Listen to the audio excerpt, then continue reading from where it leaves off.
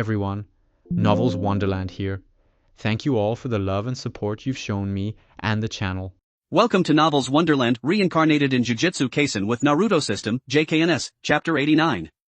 Book 77 Chapters, Memo 155,317 words, Stopwatch 6:21-minute read. Chapter 89, JKNS, Chapter 89. 1826 words.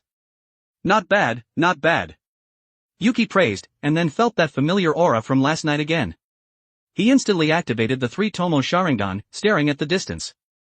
A man wearing a kasa and looking very similar to Geto Suguru was looking at him at this moment. He smiled slightly and then left directly. That guy. Yuki slowly closed his eyes, and the sage markings gathered on his face. Then he disappeared from the spot in an instant, chasing after the direction that Geto Suguru had left. Although he didn't know what he was doing by frequently exposing his cursed energy and getting close to him, he had to chase after him to see what that fake Geto Suguru was planning. In the alley. Yuki arrived here, tracking the cursed energy residue on the ground all the way. The 3-tomo looked at Geto Suguru, who was facing away from him, and asked, "Are you planning to take revenge?" "How could I?" Geto Suguru turned around slowly, looking at Yuki, who was standing in front of him, with a smile on his face. He said, "I just wanted to come chat with you, like before." Yuki looked at the stitches on his forehead, and the 3-tomo Sharingan slowly condensed, forming the Mangekyo Sharingan. His soul at this moment appeared in his left eye, completely unobstructed. He said, "So you're just a bug that can parasitize in other people's brains. I don't have anything to talk to you about. I might as well erase you completely at this moment." "I suggest you don't do that, oh." Geto Suguru said fearlessly, "After all, I can't guarantee whether you'll kill me in the domain faster, or you'll die faster. If you ask me, you should just kill this kid directly. What are you keeping him for?" A voice came from behind, and Yuki instantly activated Susanoo, a red skeleton frame attached to the outer layer of his body, and turned around to look. Who exactly was it? Even he, who had activated Sage Mode, hadn't sensed that someone was ambushing him. A flower was growing rapidly at this moment, the roots becoming thick, until they covered the exit of the alley. As the petals bloomed, 3 cursed spirits appeared inside. "Brat, what are you looking at? If you keep looking, I'll bake you into charcoal." They were hiding in the plants, no wonder Sage Mode couldn't sense their existence. Yuki's scarlet pupils glanced at the 3 cursed spirits blocking the door, and judging by the total amount of cursed energy in their bodies, they were all special grades. And not just any special grades, they were probably among the strongest of the special grade cursed spirits. If only one of the 3 had come, he could still go up and be reckless, but with 3. He should die as far away as possible. He happened to remember the one who had just spoken, the pot spirit who had always been determined to play high-end games. His body was grayish-white, wearing black clothes and a yellow cape, the one-eyed cursed spirit with Mount Fuji on his head, Jogo. He didn't know the other 2, but the total amount of cursed energy in their bodies wouldn't be too different. One was wearing black pants, his left hand was wrapped in white cloth, he carried cursed marks on his body, and his eyes were replaced by 2 branches. He should have been the one who hid the group of cursed spirits just now. The other was similar to a deep-sea octopus, his head was red, and his body was wrapped in white cloth. "This is really speechless, I can't run away at this moment." Yuki muttered in his heart and then turned to look at Geto Suguru, and asked, "What do you want to talk to me about?" "I can listen." Geto Suguru said with a smile, "Help me complete one thing." "What?"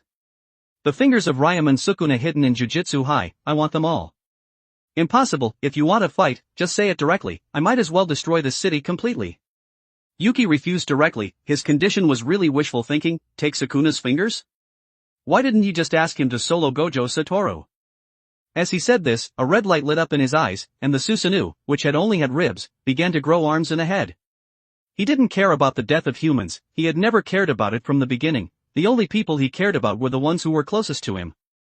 Even at the cost of going blind and turning the surrounding few kilometers into flat ground, he had to run out. "Geto, if you ask me, you should just kill him. And then the 4 of us will rush into Jujutsu High directly, grab Ryaman Sukuna's vessel, and forcibly feed him the fingers." Jogo shouted. The volcano on his head also made glug-glug sounds, and the temperature in the alley began to rise. "Don't be like that, Jogo, Gojo Satoru is here. We can't beat him even if the 4 of us go together, recklessness won't work," Geto Suguru comforted him. Then he looked at Yuki's eyes, and thought for a moment and said, "How about this, Yuki-kun? How about we do this? I have 2 conditions, as long as you agree, we'll let you leave, and won't touch you at all. 1, help us once. 2, forget this promise, and recall it when I say the word, contract." "There's nothing to fill in?" As Yuki said this, blood began to flow from his right eye, and the sound of glass breaking came from the space behind Geto Suguru. Feeling the shattering of the space behind him, Geto Suguru recalled the scene where his neck had almost been torn off before, and wiped the sweat from his forehead. He filled in, "We won't let you hurt your comrades." Okay. Yuki really didn't want to fight them at this moment, and this promise was dispensable to him. As long as he didn't hurt those who were especially important to him, everything else was fine. Actually, it was just that he wasn't confident that he could escape from the hands of 4 special grades. As the binding took effect, the contract between Yuki and Geto Suguru was concluded. The young man also forgot this promise, looking at the cursed spirits surrounding him, and said, "You're not leaving, do you still want to fight? This little brat. He's acting so crazy as soon as he completes the contract, does he really think I don't dare to kill you?" Jogo was so angry at this moment that lava began to spew from the top of his head. "Don't be like that, the binding has already been reached, you'll be punished if you touch him at this moment, let's go." Geto Suguru left quickly after seeing that the contract had been reached. The flower that the 3 special grade cursed spirits were standing on also slowly closed, and Jogo shouted, "Brat, I'll come back next time to teach you what it means to respect the old." How could Yuki be afraid of him, and retorted, "If you dare to come alone, I'll directly cut off the Mount Fuji on your head." "Ah. You little brat. Just you wait." If it wasn't for the fact that Hanami's flowers couldn't be burned by fire, Jogo's hot temper would have exploded long ago, and then he disappeared from the spot. Seeing them leave, Yuki slowly closed his Mangekyo. He was also slightly annoyed in his heart, it was another dispensable promise, he really wanted to kill them. Although he had forgotten what the promise was, he estimated that what he could agree to wasn't anything very important. And this Geto Suguru was really an animal, he kept trying to get something out of him. He would be an animal if he was curious again next time. He also didn't know how Nanako and Mimiko were doing. With Jogo's personality, he might really come and mess with him, and he would definitely shave off the Mount Fuji on his head at that time. Feeling that it was about time, Yuki also set off to leave. Although he had been slaughtered this time, he had also obtained useful information. For example, using them to farm task points should be very good, the reaching of the contract was two-way, they needed him, which meant that they wouldn't kill him, wasn't this a good opportunity to farm points? Thinking of this, Yuki was in a great mood. He felt that he hadn't lost anything, anyway, he needed special grades to farm task points, it was a fair trade. "Senior Yuki, I've already exorcised the cursed spirit, where did you run off to just now?" Kujisaki Nobara, who was resting in a chair, looked at Yuki, who was walking over, and shouted. "I'm sorry, I was just chatting with an old friend." Yuki said apologetically, Gojo Satoru had told him to take a look at her strength, but if she could exorcise that grade 3 cursed spirit inside so neatly, her combat power wouldn't be too bad. He said, "The test is over, let's go back, I'll take you to see your classmates." Okay. Kujisaki Nobara was excited as soon as she heard that she was going to see her classmates, who she would be spending time with in the future. She asked, "How many people are there?" "There are 4, oh, you'll know when you get there." Yuki smiled slightly, but was curious about what Gojo-sensei was talking about with those old guys at this moment. 4:05 p.m. Tokyo Jujutsu High. Inside the training ground, Himura Tama looked at Fushiguro Megumi, who was doing frog jumps, and asked about Yuki. "Megumi, does Yuki-senpai have someone he likes?" "Don't ask me, I don't care about that kind of gossip." Fushiguro Megumi, who was doing frog jumps, hesitated for a moment after finishing speaking, and then looked at Himura Tama with a shocked expression, as if he had thought of something. He said, "You can't have taken a liking to Yuki-san, right?" "Eek, stop it, how could I?" Although Himura Tama said that, her blushing face betrayed her. "Don't even think about it." Fushiguro Megumi interrupted her fantasy mercilessly, and said, "As far as I know, Yuki-san likes people with a bold personality, you're as thin as a beansprout, quickly extinguish this fantasy, if he were to confess, it would be to Maki-senpai, who's currently out on a mission. Underscore underscore underscore underscore underscore underscore underscore underscore underscore underscore underscore underscore underscore underscore underscore underscore underscore underscore underscore underscore. For more advanced chapters visit my Patreon. Patreon.com/Kane45. Tier, $10 casual reader, plus 20 advanced chapter. $20 intermediate reader, plus 40 advanced chapter. $40 expert reader, plus 80 advanced chapter. Update, Monday to Friday, update 3 chapters a day. Saturday and Sunday, off. Chapter 90, JKNS, Chapter 90. 1,786 words. Hearing that there was a powerful rival, Himura Tama ran up instantly and said, "Show me a photo of that Maki-senpai." "I don't have one, why would I take photos of a senior for no reason?" Fushiguro Megumi pushed away the close at hand Himura-tama, and then continued his frog jump training. Itadori Yuji didn't know what the situation was at this moment either. He had been knocked unconscious by Gojo-sensei last night and brought back to school. Although Itadori Yuji had become Ryuman Sukuna's vessel, Fushiguro Megumi didn't want him to be executed by the higher-ups. He was a very kind and righteous person, and this kind of person shouldn't be executed, but should become a jujutsu sorcerer and save more people. Yoo-hoo! Everyone's here. Yuki's voice came, and the two in the training ground turned their heads to look. Himura-tama saw that Yuki had a girl with orange short hair standing next to him, and asked in a low voice, "Is that Maki-senpai?"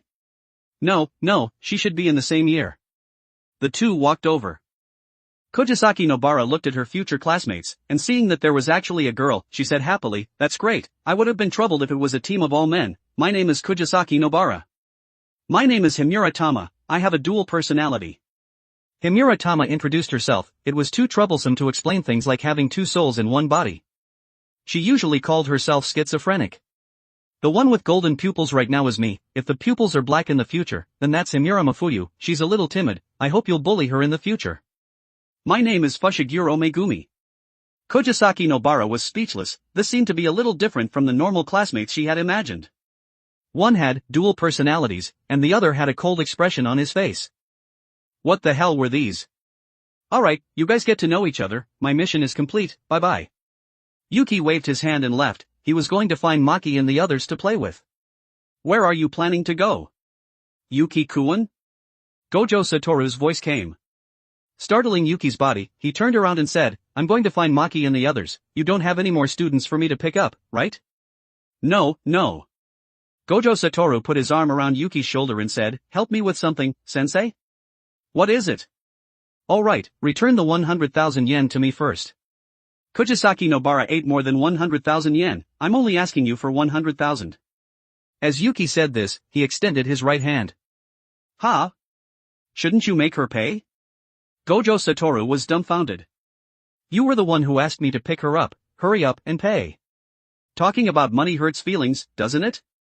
Gojo Satoru tugged at Yuki's cheek and said, I have a very important mission for you, very important, oh. How about you help me take care of Itadori Yuji? This guy wanted to slack off again. Yuki slapped Gojo Satoru's right hand, which was tugging at his cheek, away, turned around and left, and said, Don't make excuses for your laziness, I've already brought the person over, I'm leaving school for a few days, Gojo-sensei. Looking at the departing Yuki, Gojo Satoru complained, isn't his personality too indifferent? Yes, because he had been cultivating sage mode for a long time, Yuki's personality had become a lot calmer.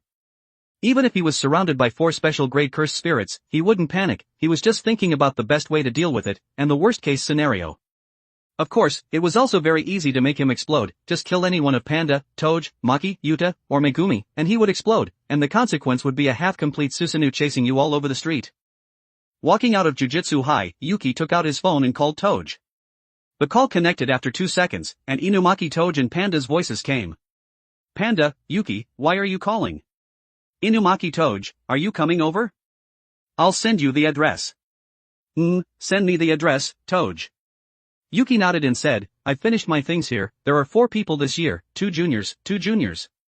4, I have to see what Megumi's expression is when we get back. Panda shouted. The expression on his face must be very desperate. Yuki looked at the address that Inumaki Toge had sent, and the sage markings on his face gradually appeared, and then he disappeared from the spot in an instant. This was body flicker technique, but it could only be used on the basis of sage mode, after all, it relied on physical strength. Actually, the principle was also very simple, as long as your movement speed was fast enough, it would be teleportation in the eyes of others. At night. Yuki, who had been rushing all the way, joined Maki and the others. Yuki's here. The food is ready, let's go exorcise the cursed spirits in the temple on the mountain together after eating. Inumaki Toge, who was the first to sense him, waved and shouted. I'm here. Yuki, who had been rushing all the way, closed sage mode, picked up the wooden bowl and wooden chopsticks on the ground and sat down on the ground. They were in the deep mountains at this moment, although cursed spirits were rarely seen in this kind of place. But there were temples in the mountains, and it would inevitably take half a day for ordinary people to go up the mountain to burn incense and then walk down, so it was easy to get to night. At this time, there would be accidental falls and deaths, and after a period of discussion, some stronger cursed spirits would be born here. Maki said while eating, today's exorcism mission is a grade 1 cursed spirit, 8 people have gone missing one after another. And the mission we received is to find the 8 missing people, and exorcise the cursed spirit. Then why don't they just keep walking? Yuki had only finished speaking when Maki stared back at him with a glare. I was wrong. Yuki also roughly knew what the reason was. Maki didn't have cursed energy in her body, and climbing the mountain required a lot of physical strength, and then she got hungry. Maki couldn't take it anymore after walking halfway. She complained for half the way. Luckily I had the self-awareness to prepare the pot in advance. Panda said with a smile. Just as he finished speaking, he was kicked in the face. Zen and Maki said, "Why are you talking so much nonsense? Hurry up and finish eating and go exorcise the cursed spirit." What about this rice?" Yuki said, pointing to the rice in his bowl. He could understand the wooden bowl and wooden chopsticks. After all, these trees nearby were readily available materials, and Inumaki Toge only needed to say a word. "I bought it," Inumaki Toge said. He, Maki is shy. Panda didn't mind the kick. "Shy my ass, hurry up and eat." Zenin Maki covered her face with the wooden bowl, and shoveled the rice in the bowl into her mouth. Yuki also laughed, as expected. He still liked being by Maki on the other side. It was just a pity that Okatsu Yuta was still out on a mission at this moment, otherwise the 5 of them would definitely be even more lively. As the meat in the iron pot decreased rapidly, the group, who were full, also walked towards the top of the mountain. This mountain is very big, and the people went missing yesterday. I estimate that they're all dead. Panda, who was carrying the iron pot, said. Indeed. Yuki activated the 3 Tomo Sharingan, staring at his surroundings. There were many cursed spirits nearby watching them covetously, as if they had entered a wolf's den. But they were all weaker grade 4 cursed spirits, and couldn't pose any threat to them. They couldn't even threaten the safety of ordinary people. They were as weak as bugs. If they didn't attach to a human and absorb resentment, they would quickly dissipate on their own. Even if they're dead, we have to bring the corpses back. If there are no corpses, then we'll exorcise the cursed spirits. Zenin Maki was carrying an Ajinata with both hands, and had playful cloud tucked into her waist, her eyes staring intently at her surroundings. There are cursed spirits approaching. Inumaki Toad's frog eyes stared at the only road up the mountain in front of him, and then an ear-piercing voice came. Whoa, it hurts so much, kill me, kill me. No. I'm not like this, I don't look like this. Hurry up and kill me. I shouldn't be living in this form. For huge cursed spirits jumped down from the mountain, tears mixed into their distorted faces. Explode. Looking at the 4 approaching cursed spirits, Inumaki Toad shouted. Buzz. The 4 cursed spirits exploded instantly, and blood stained the nearby trees. But strangely, this blood that had stained the trees didn't dissipate like ashes. It's a little strange, they didn't dissipate. Panda put on his gauntlets, his black eyes staring at the bloodstains on the ground. Yeah, these don't seem to be cursed spirits. Zenin Maki looked at the heads that had rolled onto the ground. There were still tears at the corners of their eyes. Then she gripped the Naginata in her hand and stabbed it in, and they didn't shout, so she could confirm that they were dead. Yuki squatted down, looking at the blood scattered on the ground. The 3 Tomo in his eyes gathered together, and the Mangekyo Sharingan appeared. He turned his head to look at the cursed spirit's head on Zenin Maki's sword, and then his pupils contracted violently, and he moved instantly, kicking it away. That flying head began to deform, like clay, being molded into the shape that someone wanted. The head grew bigger and bigger, like a balloon, and exploded with a bang. What's going on? Wasn't that cursed spirit already dead? Zenin Maki looked at the cursed spirit's head, which had exploded like a balloon, and said in surprise. Underscore underscore underscore underscore underscore underscore underscore underscore underscore underscore underscore underscore underscore underscore underscore underscore underscore underscore underscore underscore. For more advanced chapters visit my Patreon. Patreon.com/Kane45. Tier, $10 casual reader, plus 20 advanced chapter. $20 intermediate reader, plus 40 advanced chapter. $40 expert reader, plus 80 advanced chapter. Update, Monday to Friday, update 3 chapters a day. Saturday and Sunday, off. Chapter 91, JKNS, Chapter 91. 1940 words. Seeing the essence of the matter, Yuki didn't plan to say it, that cursed spirit was made of humans, a technique that could change human souls and turn them into cursed spirits, This was troublesome, it seemed a little tricky. He stared at the grade 4 cursed spirits hidden in the forest again, and his pupils contracted violently. Those cursed spirits were all made of animals, and their souls were crying. Toge. What's wrong? Inumaki Toge heard Yuki calling him, and asked. hurry up and take Panda and Maki away, we seem to have fallen into a trap. Yuki took off the backpack behind him, and took out the long sword from it. Let's use you as my test subjects, Jujutsu sorcerers. As a pleasant voice came from underground. The soil loosened, and a white-haired earthworm cursed spirit appeared from it, and then its body began to twist and change its appearance, and finally stood in front of everyone, like an ordinary person. There were obvious stitches on its limbs and face, and its long blue hair was divided into 3 strands and tied up.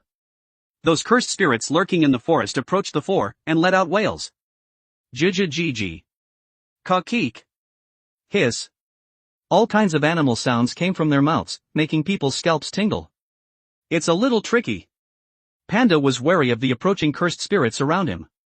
In theory, low-level cursed spirits wouldn't attack actively. Was it because of this man? Tear them apart, cough. Inumaki Toge, who was preparing to attack that humanoid cursed spirit, spat out a mouthful of blood. Toge. Panda and Zen and Maki were distracted. It's nothing, my throat is hoarse. Inumaki Toge, who was kneeling on the ground, said, tearing at his throat, cough cough, this guy is a special grade. Aya, were you just planning to use cursed speech on me?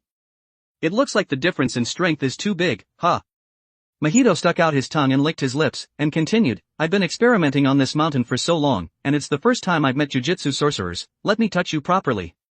Hearing that the other party was a special grade cursed spirit, Panda and Zen and Maki exchanged glances. They shouted, you're just a special grade, hurry up and get lost. Be careful that my Yuki big brother shows his power and cuts you into scraps. Panda, yeah, my Yuki big brother once suppressed the special grade cursed sorcerer Geto Suguru with his own strength. If you know what's good for you, hurry up and get lost, or you'll kick the bucket when my big brother shows his power. Can you two stop bragging and bringing me into this? I was just squatted by that Geto Suguru guy this afternoon. Yuki complained in his heart. Yuki, Geto. Mahito touched his chin with his left hand, and after thinking for a moment, he recalled what Geto Suguru had told him, don't get caught by a jujutsu sorcerer called Yuki, his technique is a natural counter to you, those eyes can directly tear souls apart. Oh. So you're called Yuki, huh? Yeah, what's wrong? Yuki saw that Mahito didn't have the desire to attack at this moment, and also upheld the attitude of not attacking if he could talk. After all, Maki and the others were here, if they were touched by his hands and used his technique, they would die. Although he could forcibly pull him into his left eye, he couldn't guarantee that he could kill him. After all, he could change his soul form, and might turn into an earthworm like just now. It's great that we can talk normally, I heard that your technique can directly attack souls, it's great, I have a question that I want to discuss with you. Mahito seemed to have found a kindred spirit, and asked excitedly, Yuki-kun, do you think the soul came first or the body came first? Seeing that Yuki didn't answer, Mahito continued, you, who can see through the essence of the soul, should know, right?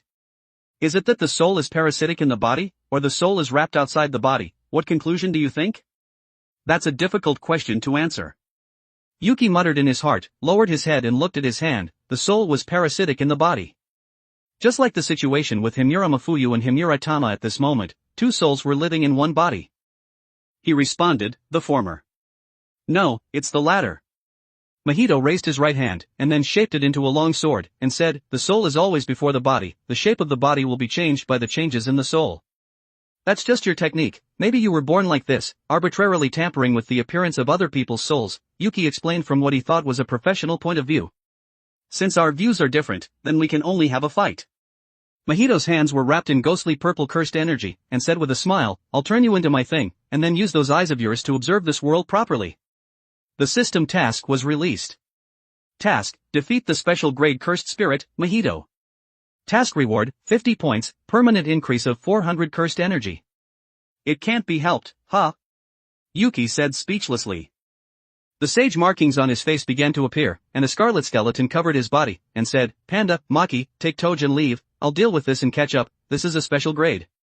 The two looked at each other, and also knew that they were completely holding him back if they fought a special grade. Panda picked up Inumaki Toge, who had been backlashed by cursed speech, and said, hurry up and come over, Yuki. Don't fight him to the death. Zen and Maki glanced at Yuki's back, bit her lip and said, I'll be waiting for you at the foot of the mountain, and then left. Of course, after all, I won't die that easily. Yuki rubbed his shoulders, feeling the others leaving. He said, you know Jogo, right? The one who spits fire. I know him, oh, what's wrong? If you can still go back alive, give him a message for me, I'll cut off the Mount Fuji on his head next time we meet. As Yuki said this, blood began to flow from his left eye, and he looked directly at Mahito's soul, bringing him into the boundary. Huff! The sound of breathing echoed in the space. The surrounding scenery didn't change, but Mahito couldn't feel the cursed energy in his body at this moment, as if his soul had been pulled out. He looked down at his hands, and said with emotion, "What a magical technique, it actually forcibly brought my soul into a space that only belongs to you, but this technique should be more than that, right?" Mahito looked around curiously, he wanted Yuki more and more at this moment. He asked, "What grade are you again?" "Grade 2. Yuki's voice echoed throughout the space, and 4 mirrors appeared in the sky above. Yuki's figure appeared in them, staring at Mahito on the ground. He said, "Wait for your soul to be torn apart." Crack! As blood began to flow from his right eye, the space began to shatter. He had dared to chase Geto Suguru alone before because the mirror shatter under Sage Mode had been greatly strengthened, making him think that it was enough to solo Geto Suguru. But he didn't expect that there would be 3 special grade old 6s squatting on him, making him feel very depressed. Forcibly exchanging with Geto Suguru wasn't worth it, it was really annoying. Even after he died, he was still so cunning. As the space began to shatter, the slowly spreading cracks made crack sounds. Feeling the feeling of his soul being torn apart, Mahito began to get excited. He said, "What a wonderful touch, this kind of pain that directly hits the soul is the first time I've experienced it." Yuki, who was watching all of this, didn't say anything, his right eye rotated slowly, and the cracks in the field began to spread. Mahito's laughing voice echoed in the space, seemingly very interested in this. The skin on his arms cracked, and his body, like his own consciousness, began to contract the injured areas. "It's getting smaller." Yuki recorded this scene in his mind. After all, he was a little special, just like how humans would subconsciously move away when their bodies were injured, his soul was the same. Crack! As the spatial cracks spreading in the boundary increased, the thing that Yuki was most worried about still happened. His form turned into an earthworm, squirming around in the places that hadn't been touched by the spatial cracks. "Aya, I feel like my soul has sublimated. Although I really want to continue to hold on, I'm still scared that this move will turn me into starch." Mahito's earthworm body grew an arm, and touched the spreading spatial cracks. In an instant, his fingers twisted and broke directly. He laughed loudly, "Ha ha ha. It's really scary. But to tell you the truth, this isn't all of my soul, oh, the rest is chasing after your companions." Crack! In the mirror, Yuki's right eye showed signs of shattering. You're distracted. Your weakness is indeed those companions. Your soul is trembling, oh." Mahito laughed loudly. He knew that he couldn't escape at this moment, so he just wanted to stimulate him. Today, in order to test the diversity of the soul, he had divided his soul into 2 parts, and both had turned into himself. He wanted to see if it would produce the so-called soul divergence. But unfortunately, the soul consciousness was common, which meant that he had to calculate more efficiently how to control 2 bodies. He. Although you destroyed half of my soul, I'll recover soon, and I'll definitely get you at that time. Crack! The cracks spread throughout the space, like ice that was about to shatter. This space couldn't take it anymore, and turned into starch along with the frenzied Mahito. Yuki's right eye was cracked, as if it was broken. Looking at the low-level cursed spirits that were attacking Susanoo, he didn't hesitate much, and turned around to chase after the direction that Maki and the others had left. These cursed spirits were really dancing on his minefield. Yuki, who was extremely angry, had become numb to the pain in his eyes, and all he wanted to do at this moment was to catch up with Maki and the others, and the black sage markings on his face had also faded.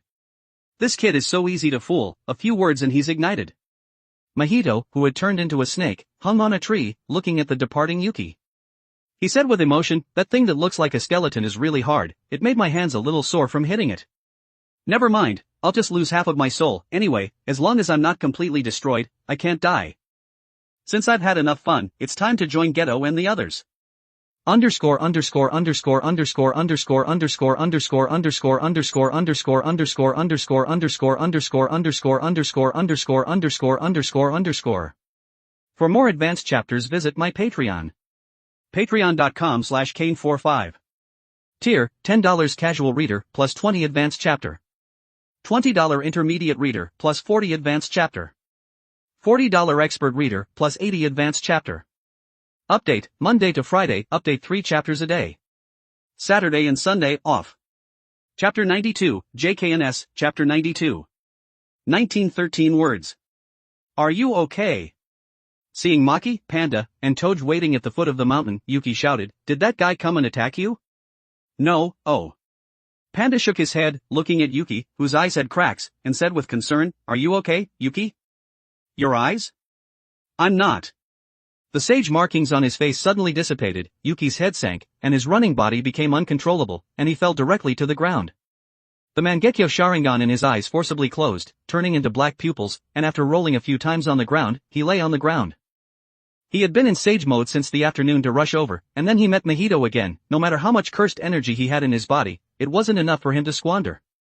The vision in front of him became blurry, and the shouts of the others came from his ears. Yuki complained in his heart, "I've run out of sage art, ha!" As his consciousness dissipated like a tide, Yuki closed those overused eyes. "Yuki! Are you okay?" Panda lay on the ground listening to Yuki's heartbeat, and then he was relieved, and said, "He's unconscious. This guy really is, he scares me to death every time." Zenin Maki looked at Yuki, who was lying on the ground, and noticed that tears were flowing from the corners of his eyes. She wiped them away quickly, and said, "Panda, carry Yuki back." "Panda, I want a piggyback too." Inumaki Toge lay on the ground, his voice hoarse. "Coming." Panda, who had carried Yuki, picked up Inumaki Toge, who was lying on the ground. "We should leave this place quickly."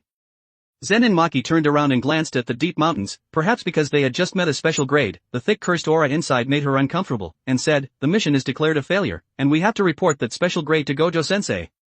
"Indeed. Tokyo High." Itadori Yuji woke up slowly. His consciousness was a little hazy. He just knew that his body was very tired, and it seemed like he had slept for a long time. He looked around with a dazed expression, his brain was blank.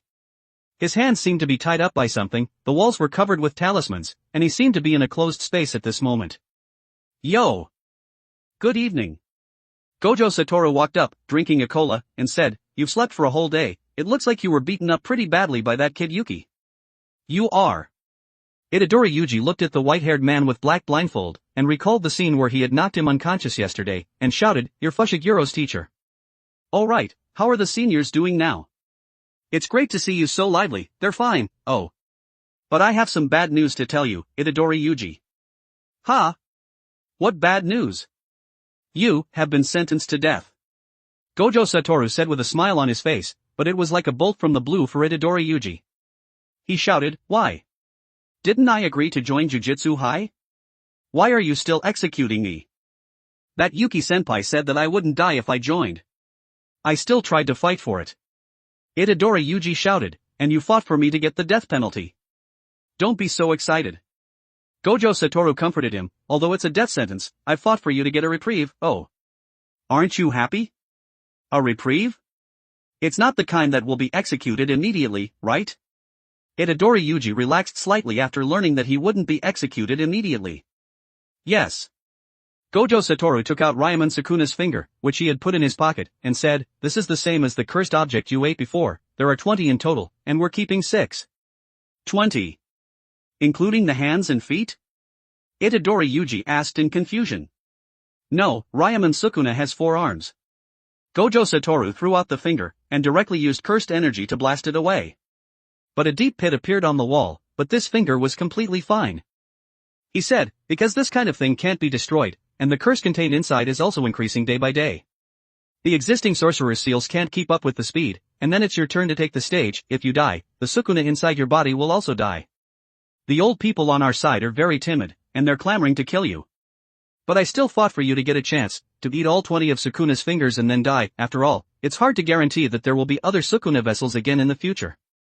How about it? Do you want to be executed now? Or eat all of Sukuna's fingers and then die? The next day." "What do you mean?" An unregistered special grade cursed spirit attacked Yuki and the others. Inside the principal's office, Yaga Masamichi had a headache at this moment. Gojo Satoru had notified him early in the morning that a new special grade cursed spirit had appeared, and Yuki was still lying in the hospital unconscious at this moment. "I don't know." Gojo Satoru, who was sitting on the sofa, looked at the photo sent by Zenin Maki. Yuki's eyes were covered with white cloth at this moment, and he was lying on the hospital bed. There was also Maki's reply behind it. According to the doctor, Yuki's eyes were damaged, and his eyesight has decreased. But there's nothing serious with his body, and he'll wake up soon. Then he closed the screen, and put the phone on the table. Gojo Satoru looked up at the wooden planks in the sky, and said, "There's no information, I don't know his technique," and he ran away from Yuki's hands. "I feel like something bad is going to happen." Special grade. Yaga Masamichi was also a little troubled at this moment. The school couldn't send anyone to investigate this suddenly appearing special grade. After all, if they sent someone whose own strength was too poor, it would be no different from sending them to their deaths. A special grade who could escape from Yuki's hands, huh? He still remembered that war on December 24th last year, the school was destroyed and scarred. The cursed energy residue left on the ground could already show how terrifying the battle at that time was, a special grade that even he couldn't keep. Never mind, let's talk about this problem after Yuki wakes up. How about Sukuna's vessel, Itadori Yuji? Him, huh? Gojo Satoru said with a smile. He agreed, I really didn't expect it. Even though he knew he was going to die, he still chose to eat all of Sukuna's fingers. He's another student who's as much of a headache as Yuta. Yaga Masamichi got up and left, and said, "Anyway, it's not my problem, I'm going to eat." Looking at the departing Yaga, Gojo Satoru also got up and left. He said, teach students, teach students. Let that kid Yuki have a headache over that special grade cursed spirit, I can't figure it out either. Anyway, with his personality, he'll definitely chase after this cursed spirit and cut him down in the future. Mahito, has your body shrunk by half? At a beach, Geto Suguru looked down at Mahito, whose body had shrunk by half, and asked in confusion. There's no helping it. Mahito, who had turned into a child, said speechlessly, I was caught by Yuki. Jogo looked at Mahito, who had become smaller, and revealed his black teeth and laughed loudly, ha ha ha. You're killing me, why did you become like this? A child. Laugh all you want, you'll be the same when you get back. Mahito pouted and responded, that Yuki told me to give you a message, saying that he'll shave off the Mount Fuji on your head when he gets back. To be honest, I really can't imagine what it would look like if the volcano on your head was shaved off. That little brat. The volcano on Jogo's head erupted, and the surrounding temperature rose rapidly. Realizing that he had taken the joke too far, Mahito said oops and hid behind Geto Suguru. I'm going to kill him. Don't get excited, Jogo. Geto Suguru comforted him, he's still very useful to us, and it won't do us any good if we push him too hard. If you two were to fight one-on-one, you'd have at most a 60 to 40 chance. You'd have 6, and he'd have 4. Yeah, I don't even dare to fight him one-on-one. Mahito said, his technique is too targeted at us, it's inevitable that we'll capsize if we go alone, after all, it's an attack that targets the soul. Geto Suguru, I still suggest using negotiation and threats to deal with him, after all, he's a madman. TCH, even if you say that, I'll still kill him. Jogo said disdainfully. He wasn't the same as this trash Mahito, he would use a domain expansion next time they met to teach him how to be a person, and beat him to his knees begging for mercy and calling him grandpa to let him go. Okay, then be careful. Geto Suguru didn't try to persuade him any further, he would just secretly follow him at that time. After all, he couldn't lose either of these two chess pieces, Yuki still had great use. What's wrong? Mahito. A voice that was more feminine came, and Hanami, whose left arm was wrapped in white cloth, looked at the shrunken Mahito. It's nothing, I was just defeated by someone. Mahito touched his head. It's good that you're okay.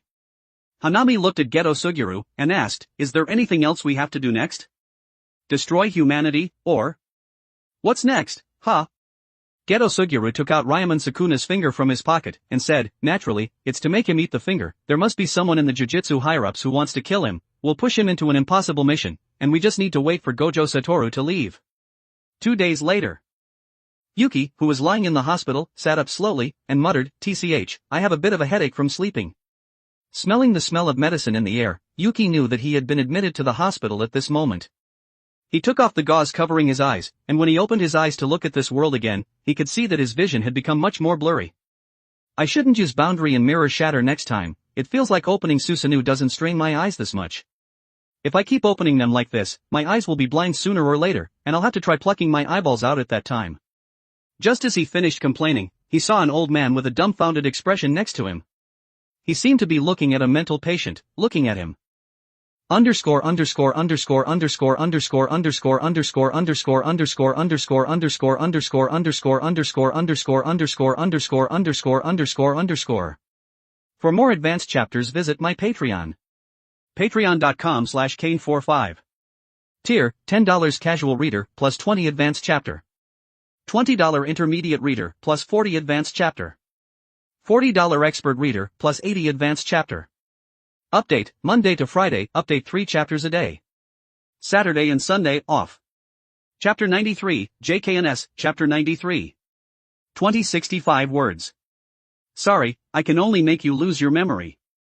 As Yuki said this, the three tomo in his eyes gathered, and he directly tampered with the old man's memory, and then made him faint.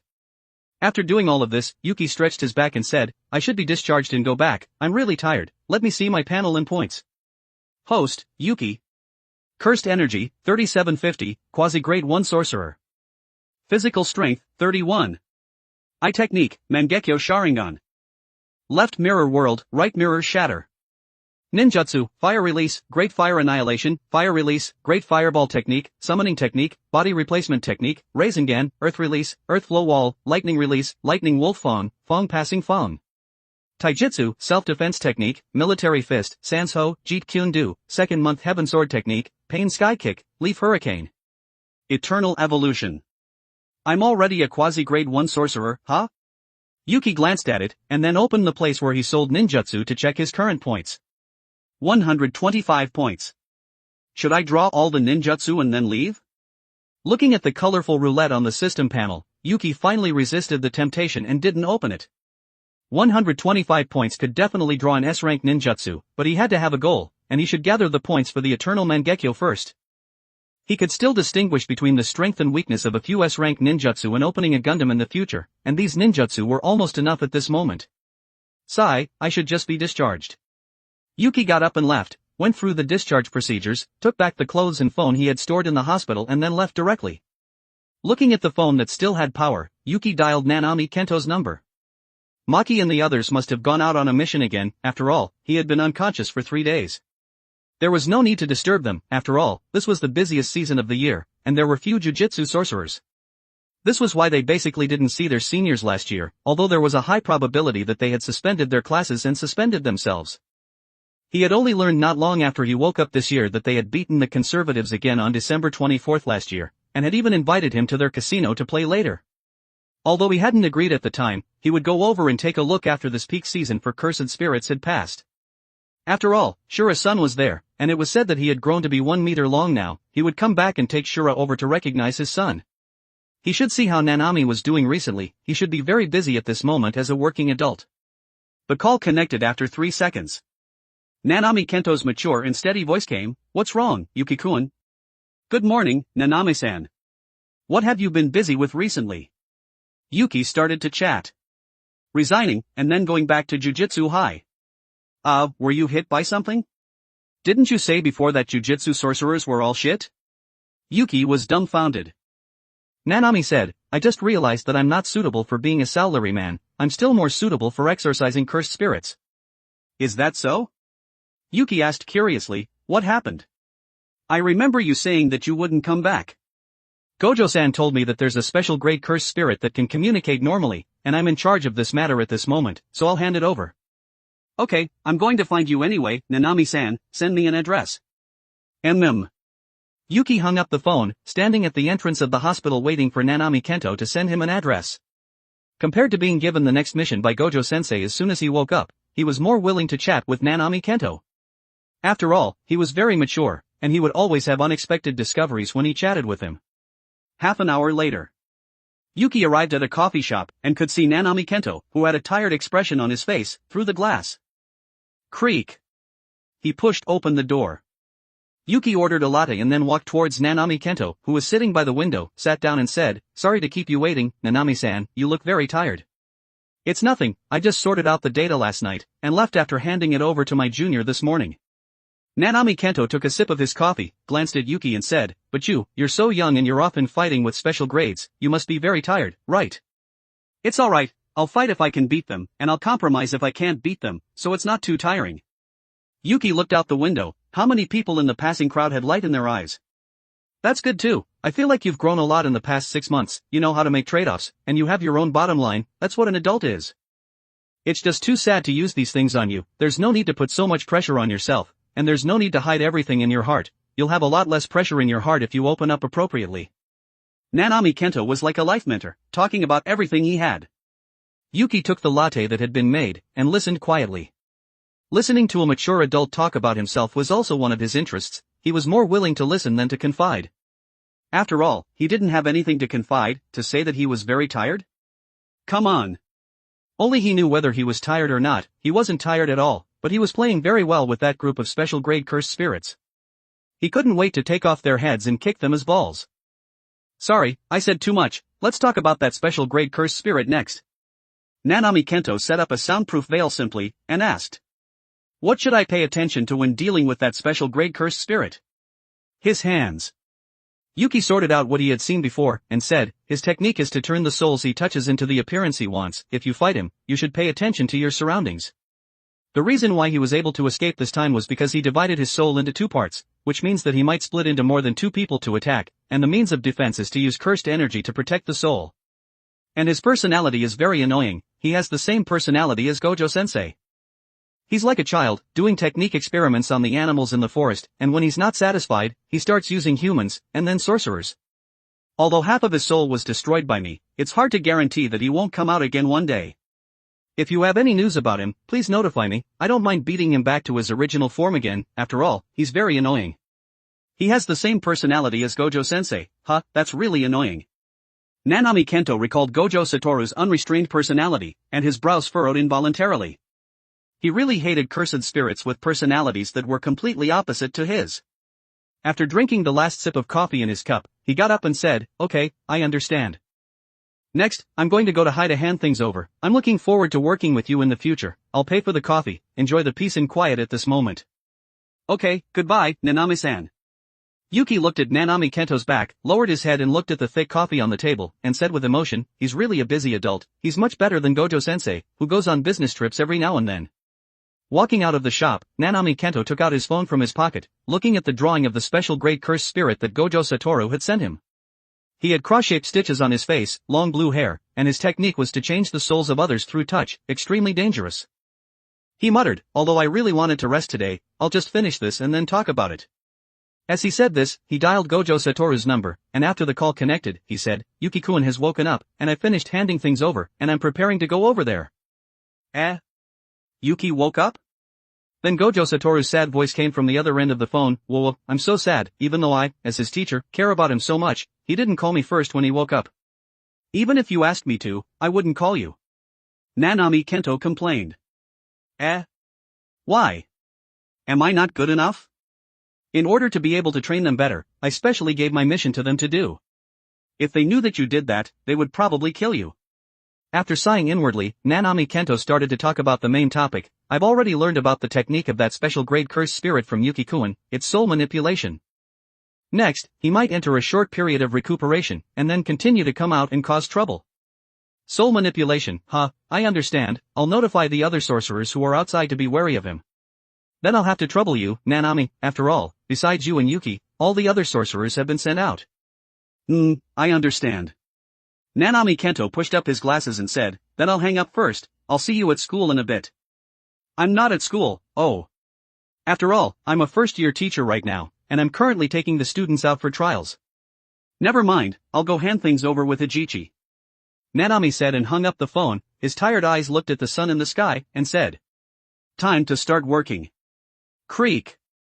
Yuki pushed open the door of the coffee shop, and just as he had taken 2 steps, 2 tall men blocked his path. He raised his head and asked, can you let me pass, you two? I'm sorry, Mr. Yuki. Please come with us, the head of the family wants to see you. Let me see. Yuki didn't care about the head of the family that the two had mentioned, and activated the 3 Tomo to peek at the two's bodies, and found that there was no cursed energy in their bodies. He said, what head of the family? You only sent 2 weak chickens to invite me? Never mind, I should still say what head of the family it is first, right? The Zenin family. Without knowing when, a hand was placed on his shoulder, and a frivolous voice came. Yuki glanced at the man. Golden spiky hair, his eyebrows were raised, he was wearing a black white-sleeved haori, and there were visible earrings on his ears. Because he hadn't released any killing intent, he hadn't sensed when the man had gotten close. He praised inwardly, his speed is really fast, even I didn't react, is it a special technique? But what is the Zenin family inviting me for? He asked, what are you looking for me for? I don't seem to have offended your Zenin family, right? Zenin Naoya put his arm around Yuki's shoulder very naturally, and said, nice to meet you, I'm Zenin Naoya. How about you come and be a son-in-law of our Zenin family? You can pick Maki and Mai at will, it's not impossible to take both. I'm not interested, and Maki isn't a product on the shelf, for people to choose at will. Yuki slapped away Zen and Naoya's hand, which was on his shoulder, a little unhappily. You don't like those two, huh? Underscore underscore underscore underscore underscore underscore underscore underscore underscore underscore underscore underscore underscore underscore underscore underscore underscore underscore underscore underscore. For more advanced chapters visit my Patreon. Patreon.com/Kane45. Tier, $10 casual reader, plus 20 advanced chapter. $20 intermediate reader, plus 40 advanced chapter. $40 expert reader, plus 80 advanced chapter. Update, Monday to Friday, update 3 chapters a day. Saturday and Sunday, off. Chapter 94, JKNS, Chapter 94. 2092 words. Zen and Naoya didn't mind, after all, the other party was a grade 2 sorcerer at a young age, and had even repelled a special grade cursed spirit. It wasn't against the law for young people to act arrogant and show off, and he knew that very well. He said, then it's the same if we change to others, and my mission today is just to take you to the Zenin family, and then my father will personally talk to you. Seeing that Zen and Naoya had said so much, Yuki couldn't refuse at this moment. If he left at this moment, they would probably pester him to death, he might as well go over and make things clear once and for all. He wanted to see what the place that Maki hated looked like, the Zenin family, one of Japan's 3 major Jujutsu sorcerer families. Let's go.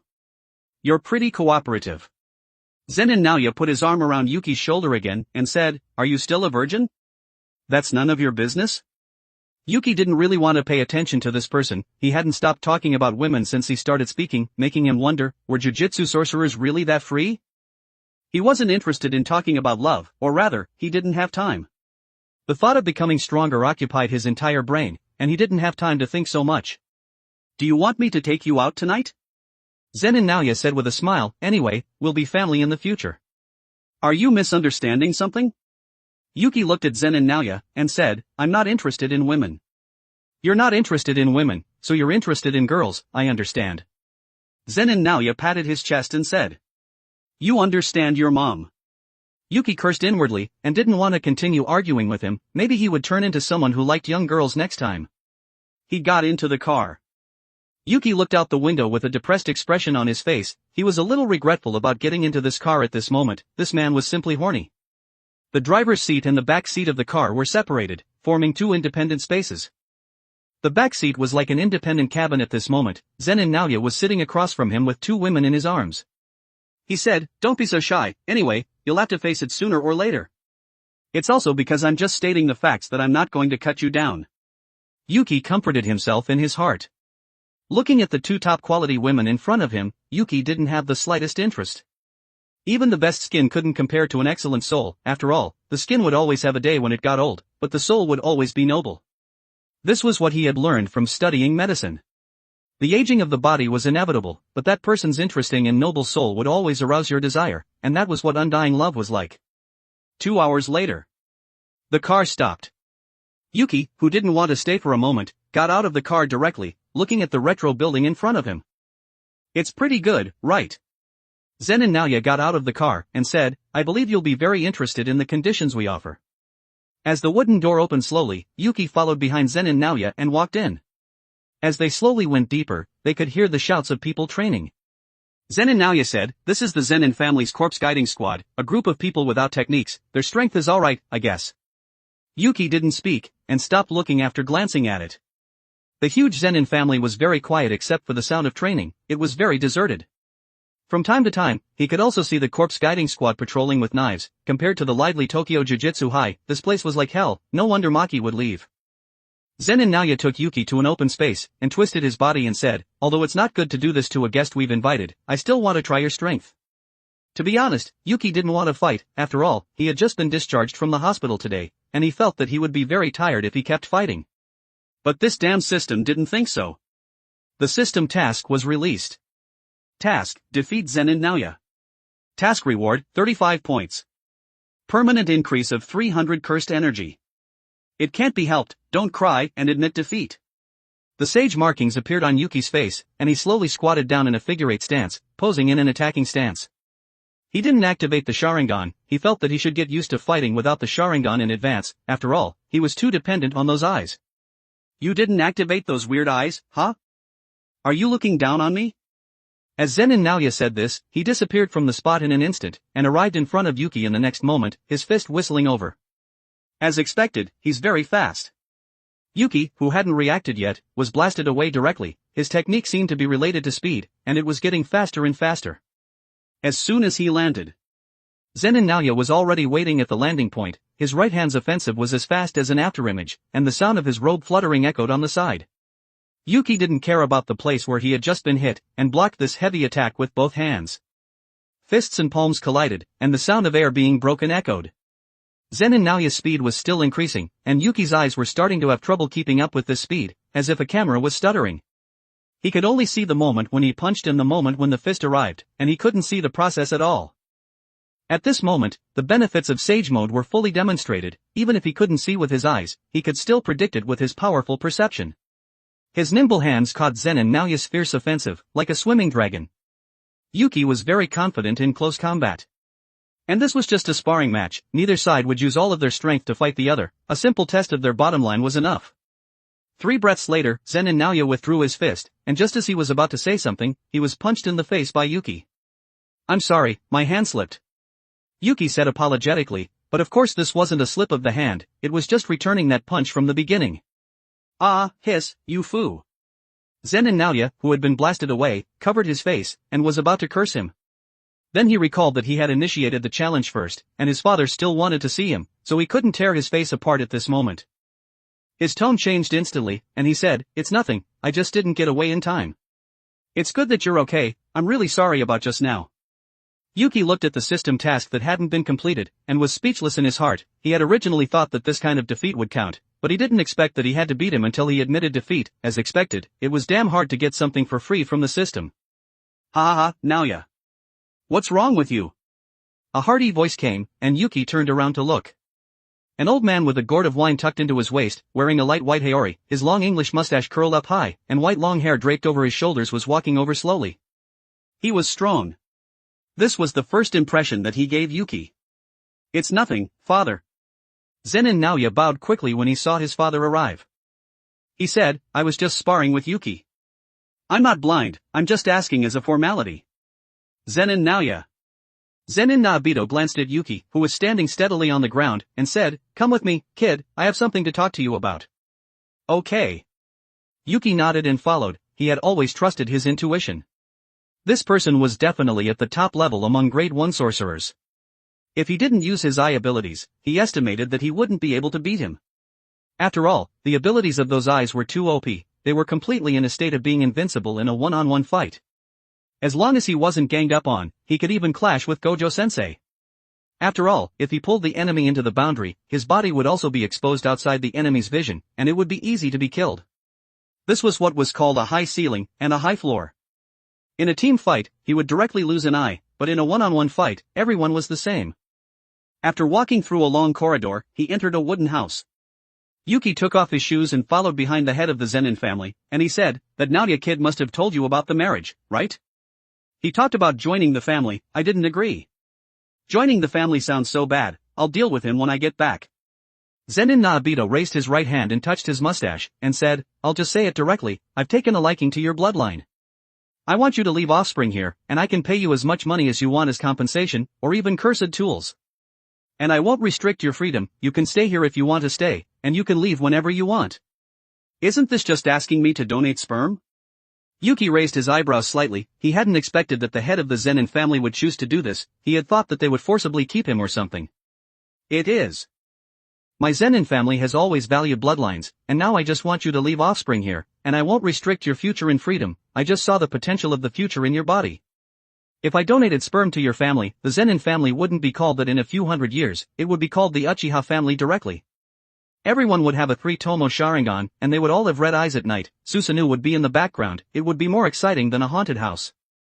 Good heavens, directly transmigrating into Jujutsu Kaisen to revitalize the Uchiha glory.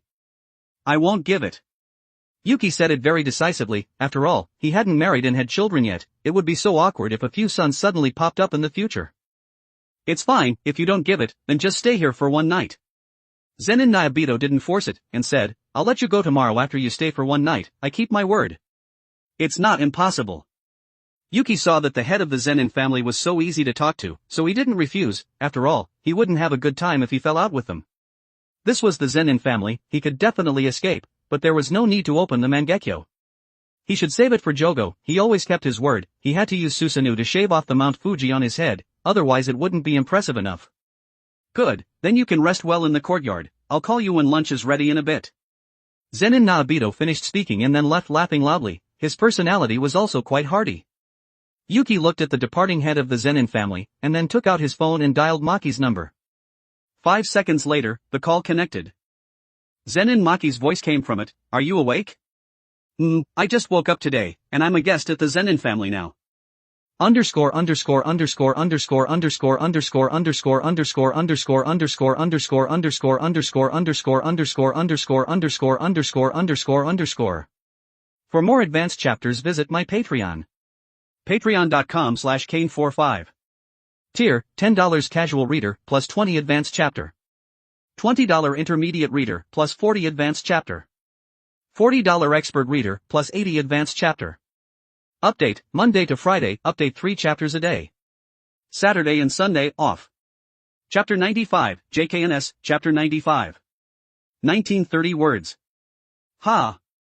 Hearing what Yuki had just said, Zenin Maki suspected that she had heard something wrong. I'm a guest at the Zenin family. Yuki explained, the head of the Zenin family seems to want my sperm donation. Ha! Now it wasn't just Maki who was surprised, Panda and Toge also shouted. No? Can't you refuse? Maki shouted. I was just curious about what the Zenin family looked like, so I followed them over, and I've already refused. Yuki said with a smile. Be careful. Panda said, the Zenin family probably has their eyes on your eyes, they might put something in your food, I suggest you don't eat it. Go away, don't snatch my phone. Zenin Maki kicked Panda away, and said, those old guys are very cunning, don't stay there for a moment longer than you have to, I'll kill them all when I become the head of the Zenin family. I'm so envious of Yuki, he's going to lose his virginity at such a young age. Inumaki Toge had only finished speaking when Zenin Maki locked his throat of fate, and said, do you want me to throw you over there? So you can lose your virginity too? I was wrong, I was just joking, Maki, don't be like this. Yuki listened to the voices coming from the other end of the phone, laughed a few times and then hung up the phone. He said with emotion, this place really isn't likable, it's too deserted. He put the phone in his pocket, and then set off to inspect this so-called Zenin family, one of the 3 major families. Most of the people inside were the Kukuro unit that Zenin Naoya had mentioned before, ordinary people without techniques but who could exorcise low-level cursed spirits on their own. They were all people who had trained their bodies to the limit of ordinary people, and were usually responsible for patrolling and protecting the Zenin family. The number of sorcerers that he could see was also pitifully small, but this was normal. Tokyo Jujutsu High only had 2 or 3 students a year, and his year was the most, with 5. How many sorcerers could a family have? 7 or 8 at most, and plus the fact that they were usually out, it was lucky if there were 3 jujutsu sorcerers in a house at a time. The head of the Zenin family, Zenin Naobito. They were father and son, so their technique should be the same, something related to speed. If they really fought, he estimated that he wouldn't even be able to see their shadows, right? After all, speed plus mass equals kinetic energy. It was predictable that it could even smash Susanoo. He should just see what tricks they would play at the dinner table. They shouldn't bother using drugs, right? Father, I'm here. Zenin Naoya knocked on the door and said. Come in. Zenin Naobito was sitting in the room at this moment, drinking the wine stored in the gourd in large gulps, and the room was filled with the fragrance of wine. Zenin Naoya slowly closed the door, and looked at his father, who was drinking, and said, the things are ready. I just wanted to ask, is his bloodline really that important? Of course it's important. Zenin Naobito's face was flushed from drinking, but he didn't mince his words at all, and said, our Zenin family has 2 techniques, 10 Shadows technique and projection sorcery, and we've also produced a heavenly restriction tyrant, Fushiguro Toji. But which of these can rival a special grade cursed spirit at the age of 16? If we forcibly keep him, it will attract Gojo Satoru's attention. We might as well let him stay for one night, leave offspring, and then leave. If he's useless, we'll just throw him out. If he's useful, then we'll have made a profit. It's just a transaction, he won't be too disgusted. I was ignorant, I'll go prepare it now. Zenin Naoya bowed and then turned around and left. He slowly closed the wooden door, looking at the lush trees across the door. He said, experiment, that kid is indeed qualified. It's just that the only one who can stand shoulder to shoulder with Gojo Satoru and Fushiguro Toji is me. After saying that, he left directly. Woohoo! Tokyo! Tokyo! On the street, Itadori Yuji and Kujisaki Nobara shouted. TCH, I really don't want to know these people. Fushiguro Megumi was already desperate at this moment. These two were even more outrageous than the seniors. He could only look up at the sky while walking, pretending not to know them. Next to him was Himura Mafuyu, who had returned to normal, and was looking at the two people in front with a smile on her face at this moment. Aya, it's good to be young, huh? Gojo Satoru was following behind the students, and sensed that someone was calling him in his pocket. He took it out and saw that it was Zenin Maki, and answered the call. What's wrong? Maki! Gojo-sensei, hurry up and save Yuki. What's wrong? Hearing Zenin Maki's anxious voice, Gojo Satoru frowned. He thought, had this kid been beaten up just after being discharged from the hospital? How much hatred must they have for him to block his door directly? After listening to Maki's explanation of the whole story, Gojo Satoru laughed directly, and said, I'm not going to do that. Why? Because since Yuki can call you, but not me. It means that he can handle it, and it's just to carry on the family line. He's not the woman, what's there to be afraid of? Zenin Maki was speechless. It seemed to make sense, but she felt that something was wrong. Gojo Satoru continued, alright, don't worry, this is something that kid will have to face sooner or later, bye-bye. Bye-bye. Gojo Satoru hung up the phone, and said helplessly, if the Zenin family goes too far, the roof will probably be blown off by that kid. Noon. Yuki, who had been called to eat, followed behind Zenin Naoya, and said, thank you for your trouble. It's nothing, after all, you're the guest today. Zenin Naoya said with a smile. Yuki followed behind Zenin Naoya and walked into a room. As soon as he entered, he smelled a strange fragrance, and there were 4 women standing side by side in the middle of the house for people to observe. They looked to be only 17 or 18 years old, and each of them was graceful and beautiful. It looked like this matter had been planned for a long time. Yuki glanced at this hongmen banquet. Under Zenin Naoya's guidance, he sat down in his seat. The women in the field seemed to have received some instructions, and leaned towards Yuki, their jade feet stepping on the smooth floor, and sat down in a circle around him. Zenin Naobito said, why haven't you brought the wine yet? Please. The woman picked up the wine pot with both hands, and slowly poured it into the wineglass, and said. Why did he have the feeling of being a senior official in the ancient court? Yuki looked at the clear white wine in the cup, and said, I'm sorry, I don't know how to drink. It doesn't matter if you don't know how to drink, you can practice. Zenin Naobito said and lifted the wine gourd and drank directly from the mouth, not putting the wine glasses on the table in his eyes at all. Seeing this, Yuki only took a small sip, and didn't feel much for the women who were surrounding him. After all, they were just tools responsible for giving birth for the Zenin family, so he couldn't say that he felt repulsed. As for that comfortable touch, Yuki, who considered himself to have good self-control, didn't react, but the fragrance that permeated the air made him a little uncomfortable. He was also wary of it. Zenin Naobito talked with relish about the recent interesting events, and Yuki and Zenin Naoya sat below and listened. Until the lunch ended, Yuki didn't feel that his body had been affected in any way. He used reverse curse technique to check if there were any toxins in his body, but he didn't find anything after checking for a long time. Making Yuki feel bad all over. He had participated in this hongmen banquet with great interest, but nothing had happened? Something was wrong. There must be something wrong somewhere. Yuki thought while walking, was there something that he had overlooked? After all, this was too strange. Could it be that they wanted him to lower his guard? No, he felt that he couldn't play with this group of adults. Damn it, it was too terrifying. This head of the Zenin family had thoroughly studied psychology. Yuki always felt that he was going to capsize today, but he had also made a contract to leave tomorrow, and said speechlessly, I shouldn't play psychology with these people, they're all too experienced, they're like demons. Don't say that, kid.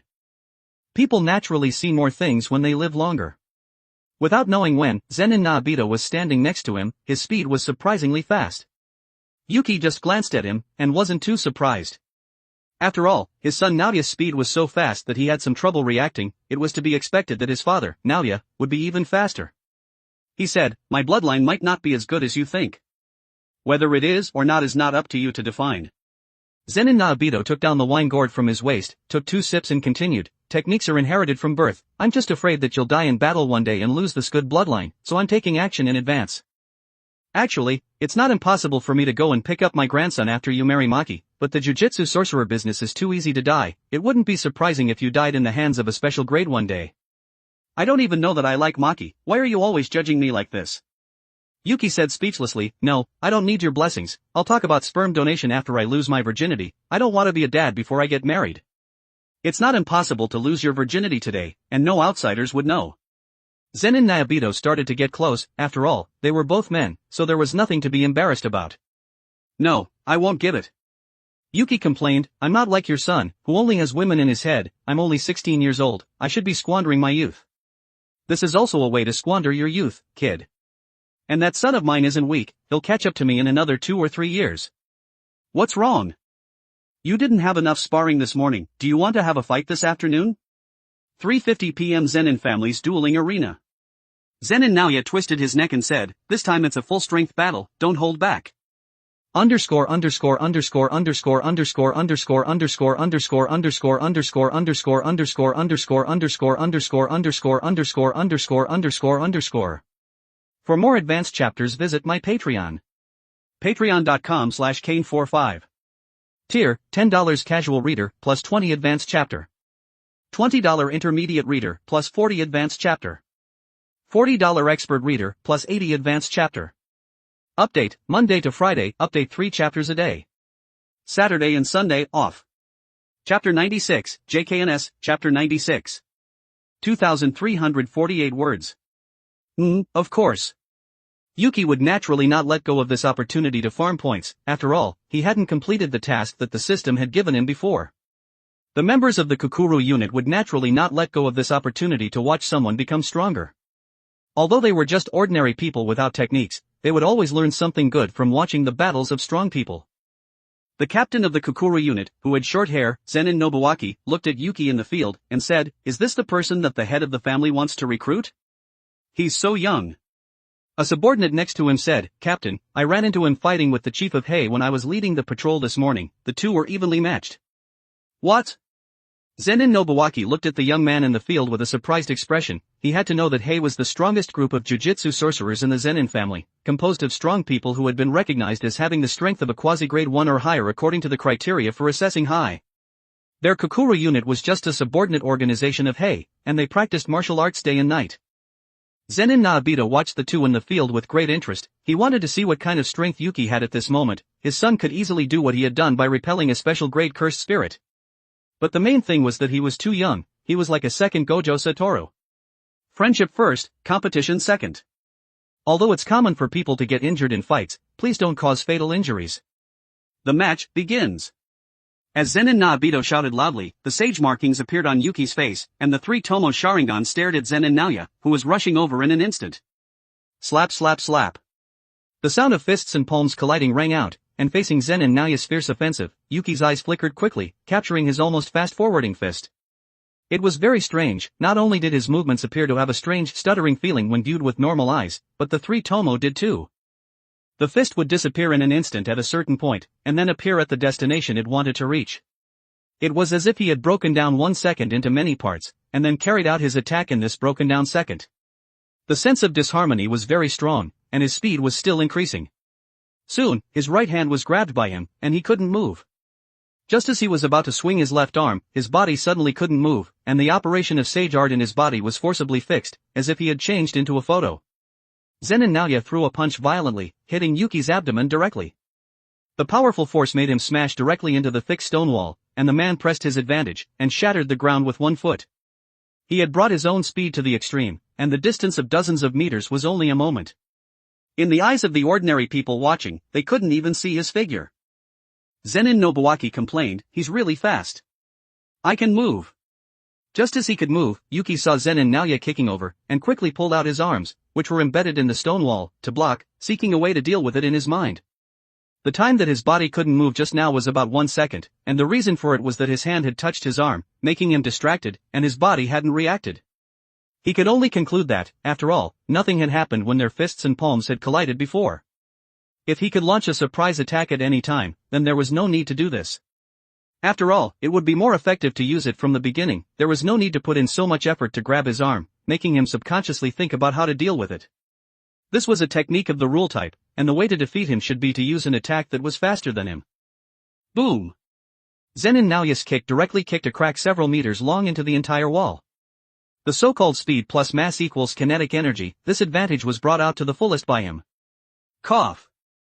Yuki, who had been kicked, spat out a mouthful of blood, and complained, "You hit a little hard." "He's okay?" Zenin Naoya was shocked, and then used the force to leave instantly. He returned to the center of the field, his eyes staring intently at Yuki in the hole. Yuki walked out slowly, his abdomen had taken a solid punch, and he had almost thrown up his lunch. Although he was still a little confused about his technique, he should have understood it roughly. It was just like a camera, breaking down 1 second into a dozen or even dozens of parts, and then starting to speed up the attack. 3 photos formed an action, punching, arriving, and withdrawing the fist, so it looked like there was the so-called stuttering feeling. And the body of the person who was being attacked had to keep up with the attacker's pace, otherwise it would turn into a photo and stop forcibly for 1 second. Then in theory it was the same in reverse, only if his speed exceeded him, he would turn into a photo and stop forcibly. That was roughly it, the things that he had sorted out. After Yuki finished sorting it out simply, he posed in an attacking stance again and waved at Zen and Naoya in the distance. The two looked at each other, and then disappeared from the spot at the same time. Fists and feet were added together and they fought together, facing this kind of battle that even the 3 Tomo Sharingan had some trouble reacting to. Using any ninjutsu would be a waste of time. The collision between bodies was the most real, although Rasengan was instant, it also had a process of gathering power. Slap slap slap slap. The two were like evenly matched opponents, fighting inextricably in the field. Zenin Naobito, who was the referee, saw that Yuki hadn't used his full strength at this moment. After all, that calm and composed expression couldn't fool anyone, and he also sighed inwardly at his abnormality. It was as if he had already seen through the projection technique after a brief exchange. What a terrifying fighting mind. He muttered, "I want him more and more." Zenin Naoya saw that Yuki could still receive his attacks, and his brows furrowed, and the figure he was waving became even faster. The trajectory of his attacks had been laid out 1 second in advance, and the attacks in this process were irreversible. Which meant that he needed extremely strong computing power to decompose inspiration, the concept of time, and combat prediction frame by frame. These were all extremely testing for the brain, and if he increased his speed too much, he might expose his own flaws first. The outcome of the battle was only in an instant, and he had to analyze Yuki's next action even faster. And then freeze him as a photo again, and break through him in one fell swoop. Slap. Zenin Naoya punched Yuki in the face, but he didn't resist, as if he had deliberately created this flaw. Grabbing Zenin Naoya's attacking right hand, he said, "I've learned a little bit, just a little bit, about your technique." "What?" Zenin Naoya, who had originally prepared to grab the young man's clothes with his next attack, hadn't expected that this Yuki would be so crazy, and would use his face to receive this punch. His facial bones would probably be shattered by this punch? Because of this moment of hesitation, the side effects of the technique were used on himself. In the next instant, he was frozen as a photo. Yuki then took advantage of this moment to exit Sage Mode, and used reverse curse technique to repair the facial injuries. That punch had directly shattered the bones in his face. The power was really amazing. If he had let him speed up, he might have shattered his head with one punch. Then he raised his right hand and clamped Zenin Naoya's neck, who had turned into a photo, and said, "I won." Click. Zenin Naoya, who had turned back into human form, looked at the hand on his neck, and said, "I admit defeat. Task completed. Task rewards are being distributed, 35 points, permanent increase of 300 cursed energy." Yuki, who had received the system reward, released his right hand with satisfaction, feeling that it was pretty good to come here to play. Although he had many ways to deal with Zenin Naoya, who was still speeding up, this was just the fastest one. He didn't want to use Genjutsu, he rarely used this trump card, and he shouldn't expose it if he could avoid it. He would use it to deal with Geto Suguru in the future. After all, even if it made him daze for 1 second, he could cut off his dog head. If he could, he even wanted to solo the head of the Zenin family at this moment. The sage markings on his face dissipated, and the 3 Tomo stared at Zenin Naobito on the high platform. This kid, he even wants to fight me? Zenin Naobito would naturally not go down and fight him. It would hurt his face if an older generation fought with a younger generation. He coughed lightly and said, "Yuki wins this match, everyone is dismissed." Yes. The Kukura unit, who had received the order, left quickly, and only Yuki and the 3 were left in the field. "Kid, your strength isn't bad, I really underestimated you." Zenin Naobito looked down at Yuki in the arena. "You flatter me, my strength is mediocre, and I still need to improve." Although Yuki said that, there was no hint of humility on his face. After all, he had come here for fun, and there was no one here who could threaten him. It was just a gambling agreement, and he wasn't someone who couldn't afford to play. He just wanted to make this group of people give up completely. He should be thinking about how to maximize the benefits of these people now. It was very reasonable to beat the young and then the old. He said, I wonder if the head of the Zenin family could show me all of his strength and let me see it? No, no. The older generation can't fight with the younger generation, or outsiders will say that I'm bullying people. Let's talk about it after you've been assessed as a grade 1 sorcerer. Zenin Nayabita waved his hand and left. After all, people only had face left after living for a long time. If he won, he wouldn't be upright, and if he lost, he would lose face, he wouldn't get any benefits. Your strength isn't bad, I underestimated you. Zenin Naoya waved his sleeves and left the field, and said, I'll use my full strength next time we spar, this time you won. These two people are really.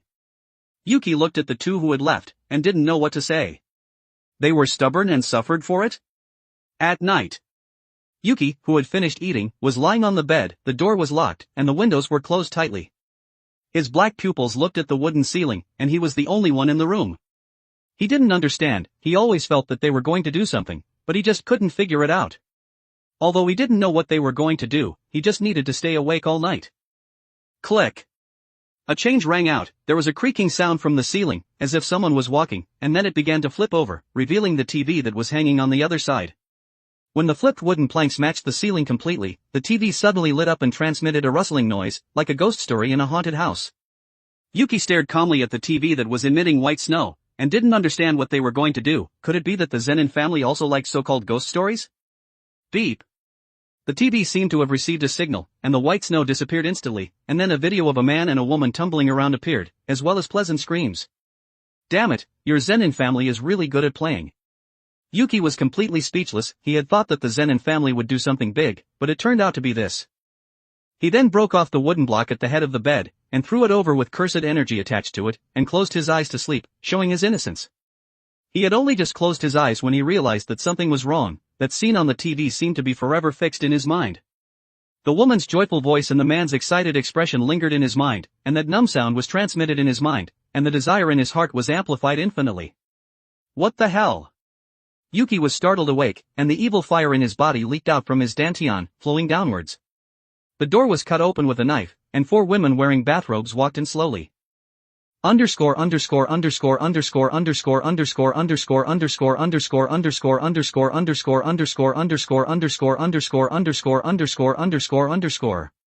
For more advanced chapters visit my Patreon. Patreon.com/Kane45. Tier, $10 casual reader, plus 20 advanced chapter. $20 intermediate reader, plus 40 advanced chapter. $40 expert reader, plus 80 advanced chapter. Update, Monday to Friday, update 3 chapters a day.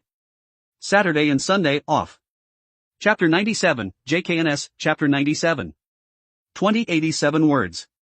Zenin Naoya's voice came, people always have to vent their anger, you have to keep it up, young man. Damn you.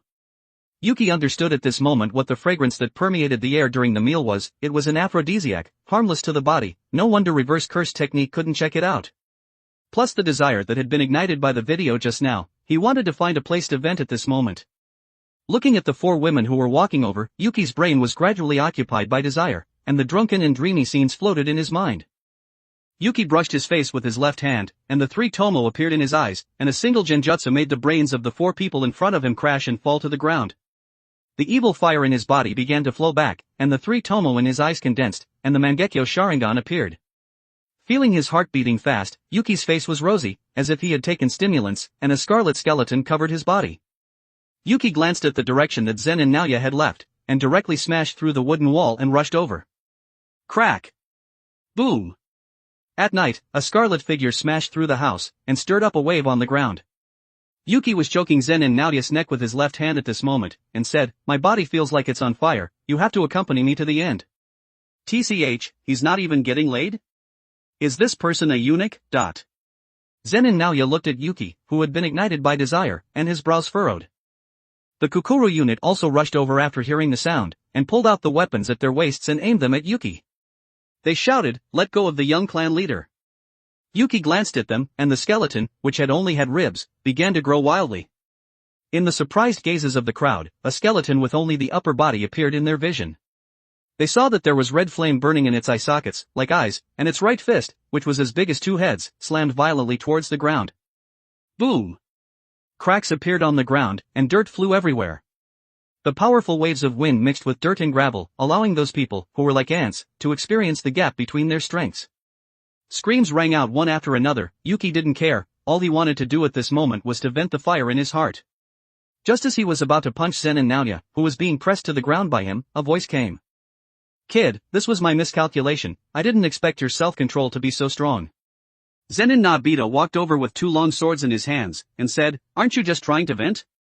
I'll accompany you in a one-on-one fight, and no outsiders will interfere." Hearing this, Yuki let go of Zen and Naoya, who was lying on the ground, and got up to look at the head of the Zenin family. The system task was released.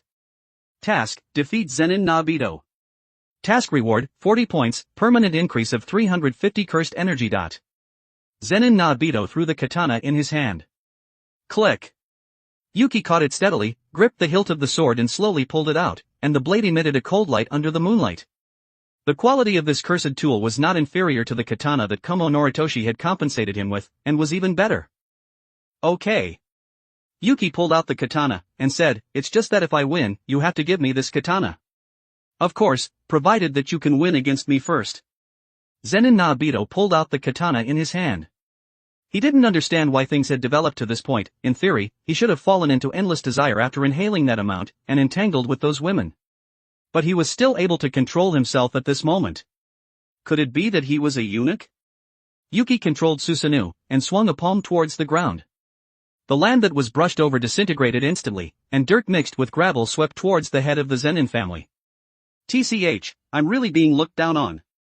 Zenin Nobito calmly touched his mustache, seemingly not putting this harmless attack in his eyes, at the moment when the gravel was about to hit his face. Click. Without knowing when, his right hand, which had been touching his mustache, was now placed on the hilt of the sword, as if he was sheathing his sword. The dirt and gravel that filled the sky in front of him were instantly split open, and a huge bone hand also appeared, and slapped towards the place where the head of the Zenin family was standing. Boom! The earth within a radius of dozens of meters trembled. Yuki, who was standing in Susanoo's eyes flickered quickly, capturing the figure of the head of the Zenin family. That palm hadn't hit anyone, after all, it was too slow for them. Crack! The sound of Susanoo shattering came, and Yuki turned around to look. The sword in Zenin Nobito's hand had broken directly, and Susanoo had only broken a hole. It was very obvious that the quality of this sword and the defense of Susanoo were not on the same level. Speed plus mass equals kinetic energy. At this moment, there was speed, but the mass couldn't keep up. He said, "It looks like you should change to a special grade curse tool to cut my Susanoo, otherwise the quality won't be up to par." As he said this, the damaged Susanoo was quickly repaired, and Yuki swung the katana in his hand out. Swoosh! Zenin Nobito disappeared from the spot in an instant. Yuki, who didn't have Sage Mode, continued to stare at the fleeting head of the Zenin family. He couldn't calm his heart at all at this moment, and couldn't enter Sage Mode. The flames of desire were rampaging in his body. He wanted to vent the cursed energy in his body. As Yuki's broken hair was submerged by scarlet cursed energy, his eyes became extremely scarlet.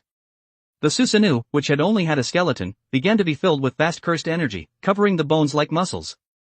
His figure also began to grow bigger, and a Tengu armor rose from the ground, completely swallowing Susanoo, and a huge red Tengu appeared in the eyes of the Zenin family. Zenin Nobito swallowed, seeing Yuki, who had been played too hard by him. He seemed to regret giving him such a large dose of drugs, causing him to enter a state of madness at this moment. Zenin Naoya even knelt down directly. What was there to fight? Huff! Yuki tore off the clothes on his body, and said, "It's a little hot, but I'll only let you see this once." Oh. The semi-complete Susanoo, which was like a god, dispelled the longbow in his hand, and slowly pulled out the katana inserted into his waist. Zenin Nobito, who knew that they couldn't fight in the Zenin family, ran towards the deep mountains. The Zenin family was a large family, and their ancestral home was in the suburbs, and it was common to have a mountain. After all, they had to be responsible for nurturing cursed spirits for the younger generation to train with. Yuki looked at the head of the Zenin family, who was running away, and swung the 10-meter-long katana in his hand. Boom! The place where the blade touched was all starch, and a deep gully was cut out directly on the ground. Seeing that he couldn't touch the head of the Zenin family, Susanoo took back the katana in his hand again, and the cursed energy bow reappeared in his left hand. His right hand clenched in the air. A scarlet long arrow appeared. Then he drew the bow and pulled the string, and a pair of Mangekyo Sharingan locked onto the head of the Zenin family, who was running away. Swoosh! The arrow left the string, and the arrow, which was condensed from 300 cursed energy, shot towards Zenin Nobito. Like a flashing meteor, it was fleeting. What the hell? Zenin Nobito turned his head and saw an arrow flying over, and his speed increased by a level. Boom! Dirt flew, and the trees were bent. Just as Zen and Naobito thought he was safe, 2 more arrows attacked. He shouted inwardly that this guy wasn't human, and then moved away directly. Yuki saw that he couldn't hit him, and didn't plan to waste cursed energy and continue playing with him. He took back the longbow, and took down the huge shield behind him. The shield was engraved with the Mangekyo Sharingan of his right eye. To be honest, this was only the second time he had opened the semi-complete Susanoo. Yuki walked slowly, and then chased after the place where the head of the Zenin family had escaped. The huge shield was in front of him, crushing everything that blocked his progress. The walls collapsed. The trees shattered. The birds in the forest were disturbed, and they fled one after another. The chirping sound mixed with the sound of trees breaking, echoing throughout the forest. Old thief, don't you run. Let me cut you a few times. I'll leave after I cut you. Kid, what the hell are you? Zenin Naobito didn't run too fast. After all, he wanted Yuki to exhaust the cursed energy in his body at this moment. It was just that the shouting had indeed revealed his true feelings. This guy wasn't human at all. He was starting to wonder how that special great cursed spirit had escaped from his hands. The defense of this Tengu giant was simply outrageous. It was a dimensional reduction strike for him. If he really wanted to fight him, he had to know domain expansion, or have a special grade curse tool in his hand, otherwise there was really no way to fight. It was just that he hadn't brought a special grade curse tool out, otherwise it wouldn't be known who would win or lose. 4 minutes later. Yuki stood on the ground panting heavily. The original semi-complete Susanoo only had a skeleton left at this moment. The evil fire in his body had also been basically vented with the consumption of cursed energy in his body. His mentality gradually returned to calm, his originally rosy face returned to its normal color, and the sage markings gradually appeared on his face. Zenin Naobito had disappeared without a trace at this moment, as if he had merged with this pitch-black forest. But Yuki knew that the real battle had only just begun at this moment. Just now was just to let himself indulge himself properly. He had to say, it was pretty comfortable. How should he catch that rat hiding in the forest next? The Mangekyo Sharingan stared at his surroundings, and Yuki expanded the perception range of Sage Mode to the maximum, waiting for the fish to arrive. The cursed energy in his body has been exhausted, ha! Seeing the tall Tengu Susanoo gradually dissipating, Zenin Naobito knew that it was time for him to take the stage. He held the katana that had been broken before, and rushed out directly. The ghostly figure quickly merged into the darkness, but he started to feel confused when he arrived near the already disappeared Tengu. There was nothing nearby in his cursed energy perception. This was the benefit of Sage Mode, merging his own aura with nature, silently. Yuki on the tree stared at the head of the Zenin family on the ground, and then disappeared in an instant, the sharp blade neatly cutting towards his legs, the scarlet pupils emitting a cold killing intent. Swoosh! The katana arrived in an instant. Zenin Naobito had still discovered it too late. When he sensed that something was approaching, the blade had already touched his leg, directly causing him to lose one leg. Underscore underscore underscore underscore underscore underscore underscore underscore underscore underscore underscore underscore underscore underscore underscore underscore underscore underscore underscore underscore.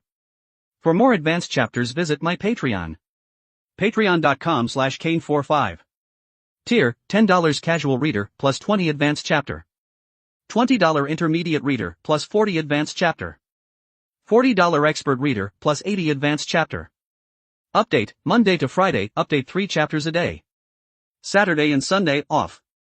Chapter 98, JKNS, Chapter 98. 2,153 words. Huff. Yuki shook the katana, which was stained with blood, and said, if you hadn't led me into the jungle, you might have had a 60 to 40 chance against me. But if it's in the jungle, I'm sorry, your chance of winning is 0. TCH, he can even conceal his aura. Zenin Naobito looked at his severed right leg, and compromised, it looks like the information I had wasn't enough. You won, help me reattach my leg. Task completed. Task rewards are being distributed, 40 points, permanent increase of 350 cursed energy. 20 million. Yuki held up 2 fingers and said. Zenin Naobito was silent for a moment and said, deal. Huff. Yuki let out a tired sigh, and then exited Sage Mode. Sensing that he didn't have enough cursed energy to help him repair his leg injury, he called Shura to also exit Sage Mode, and drew the cursed energy from his body. He had been short on money lately, after all, he had to raise Shura. As his body got bigger and bigger, he ate more and more things. His refrigerator used to be filled with drinks, but now it was filled with meat. He cleared out the store every day, and the owner of that meat shop relied on him to get rich, and had already moved into a villa. Raising a dog was really easy to bankrupt yourself. Yuki picked up the leg on the ground and then put it on the severed part and reattached it. Hiss. Zenin Naobito's whole body trembled in pain. After all, it had been severed so quickly that he hadn't felt it, but now that it was reattached, it hurt like hell. Don't move, what if it's crooked when I reattach it? Yuki aimed it properly, and then used reverse curse technique to repair the severed part. 2 seconds later, the leg was completely restored. Zenin Naobito moved his leg a few times, and said helplessly, "Sai, it's a pity that I didn't get you to leave offspring. I'm not interested, and I don't want to leave offspring. I feel like it would be very troublesome to raise them. Remember to transfer 20 million yen to my card, I'm going to sleep." Yuki finished speaking and then left directly. No matter what, he had shown enough suppression today. They would also know how much he weighed in the future, and wouldn't bother him on purpose. He glanced at Zen and Naoya, who was kneeling on the ground, and Yuki didn't pay attention to him. He walked straight into the house, returned to his room, lay on the bed and then fell sound asleep. He was really too tired. After extreme excitement there was endless fatigue, and memories surged like a tide. In his dream, Yuki was standing in a dilapidated alley. The sound of crying entered his ears. A child was sitting on the ground crying with his head in his arms, and a scolding voice came from the house behind him. "It's so noisy. You damn trash are just like your mother?" The child's crying grew louder and louder, and he kept shouting for his mother. Without knowing if it was fate, a fruit knife fell from the sky. Yuki looked up, and a child closed the window directly after throwing the knife. Boom! The sound of someone slamming on the door rang out. The child, who was sitting on the ground crying, was obviously startled, and his crying stopped instantly, leaving only the sound of sobbing. Then, he noticed the fruit knife that had suddenly appeared on the ground. His right hand subconsciously raised and gripped the hilt of the knife, and a hint of hatred appeared in his tear-filled eyes. The man in the house seemed to be drunk, and was saying all kinds of dirty words, and was also smashing the things in the house. Yuki walked through the door, and found that it was blank inside. Then he walked out again, looking at the child who was sitting on the ground and staring intently at the knife. Yuki walked over, and sat down next to him. He didn't care if he heard him or not, and said, "It's really nostalgic. If I'm not mistaken, this is my innate domain, or rather, my inner world. I, who am more than 10 years older, and doing very well, I don't regret my decision at all. The survival of humans, or the rampage of cursed spirits, it doesn't matter to me, as long as I find the people I want to protect, so please do what you want to do." Just as Yuki finished speaking, the wooden door opened. A drunken man walked out with a wine bottle in his hand. Looking at his son, who was sitting at the door, he kicked him, and scolded, "Why aren't you crying? Have your tears dried up? You're holding a knife in your hand? What are you thinking, huh?" Yuki listened to the insults, and got up slowly. He walked towards the exit of the alley, and apathetic emotions were radiating from his eyes. A few seconds later, a thudding sound came. The inner world also began to change, and the surrounding buildings dissipated like ashes. There was no moon in the sky, only a few stars lit up this space. Like the future, the starlight was shining. Yuki lay on the ground, looking at the stars in the sky, and gentle emotions were visible in his harmonious eyes. It seemed that looking directly at his past wasn't a scary thing. The next day, the sound of a rooster crowing rang out as usual. Yuki got up on time, stretched his back and yawned, looking at the women who were still unconscious on the ground. He scratched his head and complained, "Did I use too much force? Never mind, they won't die anyway. I'm leaving. Yuki picked up the phone, which was placed on the bedside table, and saw the 20 million yen that had been credited to his bank account last night, and nodded in satisfaction. He got up and saw the clothes that had already been folded at the door, and couldn't help but sigh at how thoughtful they were. He changed into them and then left directly. The dream he had yesterday was very sweet, and he had a feeling of wanting more. The Kukuro unit was cleaning up the ruins left over from yesterday's war at this moment, and the jungle on the mountain in the distance had also been destroyed beyond recognition by him. It would probably take decades to fully recover. But none of this had anything to do with him. After all, they had brought this on themselves. The people from the Kukuro unit retreated quickly when they saw him, as if they had seen a ghost. Yuki didn't care, and arrived at the Zenin gate smoothly. He pulled open the door, and a black car was parked on the side of the road, and an old man with a small stature and wearing a neat suit was standing next to the car. He said, "Hello, Mr. Yuki. I'm the butler of the Zenin family, Furuhashi, and I'm responsible for taking you back to Jujutsu High." "Thanks." Yuki wasn't polite, his tone was light, and he directly pulled open the car door and sat inside. Furuhashi saw Yuki get into the car, and said with emotion, "What's with these young people these days, they're all perverts," and then sat in the passenger seat. 3 hours later, Yuki got out of the car, and waved goodbye to Furuhashi before walking into the Jujutsu High gate. He didn't see the first-year juniors after returning to the campus. Yuki thought that they had been pulled by Gojo Satoru to carry out a mission, and didn't care. Click. He opened the door, and Shura ran over as soon as he saw his master return, and said, "Master, take me out to play, Jujutsu High is really too boring." Okay. Yuki touched Shura's head, and said with a doting expression, "I'll take you out to play after I pack my things." Yuki, do you want to go into the summoning scroll and take a look? That snake seems to have something to say to you. The words of the slug sage reminded Yuki, it seemed that he hadn't entered the summoning scroll to contract summoning beasts for the past few months. He had originally thought that he didn't need others since he had the slug sage and Gamabunta. After all, it was too wasteful of points, and he didn't want to summon them either. He had contracted Gamabunta for more than half a year, and he hadn't summoned him once. He was sure to cut him down with a knife if he went in now. Let me see how many points it takes to summon Gamabunta. Yuki lifted the mattress, and took out the omnipotent summoning scroll. He pulled open the scroll with his right hand, bit his index finger and sprinkled the blood on, summoning, and formed hand seals quickly with both hands. He shouted, "Summoning technique. Come out, Gamabunta." Summoning Gamabunta, 40 points, 1000 cursed energy. Warning, only one summoning beast summoned by the scroll can exist, it cannot be summoned. 40 points, ha.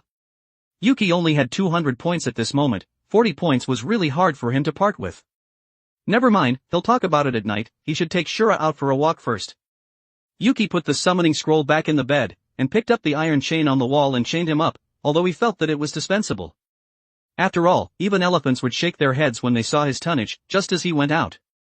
The phone rang, and Yuki took it out and saw that it was Ajichi, and frowned, considering whether to answer it. After all, he was calling to give him a mission, and he wanted to take Shura out to play today.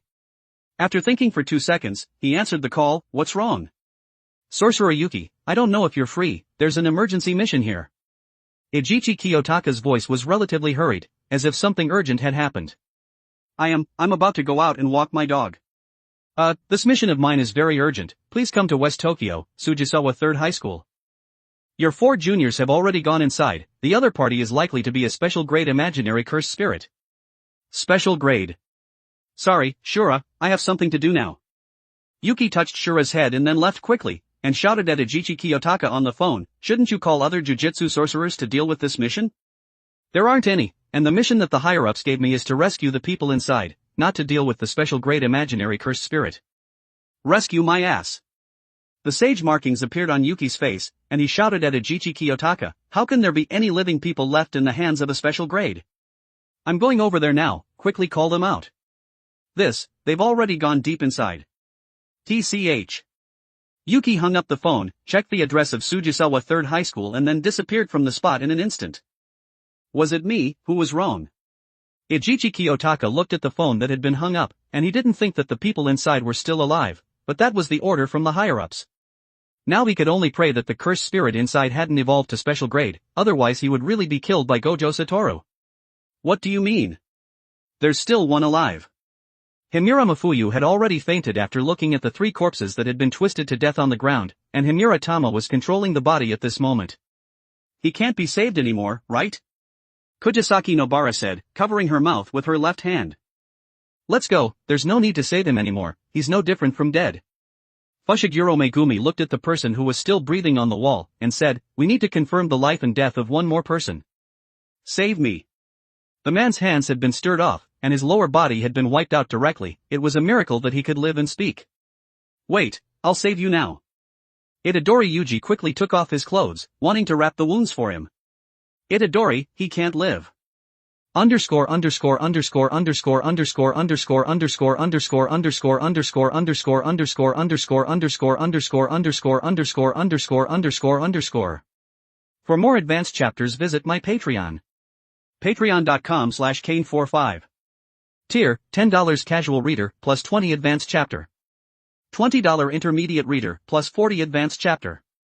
$40 expert reader, plus 80 advanced chapter. Update, Monday to Friday, update 3 chapters a day. Saturday and Sunday, off. Chapter 99, JKNS, Chapter 99. 1,793 words. Fushiguro Megumi pulled Itadori Yuji up, and said, his entire lower body is gone, if we move him, he might die directly, give up. But he's still alive. As long as we bandage the wound, there's definitely a chance that he can live. The kind-hearted Itadori Yuji didn't want to give up on anyone, pushed Fushiguro Megumi away, and quickly went forward to bandage him with his clothes. He comforted him, "It's okay, we'll save you, hold on. Stop deceiving yourself, Itadori. He's already dead." Itadori Yuji stopped bandaging his hands, looking at the man who had died right before his eyes. Tears welled up in his eyes. He regretted coming so late. Maybe he could have saved him if he had come earlier. He said, "I'm going to take him out." "That's impossible, we have to hurry up and find the other person." Fushiguro Megumi refused. Itadori was a newbie, but he wasn't, the mission was the priority. And the cursed spirit they were facing this time was a special grade. If they didn't hurry up and look for him, they wouldn't be far from death. The mission that should have been participated in by Gojo-sensei, Yuki-senpai, and others with the strength of a grade 1 sorcerer or higher was now being done by them, first years, which wasn't reasonable in itself. But stop arguing, what will we do if we attract the cursed spirit? Just as Itadori was about to say something, he was stopped by Himura Tama. She didn't feel safe at all being around these people, the team wasn't united. And they always liked to argue. It was fine to argue usually, but they were arguing even during the mission. She might as well stay by Yuki-senpai's side. Just as she was about to continue saying something, Kojisaki Nobara's exclamation came from behind, "What the hell?" The three looked over. The space under Kojisaki Nobara's feet was like a black swamp, sinking her into it, and then disappearing. "What the hell?" Fushiguro Megumi, who reacted the fastest, sensed that he had suddenly lost contact with the white divine dog, and also realized that this was the work of that special great imaginary cursed spirit, and shouted at the two, "Run quickly!" As a huge sense of oppression swept over, the three people in the field stood rooted to the spot in an instant, and the hairs on their bodies stood on end. Without knowing when, a cursed spirit with a human upper body and a chrysalis-like lower body appeared in the middle of the three. The two pairs of eyes seemed to be curious, and didn't choose to attack immediately. Gulp! Himura Tama, who was standing behind the special grade imaginary cursed spirit, swallowed. This was the second time she had felt the pressure from a special grade. The last time was Ryamon Sukuna, who was fighting Yuki-senpai. She also knew the gap between her and them. She wanted to escape, but her legs wouldn't listen to her, as if she would die if she moved. "Itadori, this is..." She glanced at Itadori Yuji's waist, and his trembling left hand was slowly gripping the hilt of the sword, as if he was about to attack. She was surprised in her heart. Is this person an idiot? He actually still wants to attack. Ua-ea. Itadori Yuji gripped the slaughter demon that Gojo-sensei had given him and swung it over. TCH. If I die, I die. Seeing that Itadori had attacked, Himura Tama immediately activated her technique. Blue cursed energy covered her hand, and she slapped it towards the back of the special great imaginary cursed spirit's head. Swoosh. Itadori Yuji's attack missed, and his swinging left hand was cut off by the special great imaginary cursed spirit in an instant, along with the slaughter demon. I got it. Himura Tama's left hand slapped the back of the special great imaginary cursed spirit's head, leaving a star mark on it. This was her inherent technique, star imprint manipulation. The principle of the technique was also extremely simple. After touching the enemy, it would leave a star mark, and then there were three choices. 1. Make it explode directly from the inside after 3 seconds. 2. Leave it to disrupt the flow of cursed energy in the other person's body. The disruption time would depend on the difference in strength between the two. 3. Enslave it.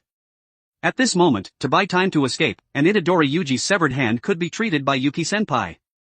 Himura Tama chose to make the technique explode from the inside. Although the difference in strength was too great, it could always delay him for a few seconds. 3, 2. Before the time could reach 1, the special great imaginary cursed spirit slapped the ant behind him. Boom. Cough. Himura Tama was slapped into the wall by this palm, and her blocking arms broke directly. She said with a hazy consciousness, I was ambushed, run quickly, Megumi, Itadori. The special great imaginary cursed spirit's head also exploded, but it was just a scratch, and nothing happened, but this scratch instead completely enraged him. Jujutsu. Vast golden cursed energy spewed out from his body, as if he was going to kill these guys. Tama.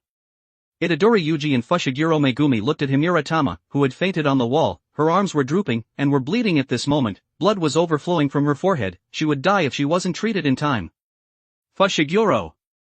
Take Tama and Kojisaki and leave here quickly. Itadori Yuji shouted.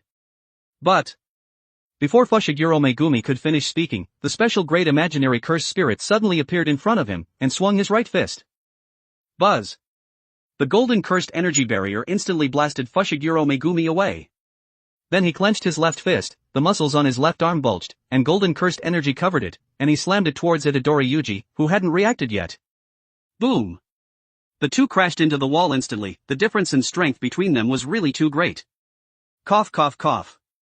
Itadori Yuji spat out a mouthful of blood, looking at the cursed spirit in the field showing off his strength. He said, "Hey, Sukuna, if I die, you'll die too, why don't you help me?" Help you? Ryaman Sukuna's mouth opened at the corner of Itadori Yuji's mouth, and said mockingly, "He, what makes you think you're worthy? Even if I die inside your body. I still have 18 soul clones, I don't care about the strength of a mere 1 or 2 fingers. Just die like this, you weak and incompetent brat." TCH, you were easily defeated by Yuki-senpai. Knowing that he wasn't willing to help him, Itadori got up slowly, and used a belt to tie his severed left hand tightly. He would use his life to buy time. Tama, Fushiguro, Kujisaki, they were all very kind people, they couldn't die here. That brat. Ryaman Sukuna thought for a moment and changed his tune. "Alright, I'll switch with you, that brat called Yuki should also be on his way here. I'll kill him when that happens." TCH. Itadori Yuji moved and shouted, "Fushiguro. If you can still move, take Tama and Kujisaki and leave quickly. And then send me a signal, I'll let Ryaman Sukuna out at that time, don't worry about me. Eat this punch." After shouting, Itadori charged towards the special grade cursed spirit in the field, with only his right hand remaining. Itadori. Fushiguro Megumi, who was lying on the ground, also knew that this was the only way, crossed his hands, and summoned New. 2 sharp claws dragged him and Himura Tama away directly, to find Kujisaki Nobara, who he didn't know had been sent where. Ha! Before Itadori Yuji could swing his right fist, he was blasted away directly by the special grade imaginary cursed spirit. The golden cursed energy barrier was like a shock wave. Boom!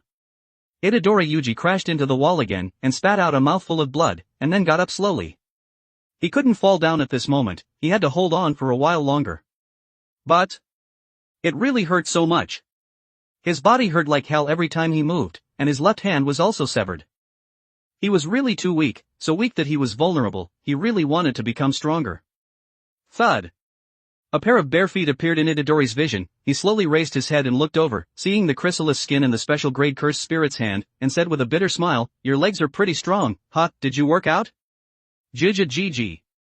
The special grade imaginary cursed spirit's right hand was covered with golden cursed energy, and he swung it out towards the human who was looking down. Boom!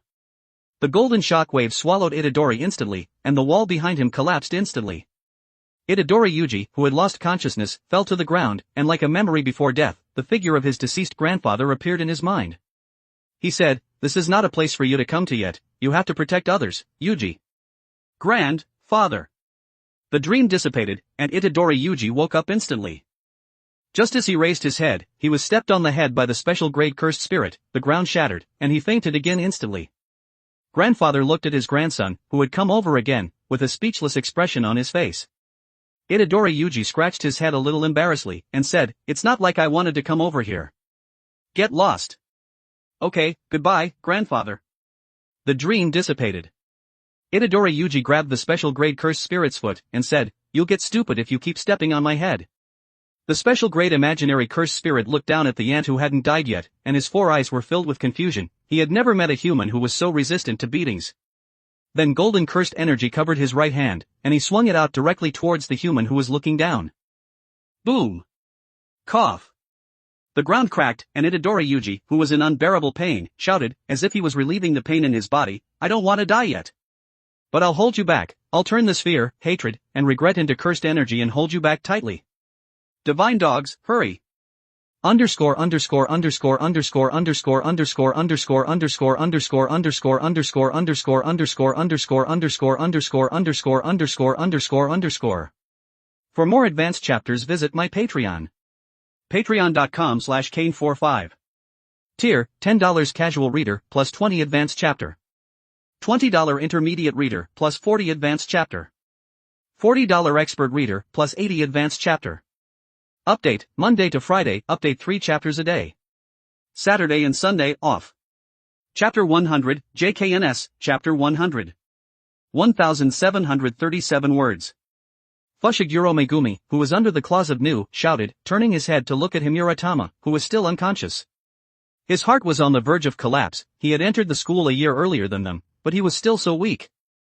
He couldn't even fight back against a special grade cursed spirit. If Yuki-senpai was here, it would be good.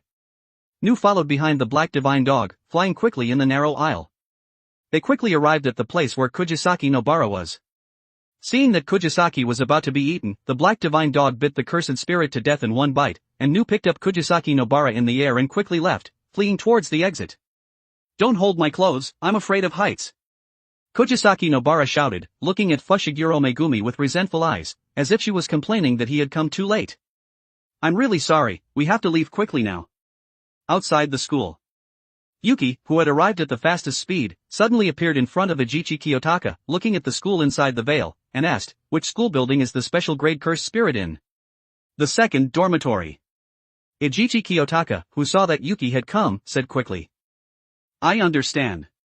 Yuki responded and then disappeared from the spot, rushing directly into the veil. Seeing the second dormitory, Yuki smashed through the wall and rushed in, his eyes with the three tomo looking at the innate domain that was expanding inside, and his brows furrowed. As a wolf howl came, a powerful cursed energy swept over from the depths of the domain. "Ryaman Sukuna has come out, ha!" Yuki muttered, and the three tomo in his eyes then gathered to form the Mangekyo. He bit his index finger and formed hand seals quickly with both hands, and shouted, "Summoning technique." Bang! As a burst of white smoke dissipated, the tall Shura appeared in front of Yuki, and said excitedly, "Are we going to play together?" "Master." "No, help me get a high spot and provide support at any time." Yuki touched Shura's head and said, "I understand, Master." Shura nodded and said, "You have to take me out to play later when you're done." "Okay, I'll take you out to play." After Yuki finished speaking, he disappeared from the spot in an instant, rushing towards Ryaman Sukuna's direction. Looking at his departing master, sage art rippled on Shura's body. The ground cracked instantly as he started to run, chasing after his master. His previous speed of 50 meters per second wasn't his highest speed, it was just to prevent the girl on his body from throwing up. Even though he possessed the intelligence of an ordinary person, he still relied on Yuki, his master. After all, he was only a 1-year-old child. Boom! Boom! Boom! Shura charged straight ahead, not putting those high walls in his eyes at all. Between 2 points, a straight line is the shortest. Seriously, that brat came pretty fast, huh? Ryaman Sukuna patted the special grade imaginary cursed spirit's shoulder, his eyes were looking elsewhere, and continued, "That kid Itadori probably has to lie down for a while, let's kill that brat first." "Hey, kill that intruding brat with me." Seeing the terrifying man in front of him inviting him, the special grade imaginary cursed spirit was sweating coldly, and the thumping sound of his heart echoed in his ears. He was too terrifying, as if he was evil itself. "Let's restore these hands first, otherwise it'll be inconvenient to use my technique in a bit." Ryaman Sukuna didn't care, and used reverse curse technique to restore him directly. Although he really disliked this kid who could suppress him, he still had to use his body to fight. Wait. It wasn't very stable to fight him with 2 fingers. Ryaman Sukuna then looked at the special grade cursed spirit, who was wary of him, extended his right hand and said, "Give me my finger, don't make me do it myself." Humph. Seeing that the man in front of him looked down on him again and again, how could the special grade imaginary cursed spirit endure it? After all, he was a special grade. Golden cursed energy instantly condensed between his hands, just as he was about to release it. The man in front of him disappeared in an instant. In the next second, he couldn't feel the existence of his hands. Poochie. A hand pierced through his chest in an instant, taking away the finger in his chest. "You're really weak, special grade isn't a title that trash like you can have, it makes me look weak too." Ryaman Sukuna pulled out his right hand, shook off the blood on it, and then swallowed the finger in one gulp. He licked his lips, and said, "Now I should be able to kill that brat." The special grade cursed spirit hadn't died at this moment, it was just that his hands had been severed, his chest had been pierced, and his cursed energy source had been taken away. These were all small problems. Swoosh. Yuki, who was holding Sage Art, Great Ball Rasengan, appeared next to Ryaman Sukuna in an instant, and then pressed it down. "You came pretty fast, huh?" Ryaman Sukuna, who had eaten 3 fingers, wasn't afraid of this level of attack, and was amazed at how he had suppressed his own existence to the lowest level, as if he had merged with nature. That was how it had been before, he had been stuck to his face inexplicably, if he hadn't shouted, he wouldn't have known. Boom! The huge Rasengan swallowed the special grade imaginary cursed spirit in Ryaman Sukuna in an instant. A painful scream came, and as the Rasengan dissipated, Ryaman Sukuna was completely fine, but the special grade imaginary cursed spirit, who was lying on the ground, had been turned to ash. The caster of the innate domain died, and the domain collapsed without being attacked, and dissipated directly. The two stood on the school corridor, staring at each other. Shura, who had originally been standing at a good vantage point, was inexplicably teleported to another location. Have you thought about how you want to die? You arrogant brat. Ryaman Sukuna stretched his back, and didn't put Yuki in his eyes at all at this moment. The system task was released. Task, defeat Ryaman Sukuna, 3 fingers. Task reward, 40 points, permanent increase of 400 cursed energy. He's eaten 3 fingers, huh? Yuki looked directly at the astonishing amount of cursed energy in Ryaman Sukuna's body. It was 4 or 5 times his. He muttered, it's a little difficult to deal with. Ha! Ryaman Sukuna seemed to have heard a big joke, and looked at Yuki with a mocking expression, and said, you're really daring to say that, then I'll let you see the gap between us today. What is a real technique? After saying that, he joined his hands together, and formed hand seals. Domain expansion, Malevolent Shrine. After saying that, a black domain covered the two in an instant, and the domain barrier extended rapidly. The originally smooth floor turned into water at this moment, and a temple appeared behind Ryaman Sukuna. The door of the temple was filled with huge human teeth, and the bottom was covered with scattered goat heads, as if it was a demon's table. Crack! Yuki's Susanoo, which had been activated subconsciously, was cut into scraps in an instant, and the ribs scattered on the ground, and blood flowed down his face. Oh yo, I had originally thought that you would be killed in an instant. It looks like you still have the capital to be arrogant, huh? Ryaman Sukuna praised. TCH, you really gave me a fright. The wounds on Yuki's face healed instantly, and the shattered Susanoo began to reconstruct. Soon, a Tengu Susanoo that was dozens of meters tall appeared before Ryaman Sukuna's eyes. The Susanoo, who was hidden in the Tengu armor, revealed his scarlet pupils, staring intently at the powerful enemy on the ground, holding a shield in his left hand, and gripping the katana tightly in his right hand. Yuki, who was standing inside, said, this is the first time I'm using my full strength. Sukuna, what happened to that kid Itadori Yuji? Is he unconscious? That kid.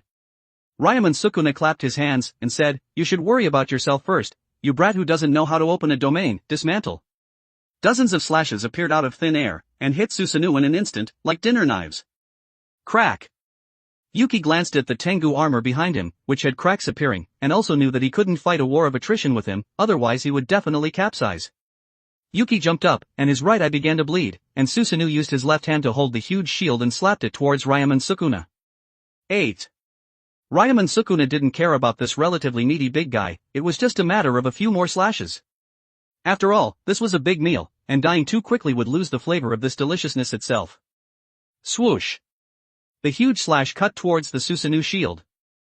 What kind of sparks would fly when 8, which could definitely cut off the target by looking at the difference in cursed energy, and the Susanoo shield collided? Crack! When the two collided, the space shattered like glass, and then began to spread. This was the ability of the shield, attaching the ability of mirror shatter to the defense, and it could also be used for offense. This is... Ryaman Sukuna could feel at this moment that the domain he had expanded seemed to have become unstable. But there was no way, after all, he had only eaten 3 fingers, and he had only recovered 3/20ths of his strength. It was already very lucky that he could expand his domain and attack. Where would he get the extra cursed energy to restore his domain? Underscore underscore underscore underscore underscore underscore underscore underscore underscore underscore underscore underscore underscore underscore underscore underscore underscore underscore underscore underscore. For more advanced chapters visit my Patreon. Patreon.com/Kane45. Tier, $10 casual reader, plus 20 advanced chapter. $20 intermediate reader, plus 40 advanced chapter. $40 expert reader, plus 80 advanced chapter. Update, Monday to Friday, update 3 chapters a day. Saturday and Sunday, off. Chapter 101, JKNS, Chapter 101. 1,410 words. After all, his domain was different from others. Normal domains were constructed in a small space, preventing the enemy from escaping. But in his domain, enemies could enter and exit at will. People who entered the domain would turn into delicacies on the table. He murmured, this brat is really surprising me, his strength is almost equal to 4 or 5 of my fingers. Crack! The shattered space continued to spread, and Yuki's right eye was slowly rotating at this moment. The huge Susanoo was forcibly pushed back by this slash, unable to get close. He couldn't help but sigh at the abnormality of this domain expansion. If only he knew this move, he would definitely stand on top of this guy's head and pee. Crack! The domain expansion, which covered hundreds of meters of the real world, was forcibly disbanded directly from the inside, and the huge 8 also dissipated. Get back here. The Susanoo, who was holding a shield, slapped towards Ryaman Sukuna. What a troublesome brat, I'll definitely kill you after I eat a few more fingers. Ryaman Sukuna didn't dodge, and just stood in place waiting, watching the huge shield slap towards him. After all, for him, dodging meant that he was admitting defeat, so he definitely couldn't dodge, he would just beat him back next time. Crack! The space twisted, and Ryaman Sukuna was directly slapped back by this attack. Huff! Task completed. Task rewards are being distributed, 40 points, permanent increase of 400 cursed energy. Seeing the system prompt, Yuki dispelled Susanoo, looking at Itadori Yuji, who was lying on the ground. It was getting more and more tiring to fight this guy, his right eye's vision had decreased again, it looked like he could try the plan he had prepared. Dig his eyes out and put them in another place to preserve them, and then use reverse curse technique to grow another pair of eyes, and see if he could evolve into the Mangekyo Sharingan. Yuki-san. Seeing the domain expansion dissipate, Fushiguro Megumi saw Yuki standing on the playground, and ran forward quickly. Yuki turned his head to look at Fushiguro Megumi, and asked, "Are the others okay?" "They're fine for now, they've all been sent to the hospital for treatment." Fushiguro Megumi looked at Yuki, who looked a little tired, and said, "I'm sorry, I was too weak and didn't protect them." It's okay, don't put so much psychological burden on yourself, sometimes it's a good thing to release your nature appropriately." Yuki exited Sage Mode, squatted down and used reverse curse technique to restore Itadori Yuji's body, which had been forcibly twisted by space, and then left directly. He walked to the school gate and shouted for Shura, who was still lost in the school. He had been confused by the maze, one moment the domain dissipated, and the next moment the domain expanded again. Then he sensed his master's cursed energy fluctuations, jumped down from the 3rd floor, and ran towards Yuki, who was standing at the door. "Master! Let's go out and play, let's go out and play!" Shura shouted, wagging his tail. "Let's go, anyway, I'm done with my things." Yuki also planned to relax properly, these past few days had almost killed him with exhaustion. He was going on strike, it was the same no matter who called him. He had opened Susanoo and fought Zenin Nobito last night, and he had opened Susanoo and fought Ryaman Sukuna today. His right eye's vision had decreased again, and he estimated that he would have to open Boundary to solo him if he continued to eat. Yuki took out his phone, and locked the target location at Tokyo Disneyland in Chiba. Then he rode on Shura's body and shouted, "Woohoo, let's go, let's go. Let's book Disneyland and play." Never mind, 20 million yen can't book anything, I should just see if Shura can get in." Looking at the departing Yuki, Fushiguro Megumi seemed to have found a new continent, and muttered, "Release my nature, I'm sorry, Fushiguro." Itadori Yuji, who had woken up, rubbed his eyes and said, "I accidentally fell asleep when I switched with him just now, he didn't do anything stupid with my body, right?" "No, he was beaten back by Yuki-san." After a moment of silence, Itadori Yuji complained, "That guy is really weak, he was beaten back again. Brat! Try eating 2 more fingers." Ryaman Sukuna, who had originally prepared to sleep, heard Itadori Yuji actually evaluate him like this, and burst out instantly. He shouted, "Wait until I eat 6 fingers, and see if I'll cut him down." TCH. Itadori Yuji asked, "How are Tama and Kujisaki? Did Yuki-senpai treat them?" "No, Yuki-san didn't run into us. He smashed through the wall and rushed in directly, he didn't go through the door, so Tama and Kujisaki are on their way to the hospital now." "Is that so, Sai? I almost died?" Itadori Yuji breathed a sigh of relief, and then hope ignited in his eyes again, and he shouted, "I must become as strong as Yuki-senpai." Fushiguro Megumi didn't know what to say, after all, Yuki's speed of becoming stronger was like a rocket, soaring upwards. It wasn't easy to catch up with him, unless... Wait, it seemed like he could go and learn that Sage Mode. How could he have forgotten about this? He'll ask the Slug Sage when he gets back. Let's go back to school first. I'm going to eat something good today to reward myself. Afternoon. The entrance to Tokyo Disneyland in Chiba. "I'm sorry, sir, this dog can't enter." "Then please call the manager out." Yuki said unhurriedly, after all, he had guessed that Shura was too big and wouldn't be allowed to enter. The ticket seller, Higashi Michi, had seen all kinds of things as a manager, and he knew that he couldn't refuse directly in this situation, and could only give a better suggestion. He said, "In that case, you have to pay an additional 200,000 yen, and we'll send a security guard to follow you throughout the entire process. After all, we'll have to shut down if the dog hurts someone, I hope you understand." 200. Yuki hesitated for a moment, and still took out his bank card. After all, he had said that he would take Shura to play today. How could money measure the relationship between him and Shura? Damn it, should I have said more? Why didn't this person's eyelids even twitch? Higashi Michi looked at the bank card that was handed over, and still gritted his teeth and took it. He could only pray that the security guard he arranged later could keep an eye on this dog. He said, 1 adult ticket and 1 child ticket, right? No, just 1 adult ticket. Yuki looked around and shouted, whose child is this? Please come out and claim them.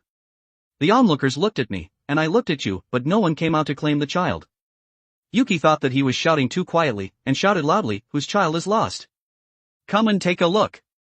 The voices of the crowd chattering rang in his ears, but no one claimed the child. Yuki looked down at the little girl who was lying on Shura, and asked, what are your parents called? The little girl didn't seem to want to answer this question, and buried her head in Shura's fur, hugging his neck tightly with both hands. She's relying on me, Yuki said speechlessly in his heart, and then looked at the manager in front of him, and said, I'll give you my phone number. If someone says that their child is lost, call me later, and get another child ticket. Okay. The manager wrote down the phone number and then left directly. Anyway, he had to send a security guard to follow him, so he wasn't afraid that he was a trafficker, and besides, which trafficker was this rich? What the hell is this girl? Underscore underscore underscore underscore underscore underscore underscore underscore underscore underscore underscore underscore underscore underscore underscore underscore underscore underscore underscore underscore. For more advanced chapters, visit my Patreon. Patreon.com/Kane45. Tier, $10 casual reader, plus 20 advanced chapter. $20 intermediate reader, plus 40 advanced chapter. $40 expert reader, plus 80 advanced chapter. Update, Monday to Friday, update 3 chapters a day. Saturday and Sunday, off. Chapter 102, JKNS, Chapter 102. 2065 words. Yuki looked around, and didn't see anyone else hesitating to come forward. It looked like he could only wait until they were done playing to hand her over to the police. 3 minutes later. The manager walked over with 4 tall security guards, and took out the tickets and said, I wish you a pleasant visit. Yuki took the tickets, motioned for Shura to get up, and then walked in with the 4 burly security guards. People who saw them didn't know what to think. They thought he was a young master from some group, and quickly moved away. He said, Do you want to go first? No, I can just wait in line. Yuki himself was still law-abiding. He estimated that he would only forcibly cut in line when he was exorcising cursed spirits. The 4 security guards looked at the huge Tibetan Mastiff, and their eyes widened. If it wasn't for the fact that they were getting paid to work, they would have loved to take a selfie with it. It was too shocking. It was the first time they had seen a Tibetan Mastiff of this size. Walking into Disneyland, Yuki immediately became the focus. Passers-by took photos and videos one after another, and even posted them online. Yuki didn't resist this too much, and after surveying where the fun was, he walked over. Looking at Shura, who was a little resistant to the little girl on his body, Yuki pulled her up. He said, You should come down and walk for a while yourself. After all, I'm the one who's accompanying him to play today, not him accompanying me to play. What's your name? I'm called Ueno Sumi. The little girl said timidly, I was abandoned by my mother, so I want to live with you. What a demonic development. Yuki looked at the little girl in his hand, and put her down gently on the ground, and said, I'll hand you over to the police station in a bit, and they'll take you back to your mother's side. Then goodbye, big brother. Ueno Sumi broke free from Yuki's hand, and just as she was about to run, she found that she had been pulled up again, and her legs were churning in the air. Put. Yuki laughed when he saw her comical appearance. Let me go, I don't want to go back. Ueno Sumi struggled hard, trying to pinch the hand that was pulling her. But unfortunately her hands were too short, and she couldn't reach. Yuki also became interested, and asked, Give me a reason. If it's appropriate, I won't send you back. Really? It's fake. If I don't send you back, wouldn't I become a human trafficker? Yuki muttered in his heart, but his expression was still kind, as if it was real, and said, Of course, if I lie, he's a dog. Woof. Shura's ears perked up. He seemed to be a dog in the first place, but why did he feel like his master was scolding him? Ueno Sumi, who didn't know the wickedness of human nature, heard that big brother had said so, and said softly, Because I can fly. So-called children's words are without restraint. Yuki would naturally not doubt the truthfulness of Ueno Sumi's words, and his eyes gradually turned into the 3 tomo, and then he saw the thin ball of cursed energy in her body. A Jujutsu sorcerer. In some remote places, they were regarded as a curse, because they possessed abilities that were different from ordinary people. And then they were spurned, beaten, and even slaughtered. Perhaps it was the same on her side, so she ran out.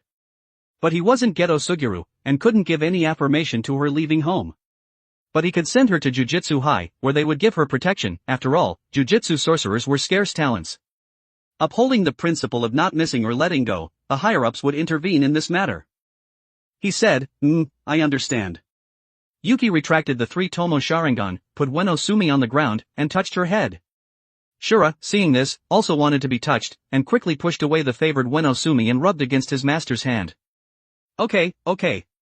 Yuki rubbed Shura's head hard. Ueno Sumi, who had been pushed away, almost fell, and she was very angry at this moment. She wanted to float this disobedient dog into the sky.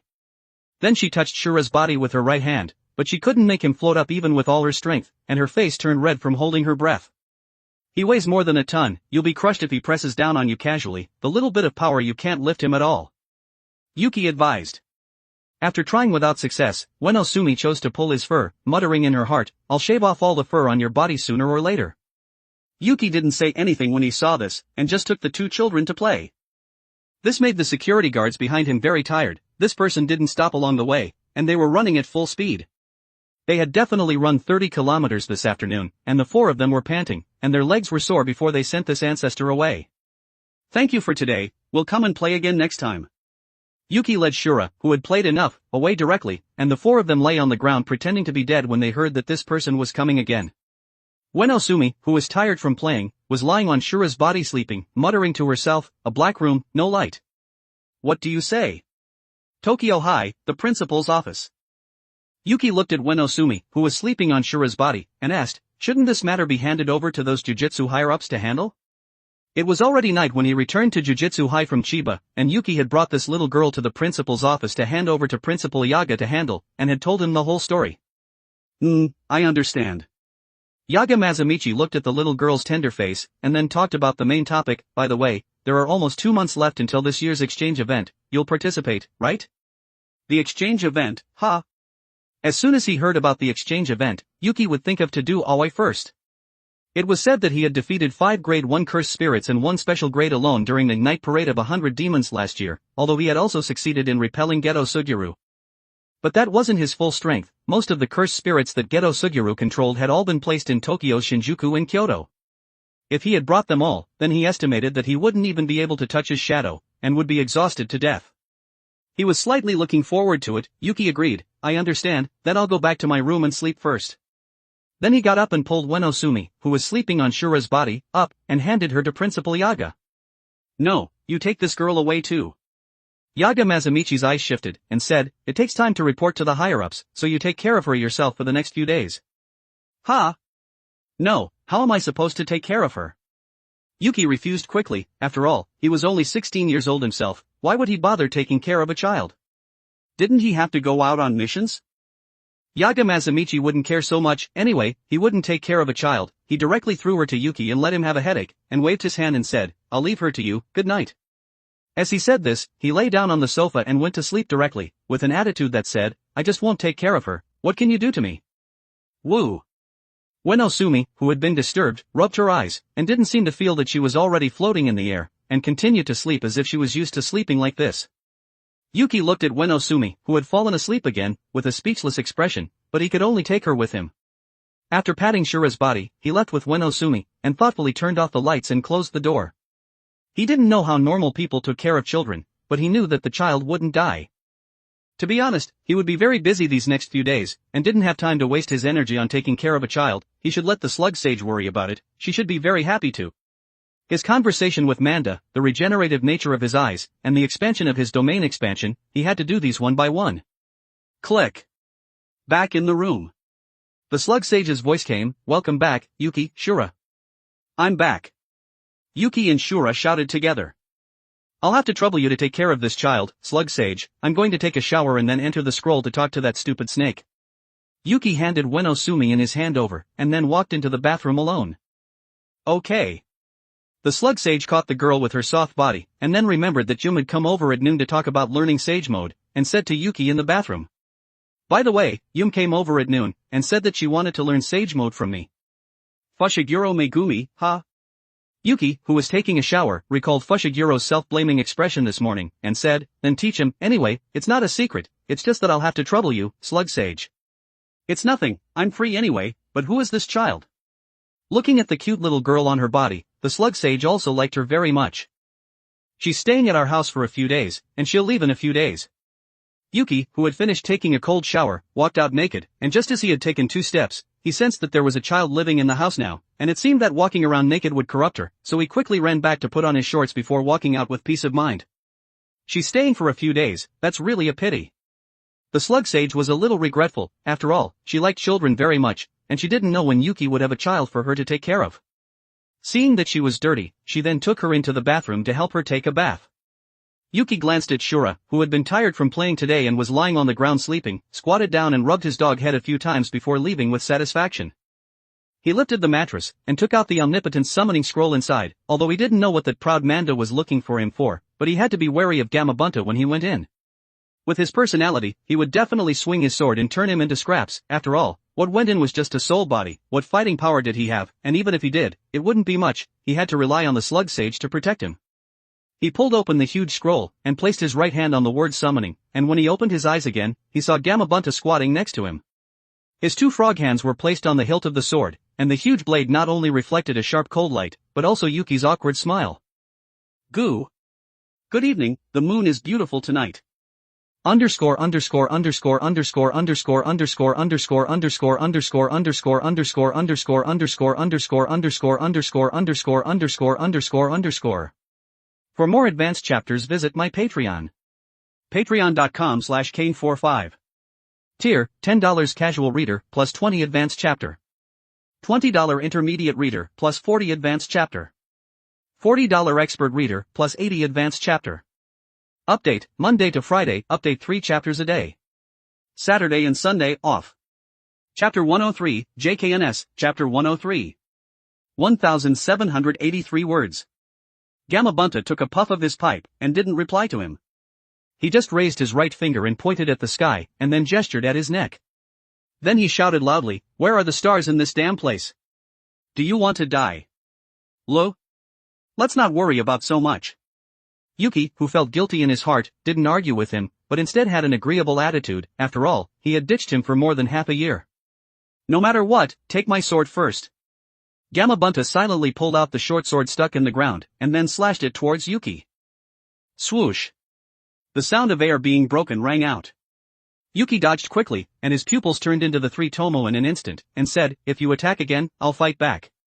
Although he was a soul body at this moment, his Sharingan was linked to his soul. This was also why he dared to think about creating one if his eyes went blind. The benefits of knowing reverse curse technique, if he succeeded. Then he wouldn't need the eternal Mangekyo, and would just dig them out when they were scrapped. "Kid, you should have said you could fight earlier." Gamabunta looked at the 3 Tomo Sharingan in his eyes, and didn't hold back anymore, and swung the short sword in his hand neatly. Sweeping the ground, picking the sword, sealing the throat, slashing, that seemingly huge and clumsy body wasn't slow when he swung the sword. The ground that had been split open was automatically restored, and the sound of a person and a frog fighting attracted the attention of many sleeping summoning beasts, and they opened their eyes that had been dormant for a long time. Because they wouldn't get hungry, most of the summoning beasts had chosen to hibernate, and they weren't willing to be used by others. But they had all experienced war, and the sound of fighting that was engraved in their bones awakened the warlike cells in their bodies. Then they twisted their huge bodies, and the hissing sound and the sound of chains colliding echoed in the ears of the person and the frog. They seemed to have come to a snake den. Gamabunta listened to the hissing sound of his natural enemy, and didn't continue to attack Yuki. Manda's voice came from afar, "Stupid frog, don't attack my master." Ha! Not only was Yuki dumbfounded, but Gamabunta was even more like he had seen a ghost. He shouted, "Dead snake, have you been sleeping for too long and your brain has started to malfunction? I've had enough of this damn place, I want to go out. I might as well kill myself if I don't have the pleasure of praying. Stupid frog, I'll eat you when I get out." Manda shouted. Trash. Gamabunta stuck the short sword into the ground, and said, "Kid, let that dead snake out, I'll swallow him alive today." "So I'm here to serve you?" "Never mind, let them fight each other." Yuki didn't pay attention to Gamabunta anymore, and set off to find Manda. The only summoning beast he could trust was the Slug Sage. After all, they had been together for more than half a year. The hissing sound echoed in the corridor through the heavy iron door. They didn't open their mouths to speak, but were just twisting their bodies, pulling on the chains on their bodies, as if they were stretching bodies that hadn't moved for a long time. Yuki didn't care, after all, he didn't need to beg them to sign a blood contract with him, but even if they reached a contract with him, he wouldn't necessarily summon them. Summoning them once was damn expensive, and they were disobedient. He might as well have the slug sage, who could take care of children, and even her combat power was better than them. A mouthful of gastric acid would melt these two to the point where not even their bones were left. Passing by the slug sage's main body, he found that she was sleeping at this moment. It seemed that all of her attention was on that clone outside. Perhaps she had instinctively sensed that someone was approaching. The huge slug sage woke up slowly, opened her two eyes, looked at Yuki, who was standing at the door, and said, "Yuki, I happen to have something to tell you. That child you brought has blood stasis in her body." Blood stasis. As expected, she was regarded as a cursed object by the village. Yuki said, "Then help her treat it. It's fine if you draw as much cursed energy as you want from my body." Okay.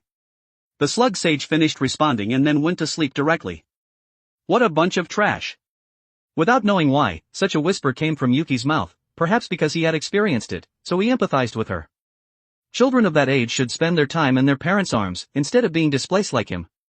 Sensing that he hadn't controlled his expression well, Yuki quickly patted his face to make himself a little more rational.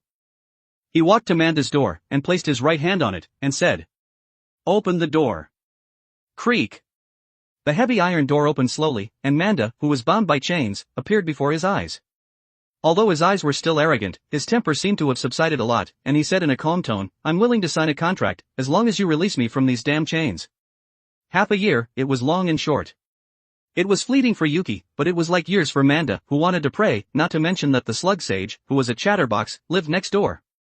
When her clone outside was bored, she would start thinking of ways to harass Manda. It was very painful.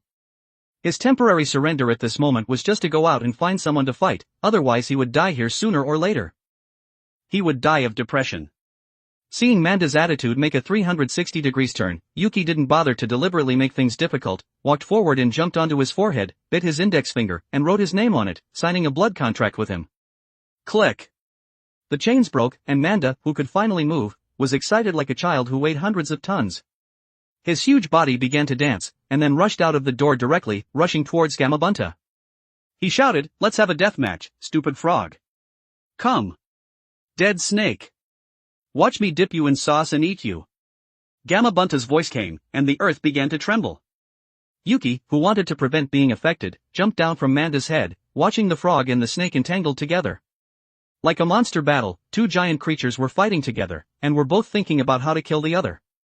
The harsh sound of scratch came, and the short sword in Gamabunta's hand scratched sparks on Manda's hard scales. Manda then swung his tail, wanting to entangle Gamabunta, and then swallow him alive. Boom!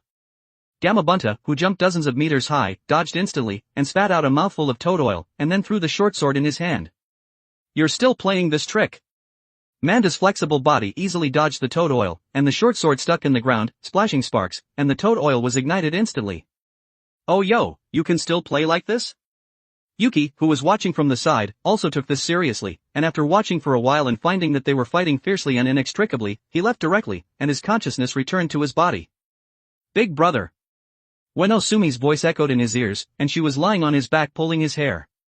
"Aya, Yuki's awake. Sumi-chan, quickly let go of Big Brother's hair, otherwise he'll spank you," the slug sage said with a smile. "Okay." Hearing that she would be spanked, Ueno Sumi quickly ran behind the slug sage, looking at Yuki, who was staring at her, carefully, as if she was really afraid that he would spank her.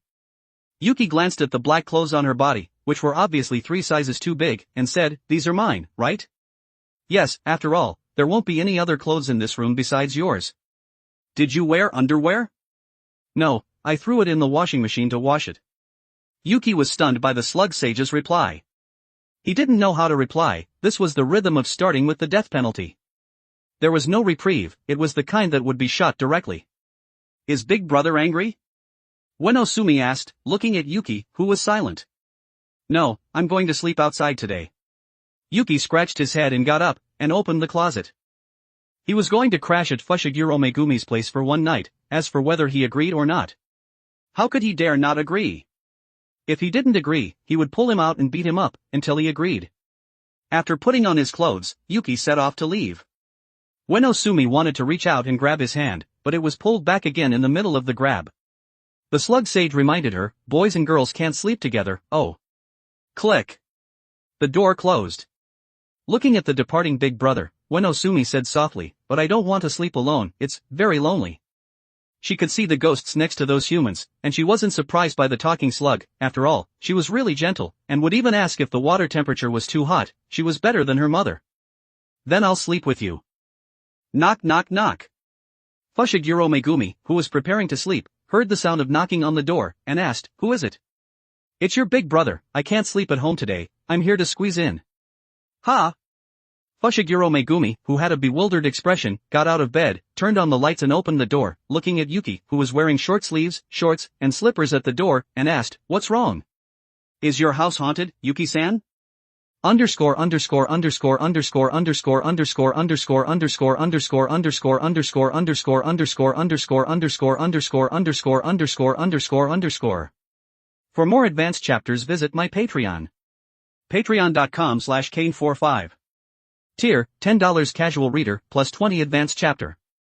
$20 intermediate reader, plus 40 advanced chapter. $40 expert reader, plus 80 advanced chapter. Update, Monday to Friday, update 3 chapters a day. Saturday and Sunday, off. Chapter 104, JKNS, Chapter 104. 1,693 words. More or less, anyway, I've been seeing ghosts continuously today. I estimate that I'll be staying at your house for the next few days. Yuki shrugged, and then prepared to walk in. Bang! What the hell? Why didn't you open the door? Yuki asked, covering his head. He thought that Fushiguro Megumi would take the initiative to open the door, but he was given the cold shoulder instead. No, I don't like sleeping with men, Yuki-san, you should go find Itadori Yuji. Fushiguro Megumi prepared to close the door after refusing. Slap. Yuki blocked the door with his foot, and said with a kind expression, let your big brother sleep inside for a few days, I'll move back after the girl in the house is sent away. Yuki-san, you already have a daughter, does Maki-senpai know? Fushiguro Megumi held the door tightly. That's not my daughter. Bang. Yuki pushed the door open directly, and walked in neatly. What a joke, Fushiguro wanted to compare strength with him, he would have to wait until his next life, after all, his strength wouldn't stagnate. Good night. Fushiguro Megumi looked at Yuki, who had crawled into his bed, and there was an indescribable sense of weirdness in his heart. Never mind, he'll just make do with it. But how did he bring a girl back after going out? Never mind, he'll go take a look tomorrow. Anyway, he had to go find the slug sage to practice sage mode. After comforting himself, Fushiguro Megumi returned to the bed, looking at Yuki, who had already fallen asleep, and the awkward feeling in his heart became stronger and stronger. And then he had insomnia. The next day, Yuki woke up as usual, looking at Fushiguro Megumi, who was leaning against the wall and staring at him intently, and said, you woke up pretty early, you're so eager to practice sage mode? No. Fushiguro Megumi's eyes were tired, and his lips were chapped, as if he hadn't slept all night. No, he hadn't slept all night, he had been counting stars against the wall the whole time, and pursed his lips and said, can you get up? I want to sleep. Knowing that he hadn't slept all night, Yuki didn't continue to tease him, and just stuck out his tongue and left directly. After all, this child was too clean, and couldn't even sleep in the same bed with a man. Bang. Seeing Yuki leave, Fushiguro Megumi, who hadn't slept all night, lay on the bed and fell sound asleep. Yuki, who had left Fushiguro's room, didn't choose to return to his room, but instead set off to find Yeri Shoko. As the only 2 doctors in Jujutsu High who could use reverse cursed technique on others, they would naturally talk about things related to medicine when they were free. It was very simple to remove his eyes and grow them back, but he had to find a place to store the removed eyes, right? She should be very interested in his eyes, but he didn't know if she would install them on herself in private. But it didn't matter if she installed them, after all, as long as the regrown eyes could open the Mangekyo. What was linked to opening the eyes was the user's mental strength, or rather, the soul. As long as the soul was strong enough, then it wasn't impossible to open from 0 to the Mangekyo in an instant. Maybe he could even give them to Maki. Never mind Maki, she didn't have cursed energy in her body, it would be better to attach her own eyes to her, he could try it with other people. He didn't know why, but he would be very excited whenever it came to the process of human experimentation. Knock knock knock. The heavy knocking sound rang out. Yeri Shoko, who was sleeping on the chair, slowly opened her eyes, her brown pupils stared at the ceiling, her eyes were filled with fatigue. A corpse covered with white cloth was placed on the mortuary table next to her, and there was also a scalpel. Without thinking, she had spent the whole night surrounding this body again. Knock knock knock. Shokone is still sleeping? Hearing that it was Yuki's voice, Yari Shoko responded weakly, the door isn't locked, what is it? I haven't slept for a day, you know. Creak. Yuki pushed open the heavy iron door, and touched his head and said, didn't I come to find Shokone to do human experiments? Human experiments? Hearing the key word, Yari Shoko suddenly wasn't sleepy anymore. She was best at dissection, and picked up the scalpel on the mortuary table and asked, who are we dissecting? No, I just came to ask you for a container to store organs. I'll do it myself, I won't trouble you. Yuki was really afraid that she would dissect him on the spot. TCH. Hearing that he was just taking a container to store organs, Yari Shoko immediately lost interest. Her originally light steps became heavy, as if she was very troubled. 2 minutes later. Yari Shoko walked over holding a bottle, and asked, what are you going to put in it? My eyes. Yuki took the bottle, looked at the pure and flawless liquid inside, and then unscrewed the lid, and gouged out his left eye in front of Yari Shoko. Poochie. 3 fingers squeezed the eyeball out, and the intense pain hit his brain nerves directly. But he didn't stop, upholding the belief that a short pain was better than a long one, and tore off the last connected blood vessels. Thud. The eyeball dropped into the container, and the blood from the blood vessels began to flow out, and the blood began to contaminate it. Madman. Yari Shoko was stunned. She might not meet this kind of self-mutilating madman once in a few centuries. Even Gojo Satoru wouldn't dare to do this. After all, it really hurt, like there was something stroking your brain. Huff. Huff. Yuki, who was enduring the pain, swallowed, and began to use reverse curse technique to repair his lost left eye. The cells began to grow rapidly, and in less than 2 seconds, a new eyeball grew out of his originally empty left eye. The black pupils began to turn red, and as his right eye began to change. 1 tomo condensed in it, and then split into 2 tomo, 3 tomo, until the mangekyo in his right eye. That's right, it was his right eye. His left eye was still the 3 tomo at this moment. It didn't seem to be given the meaning of evolution. It wasn't like his right eye, it had been born with the name of protecting his companions, but his left eye was different, it hadn't been given. Sensing the difference between his 2 eyes, Yuki sighed helplessly. It looked like 3 tomo could be created infinitely, but there was only 1 pair of mangekyo. What's wrong? Nothing. Yuki shook his head, and didn't say anything more, and took out the Mangekyo Sharingan that he had just put into the container, and then gouged out the pair of 3 tomo Sharingan that he had just opened. The so-called first time was raw, the second time was familiar. He was probably numb from the pain, and his brain actually began to take the initiative to shield the heart-wrenching pain. Not only was his brain numb, but Yari Shoko's scalp was also tingling, gouging out his eyes twice in 10 seconds. You were probably the only one in the jiu-jitsu world who dared to do this. Was there something seriously wrong with you? Poochie. Yuki installed the Mangekyo in his left eye, and then used reverse curse technique to reconnect the severed nerves and blood vessels. As his left eye closed and then opened, the scarlet Mangekyo rotated in it. Yari Shoko had no sleepiness at this moment. After all, who would be sleepy after watching this whole process? Looking at the scarlet eyes in his hand, she asked, what is this thing? 3 tomo Sharingan, Shokone, you can install them and see, your vision and insight will be greatly improved. It's just that I don't know if there will be a case of bloodline incompatibility, which will cause them to not be able to close. Yuki put the 3 tomo Sharingan in his left hand into the container. To be honest, if he was in the ninja world, he would directly wholesale 3 tomo Sharingan, and everyone in the ninja world would be Uchiha. Susanoo would be opened everywhere in the future. No, I'm not going to mutilate myself. Yari Shoko swallowed, and refused quickly. Then I'll put them here. Yuki seemed to have thought of something. 3 tomo could be used to use Izanagi and Izanami. What a great idea. I really am a genius.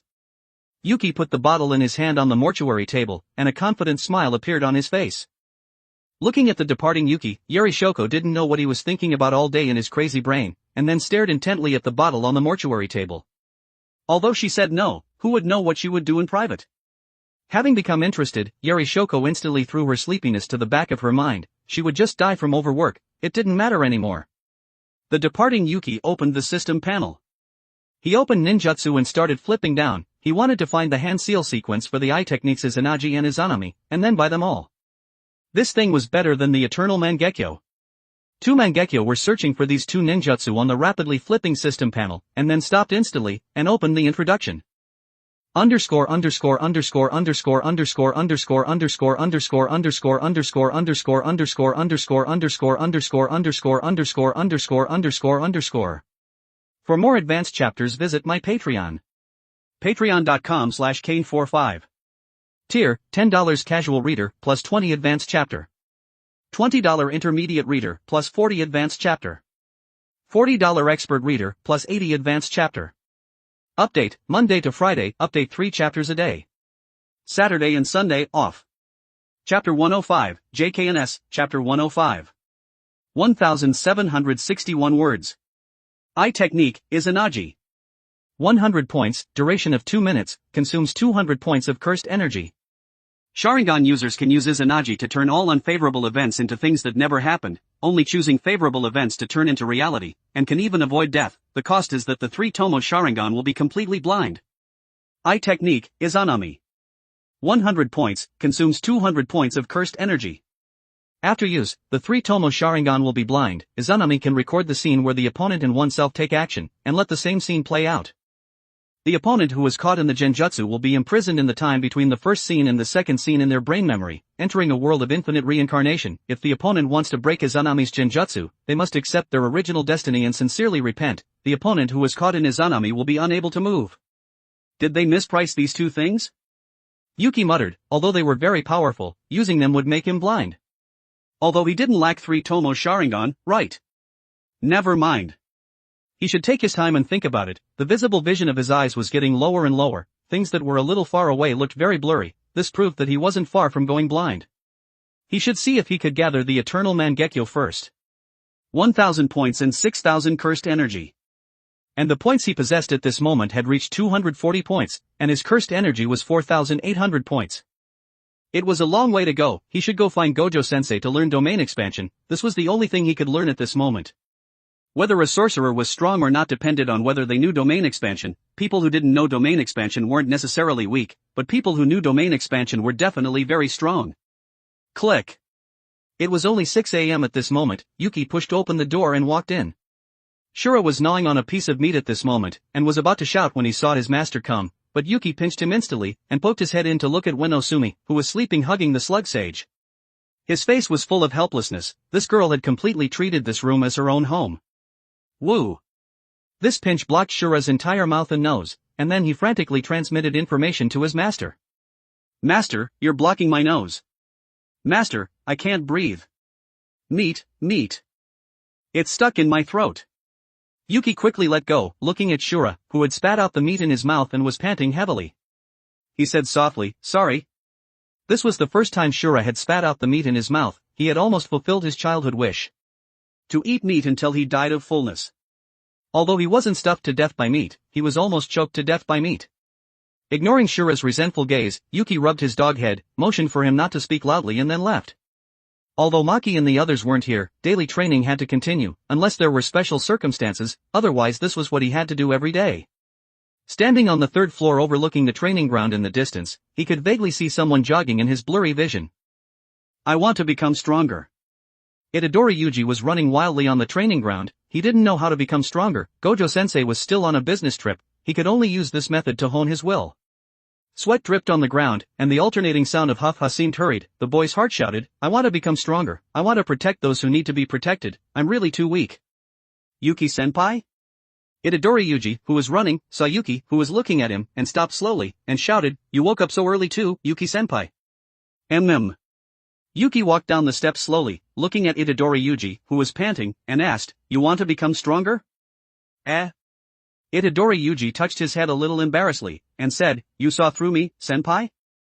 I originally thought that no one would be up so early. I was thinking about how to become stronger quickly.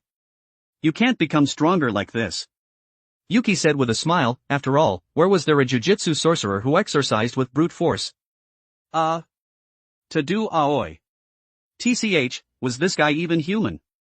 He tore a grade 1 cursed spirit apart with his bare hands. He couldn't even do that. Then how can I become stronger? Itadori Yuji stared at Yuki with a curious expression. After all, he could easily suppress the Ryaman Sukuna in his body. Hey, brat! I know what you're thinking. Ryaman Sukuna said, cursing, I'll beat him until he only has 1 breath left after I eat 6 fingers. Slap! Itadori Yuji slapped Sukuna, who was speaking, with his right hand, and said, sorry, Yuki-senpai, he comes out from time to time, please teach me how to become stronger quickly. Don't be too arrogant, I'll beat this brat to the ground and beg for mercy sooner or later, and then I'll let you, Itadori, out to watch his miserable appearance, then you'll know how powerful I am. Yuki looked at Ryomen Sukuna, who was speaking on the back of Itadori's right hand, and responded. I'll be waiting for your challenge at any time. Looking directly at Ryomen Sukuna's eyes, Yuki didn't think that he wouldn't be able to beat him in the future. His limit was those 20 fingers, and as long as he didn't die, then he had no limit. Fearless, dauntless. Death was far away for him, he hadn't even touched the true power of these eyes yet. Wait for it, brat. Ryomen Sukuna said and then went back. To be honest, this brat's growth speed was really fast, and he seemed to instinctively preserve his trump cards. He had beaten him with one finger before, relying on that so-called sage mode, and he had opened a Tengu armor yesterday, and had even shattered his domain, and space was twisting. What would he reveal next time he fought him? He was very curious to see how far this brat could go, so he suddenly didn't want to kill him. After all, what was wrong with creating a formidable opponent who could fight him at his peak? Delicious food always had to be gnawed on slowly. But he would definitely beat him to his knees and beg for mercy next time. He went back. Itadori Yuji looked at his right hand, and then continued to ask, Senpai, senpai. Quickly teach me how to become stronger. Let me see. Yuki activated the 3-Tomo Sharingan, and peered at the cursed energy in Itadori's body. It was a big ball, but he didn't seem to be able to interfere too much with the huge cursed energy in his abdomen. He said, show me how to control cursed energy to strengthen your limbs. Like this? Itadori Yuji knew how to control the cursed energy in his body, he should, right? After all, he seemed to have grasped a little trick when he was beaten half to death by that special grade cursed spirit yesterday, covering his whole body with cursed energy. How is it? Yuki looked at the cursed energy in his body, which didn't move at all, and said, it didn't move at all. Eh? Itadori Yuji said in surprise, how could that be? I remember that's how it felt back then. Gojo-sensei didn't tell you how cursed energy was born? No. Seeing Itadori, who was stunned, Yuki supported his forehead. That's right, it would be outrageous if Gojo-sensei, who was always hands-off, taught him this thing so early. It had only been a few days since he entered the school, and he had abandoned them and gone on a trip alone. He explained, cursed energy comes from human negative emotions, the birth of cursed spirits. Looking at Itadori, who had a solemn expression, Yuki, who had finished explaining, said, that's about it, did you understand? I should, right. Itadori Yuji scratched his head. He didn't quite understand this theoretical stuff. He only knew that he had to be angry if he wanted to use the cursed energy in his body. That was all he needed to do. Get angry, recall the things that make you angry. Looking at Itadori Yuji, who was meditating with his eyes closed, Yuki stared intently at the ball of cursed energy in his body. Like a broken water pump, the water that flowed out would increase sharply for a while and then dry up. Repeating like this, the negative emotions would never reach a balance point. The cursed energy attached to his fist was sometimes there and sometimes not, like the waves crashing on the beach. Okay, that should be enough. Yuki, who had seen the reason clearly, called a stop, and said, you don't seem to be able to control your emotions very well. Eh? Itadori Yuji, who was in an area that was a blind spot for his intelligence, asked in confusion, emotions can't be controlled, right? That's you. Yuki said bluntly, you're the only one who's so thick-skinned and doesn't know how to lie, that's why you can't control your emotions. Although extreme anger will make your cursed energy huge and the power of your techniques increase, it will also waste a lot of cursed energy at the same time. It's like if you slap me, I'll quickly adjust my emotions. Slap. Yuki had taken a slap solidly, looking at his junior, who slapped him as soon as he said so. His heart was filled with mixed feelings. He really wanted to kill Ryomen Sukuna's vessel right now, and see if the system would give him more rewards. Sorry, senpai, I just wanted to try it out? Looking at Yuki-senpai, who had a blank expression, Itadori Yuji, who had an apologetic expression, exclaimed in his heart, as expected of senpai, he actually suppressed his emotions so well. Underscore underscore underscore underscore underscore underscore underscore underscore underscore underscore underscore underscore underscore underscore underscore underscore underscore underscore underscore underscore. For more advanced chapters visit my Patreon. Patreon.com/Kane45. Tier, $10 casual reader, plus 20 advanced chapter. $20 intermediate reader, plus 40 advanced chapter. $40 expert reader, plus 80 advanced chapter. Update, Monday to Friday, update 3 chapters a day. Saturday and Sunday, off. Chapter 106, JKNS, Chapter 106. 2,178 words. Put. Ryomen Sukuna, who was sitting in Itadori's mental world watching the show, laughed loudly, ha ha. This brat really wants to kill this kid right now, his soul is trembling. Unfortunately, Itadori couldn't hear him, because this was Sukuna's solo entertainment. He had never touched his face with his hand, but this kid had done it, and it had directly made everyone laugh. Yuki was probably dumbfounded, which also proved that he had no defense against his companions. After all, with his reaction and speed, if he was a little wary, Itadori wouldn't be able to touch him once.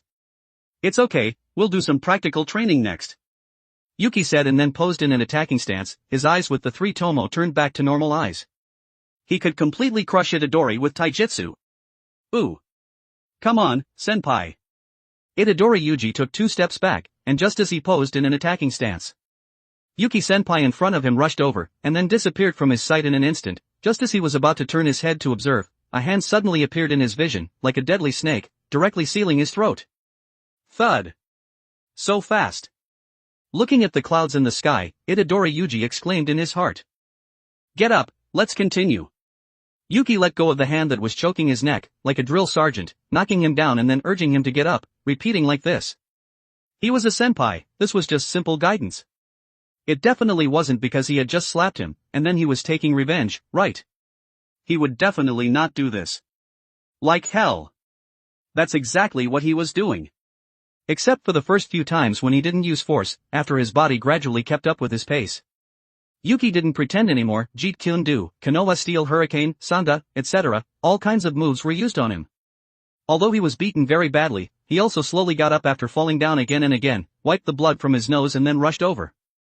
Falling down again and again, getting up again and again. Itadori Yuji didn't seem to feel the injuries on his body, and continued to charge up after writing down the reasons for his failure. Is Sukuna helping him repair his body injuries?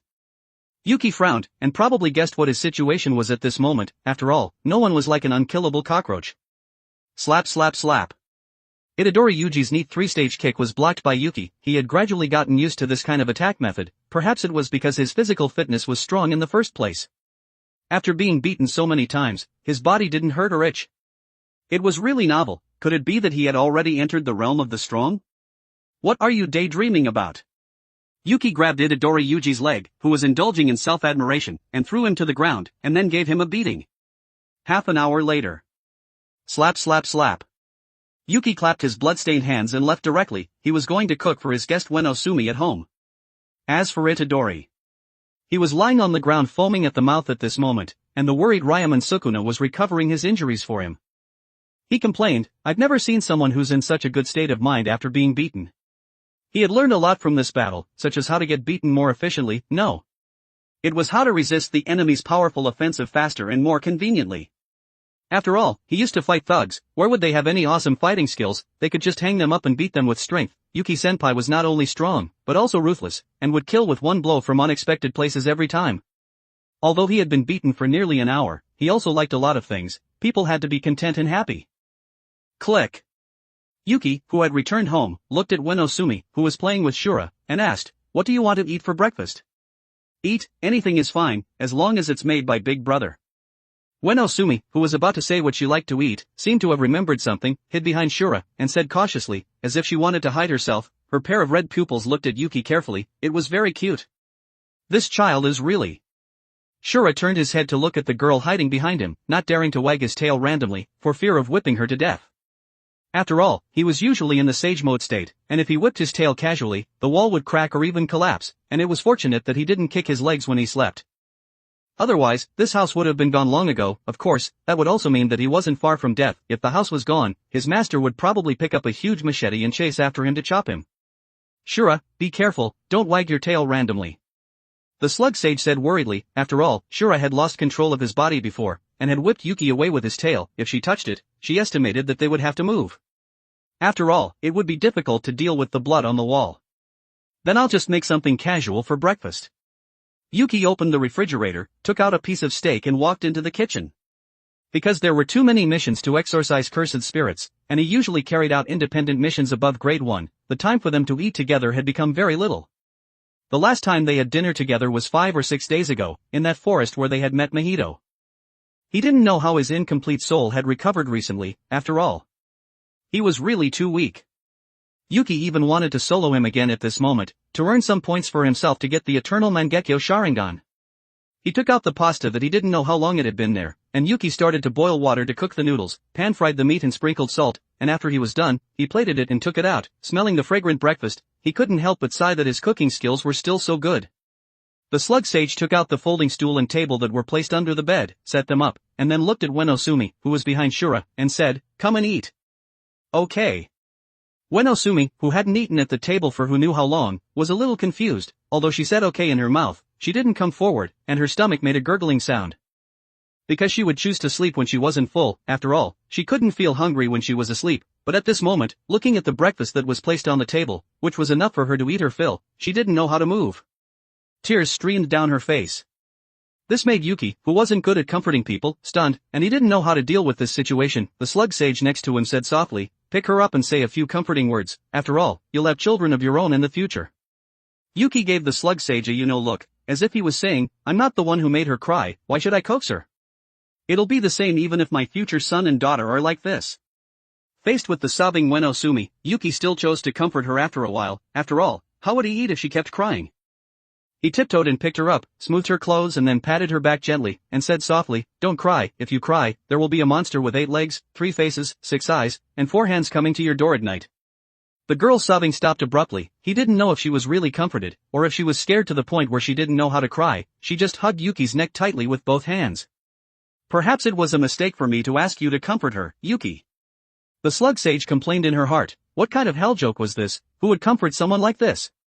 But the child really wasn't crying. Okay, let's eat."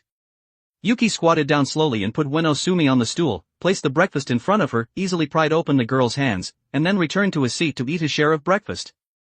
Ding-a-ling.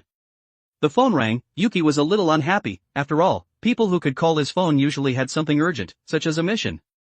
He picked up the phone and took a look, and found that it was Nanami who had called, and his unhappy expression turned into confusion. He seemed to be carrying out a mission to track down Mahito, right? What was he calling for? He answered the call. "What's wrong?" "Nanami-san? I need you to come over here." In the underground passage, dozens of cursed spirits had been killed miserably. Nanami Kento held his weapon in his right hand, and his originally neat suit was stained with blood at this moment, and it couldn't be wiped off, and the black ditch was dyed a little red by the blood. The foul smell didn't make Nanami Kento uncomfortable. He was just looking around while calling Yuki. After all, he was very concerned about everything, and was conscientious and responsible. He took a few photos and sent them to Yuki, who was on the phone, and said, "These should be the humans whose souls have been modified by that special grade cursed spirit." Looking at the photos that had been sent, Yuki seemed to have a headache at this moment. Had his soul recovered so quickly? Or was he lying to him again? Or was it a trap? But no matter what, he had to go there. After all, Nanami-san might not be able to handle that thing. Everyone had their own expertise. Mahito could attack souls, and could also tamper with his own soul form. This ability meant that physical attacks were ineffective against him. But this was very likely a trap set by that guy Geto. After all, that guy was addicted to ambushing him, and he might have a showdown this time if he was ambushed for real. "I understand, Nanami-san, send me an address. I'll rush over after I finish breakfast." Okay. The phone hung up, and Yuki continued to eat the breakfast on the table. Then he saw the address that Nanami Kento had sent. "Big brother, are you going out?" Uenosumi, who was eating meat carefully, asked. I'm going out to carry out a mission. The slug sage will take you out to play in a bit." Yuki saw Uenosumi's open mouth close slowly again, as if she was looking for a topic, but she couldn't find one.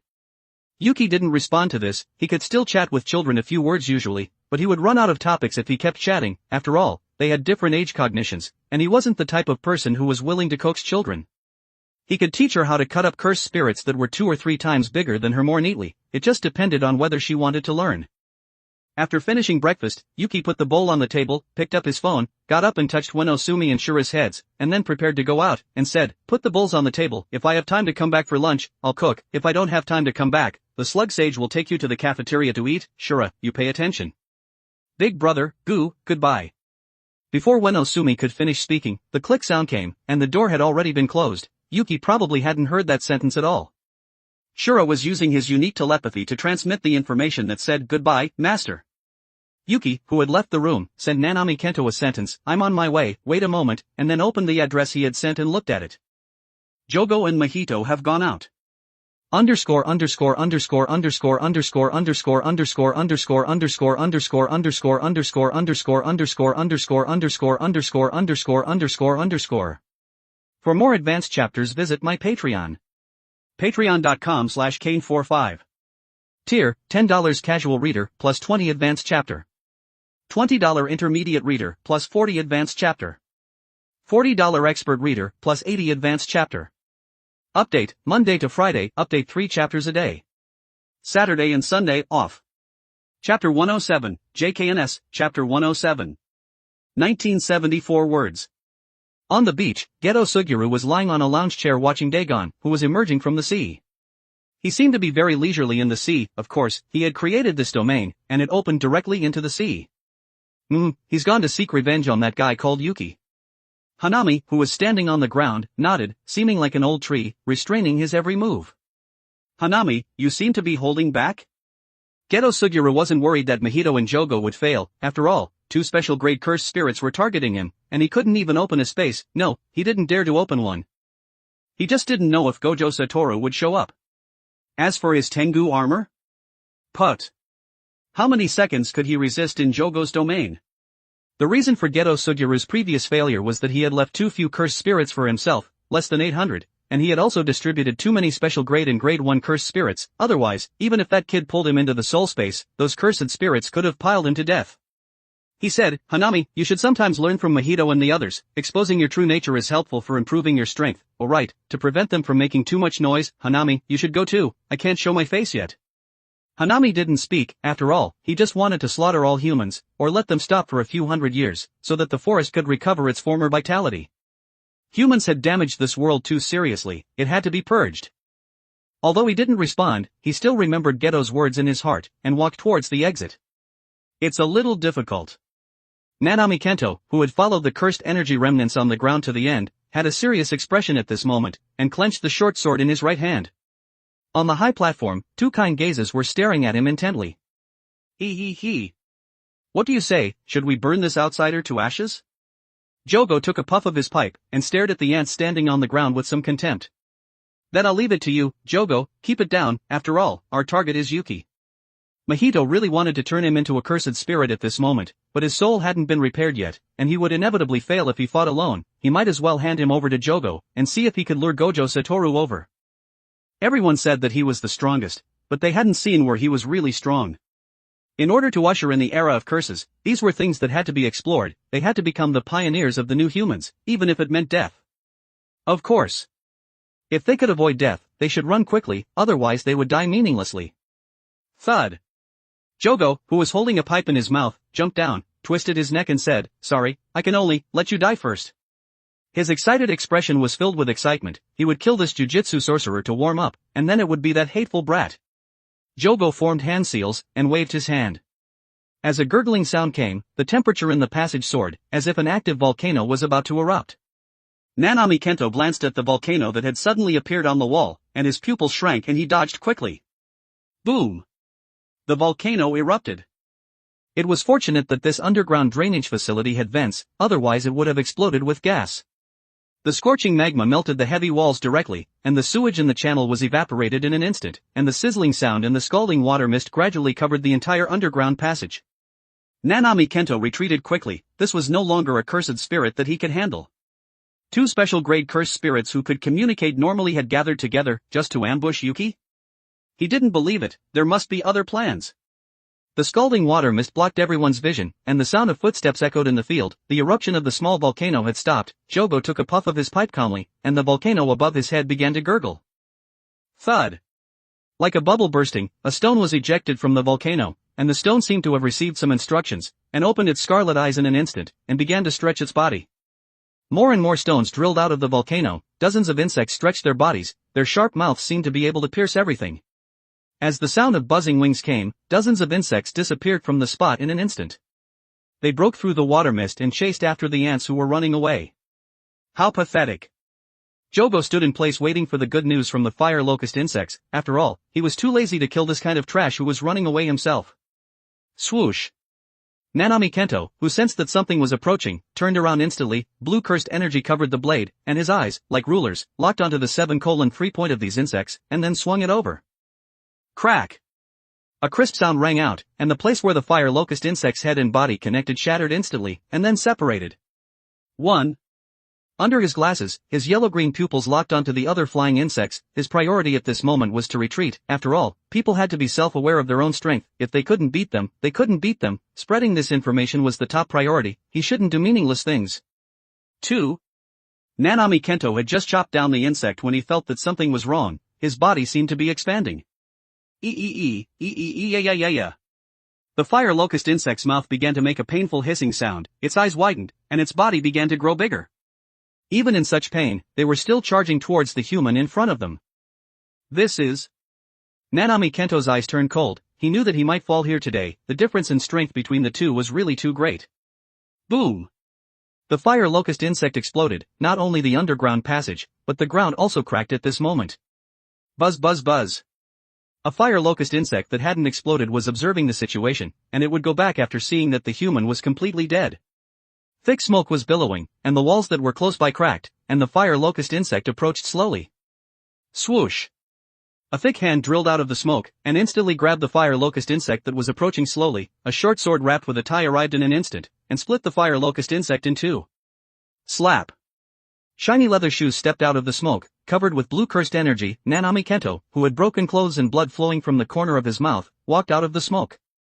The explosion just now wasn't just an explosive attack, it also came with high-frequency sound waves. His ears were buzzing at this moment, and his brain was shaken to the point where he was a little dizzy, and he couldn't even hear his own footsteps.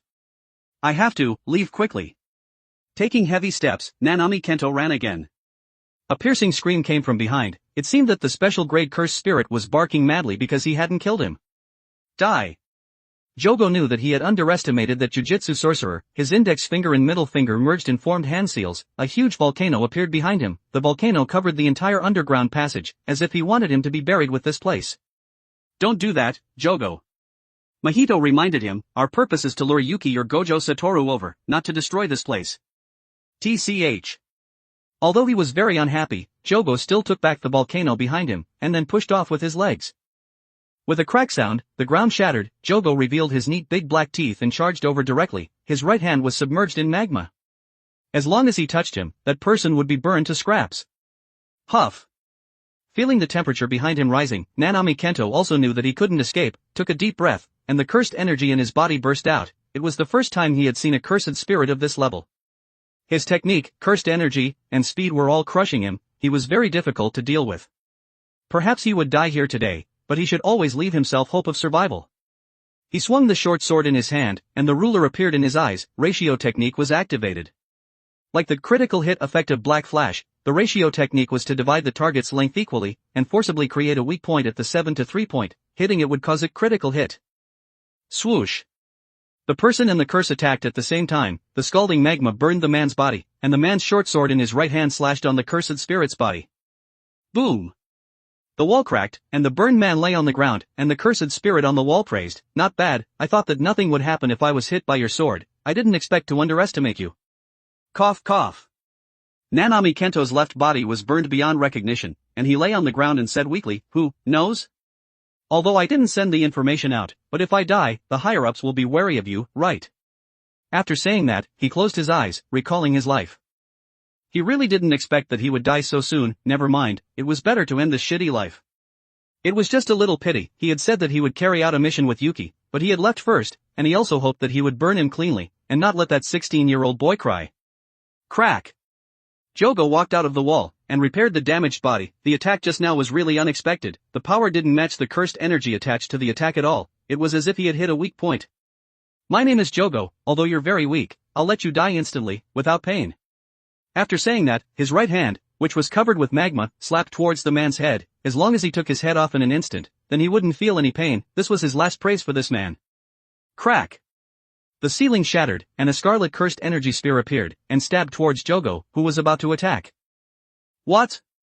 A sense of crisis swept over him, and Jogo retreated quickly. If he still chose to take the man's head, then he might be pierced by this thing. Bang! On the ground. Yuki, who had opened the Mangekyo, looked down at the hole he had opened with Susanoo on the ground, and muttered, "It looks like I made it in time." And the passers-by who were passing by were also startled, not to mention why there were cracks on the ground before, but now a big hole had suddenly appeared.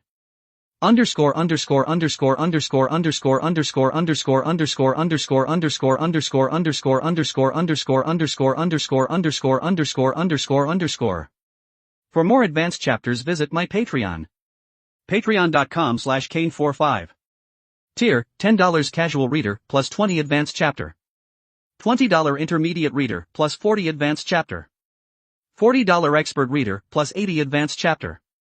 Update, Monday to Friday, update 3 chapters a day. Saturday and Sunday, off. Chapter 108, JKNS, Chapter 108. 1994 words. Is that a monster? A passerby who could see Susanoo said in surprise, there was a huge god on this boy's body. His huge body was red, his eyes were white, and he held a spear in his hand. As the spear dissipated, the boy took out his phone from his pocket, and said a few simple words, as if he was making a will. Then he glanced around, said evacuate quickly, and jumped down.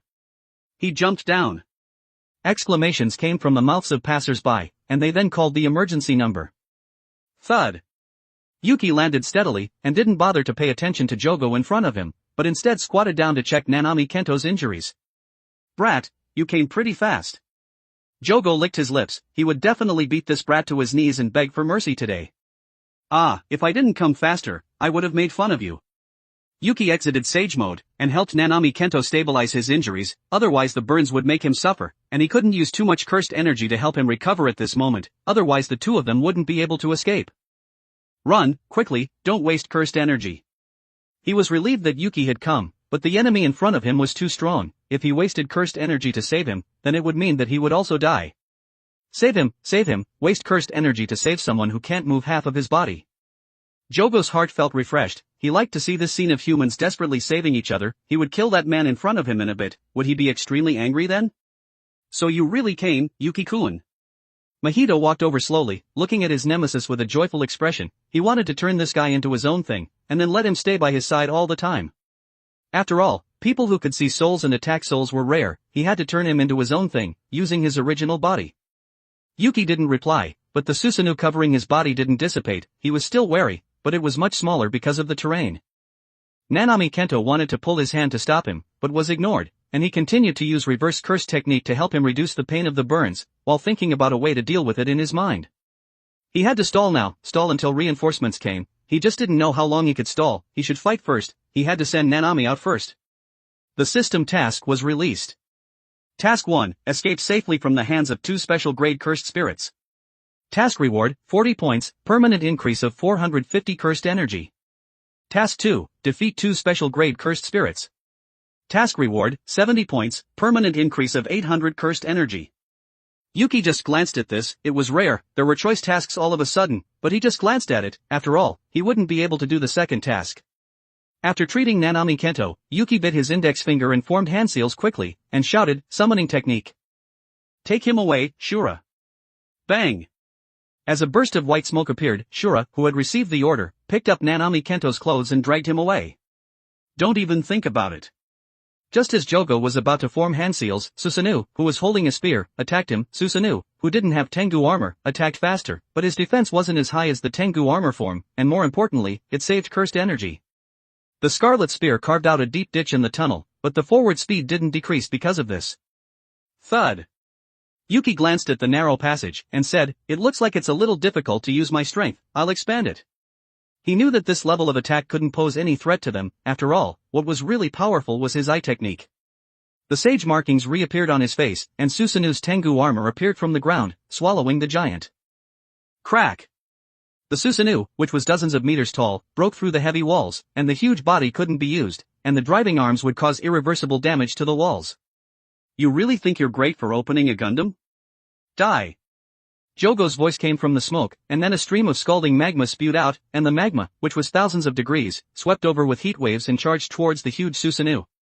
Yuki just glanced at it, and continued to control Susanoo to pick up the shield behind him. This place was too small, it wasn't suitable for him to fight. The Mangekyo Sharingan in his right eye was engraved on the huge shield, and he slapped it towards the incoming magma. Like a swift current meeting a boulder, it exploded instantly. Crack!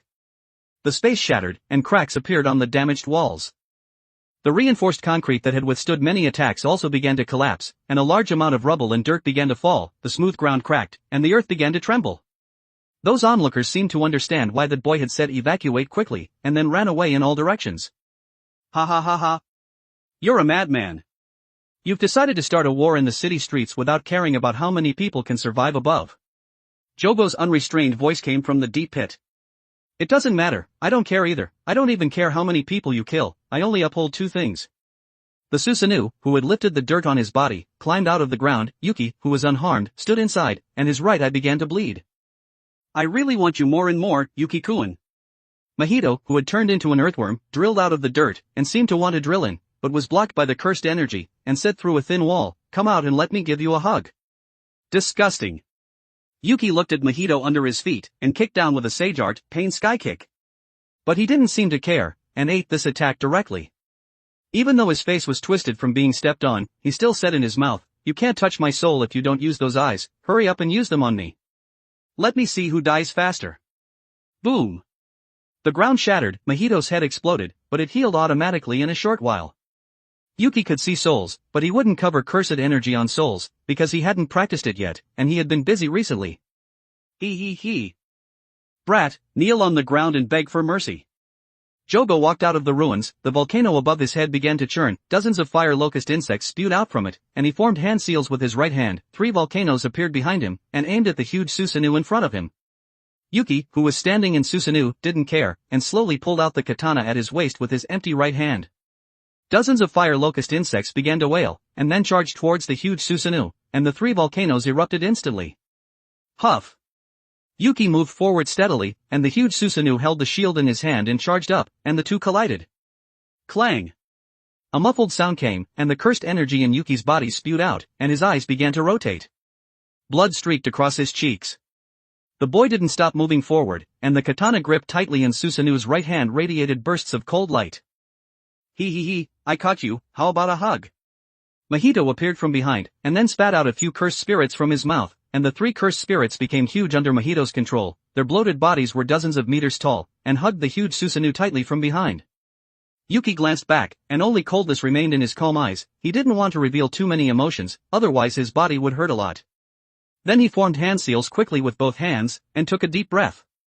Sage Art, Great Fire Annihilation. A fireball that was dozens of meters big was spewed out, and then the sizzling sound of burns came, but the cursed spirits didn't stop because of this. Their faces were filled with pain, tears flowed from their eyes, and they roared, it hurts so much. Save me.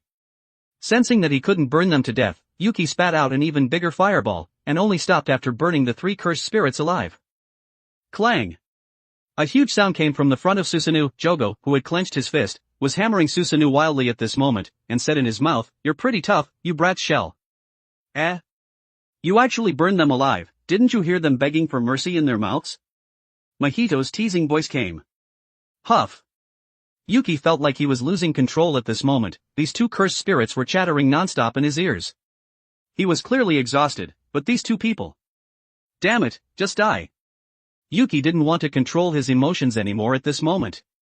Vast sage art burst out from his body, the red light in the eyes of the tall Susanoo lit up, the katana in his right hand was thrown into the sky, and he grabbed towards Jogo, and the shield in his left hand was thrown towards Mahito behind him. The 2 cursed spirits frowned and dodged instantly. Slap. Susanoo caught the katana that had fallen from the sky, and the scarlet Mangekyo locked onto Jogo in the air, and the giant sword was swung out. Crack. The space shattered suddenly, and the blade, which was still dozens of meters away, arrived on Jogo's body in an instant. This sword. With the help of Mirror Shatter, it directly broke through space, allowing the distance between the blade and Jogo to be compressed infinitely, until it arrived.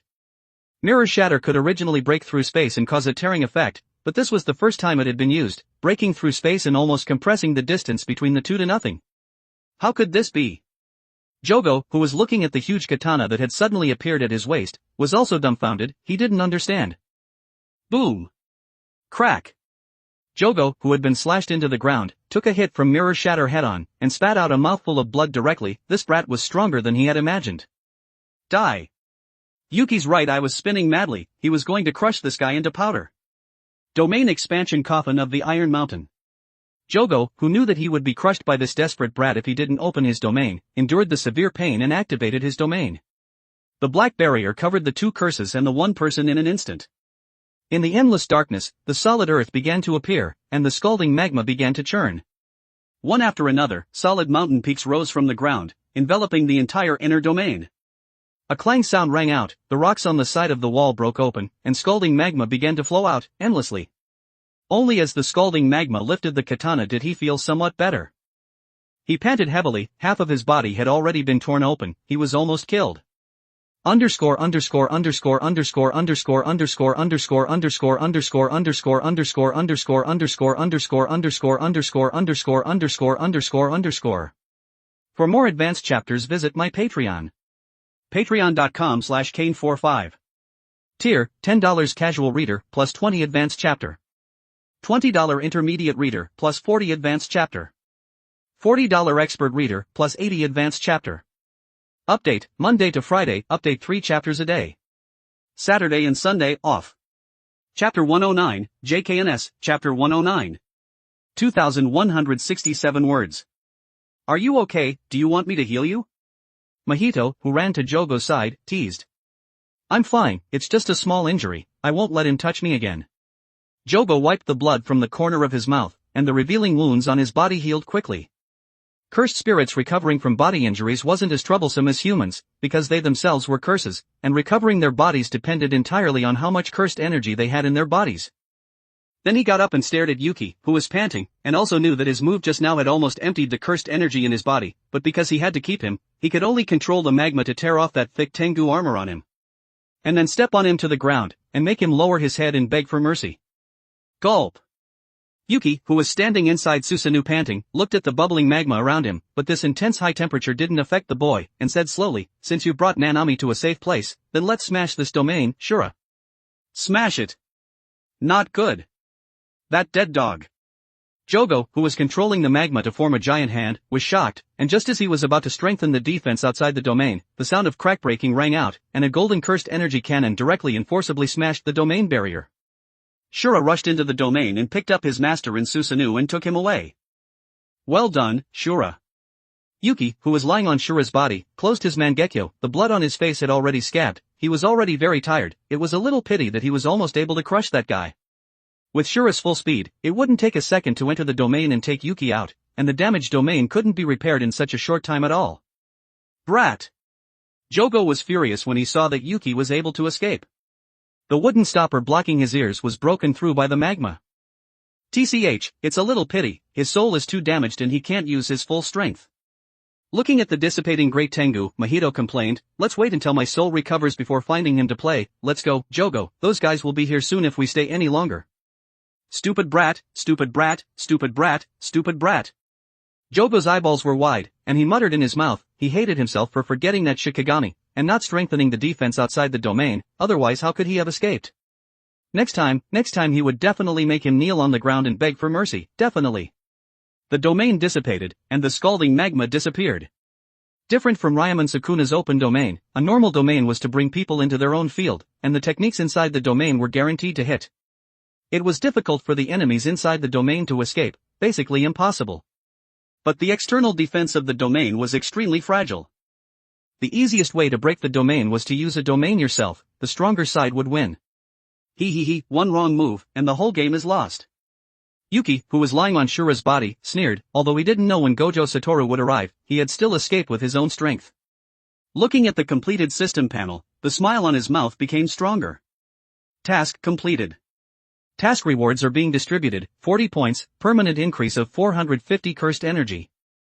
Nanami Kento, who he usually chatted with, hadn't died, and he himself had retreated completely, it wasn't a loss. I'm late. In the sky, Gojo Satoru, who was wearing sunglasses, stared at the cursed energy remnants in the deep pit on the ground. He had rushed over here after receiving the call, but it seemed that he had gotten the teleportation point wrong, and had deviated by dozens of kilometers. After all, he was a little far away, and this level of deviation was within expectations, but what about this situation now? Had Yuki left, or had he been taken away? A little anxious, Gojo Satoru quickly took out his phone. He didn't want his student to have an accident, but his hands-off personality could only train them like this, he couldn't possibly follow them every day, right? Beep. Beep. Gojo Satoru looked at the phone screen, and his right thumb tapped unconsciously, and the frequency gradually increased. Beep beep. The call connected, and before Yuki could speak, Gojo Satoru said anxiously, "Where are you?" Yuki's weak voice came from the phone, "I've already left, I'll see you at Jujutsu High, Gojo-sensei. After saying that, Yuki hung up the phone. He was lying on a high-rise building at this moment, and Nanami Kento, who had burns on half of his body, was leaning against the wall, and said with a gratified expression. It's really good to see you come back alive. If you had also died, then it would be a curse for me for the rest of my life. I'm not going to die so soon. Yuki got up with difficulty, and said to Shura, exit Sage Mode, let me take some cursed energy. Woof woof. Okay, master. Shura shouted and then exited Sage Mode, and the cursed energy in his body decreased by more than half in an instant. Let me help you heal again, Nanami-san, otherwise you'll have scars.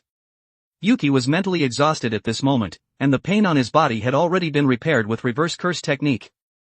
Looking at the body with half of its flesh completely cooked and necrotic, Yuki raised his right hand and touched it. He bit his tongue and forced himself to wake up, and began to operate reverse curse technique to replace the necrotic muscles on his body, otherwise it would be too late when that part of his soul also transformed with his body and recovered. A soul resided in the flesh. If an arm was cut off, the soul would still exist briefly, but if the time was too long, the soul would dissipate, because there was no flesh to reside in. 10 minutes later. Yuki, who had finished treating him, lay on the ground directly. He was really exhausted today. The vision in front of him became blurred, and the boy's exhausted soul finally couldn't hold on, and said, I'm going to sleep for a while, and then began to hibernate. Shura looked at his sleeping master, squatted next to him, and gently put his tail on his stomach. Thank you for your hard work. Looking at Yuki, who was lying on the ground, Nanami Kento picked up the phone he had placed on the ground, and called Ajichi Kiyotaka, and told him the address, and also reported the newly appeared special grade cursed spirit. After hanging up the phone, he took off his broken glasses, and his yellow-green pupils stared at the scenery in the distance, his scattered hair fluttered in the wind, and said, perhaps I'm still too weak. He had gone to work after graduating from Jujutsu High, and his own talent wasn't low. After all, how many grade 1 sorcerers were there in the Jujutsu world? His criticism of himself was also without any selfishness. Right was right, and wrong was wrong. He had originally lain there with a mindset that he was going to die, but he didn't expect to be saved. He didn't even know how to repay this debt. Half an hour later, Ajichi Kiyotaka arrived in a sedan. Nanami Kento picked up the sleeping Yuki and walked downstairs. Shura wagged his tail and followed behind, but he was too heavy and couldn't climb the stairs, so he could only return the way he came. He would go back the way he came. Between the high-rise buildings, if you see a dog shuttling back and forth, then please don't be afraid, because it's a super dog.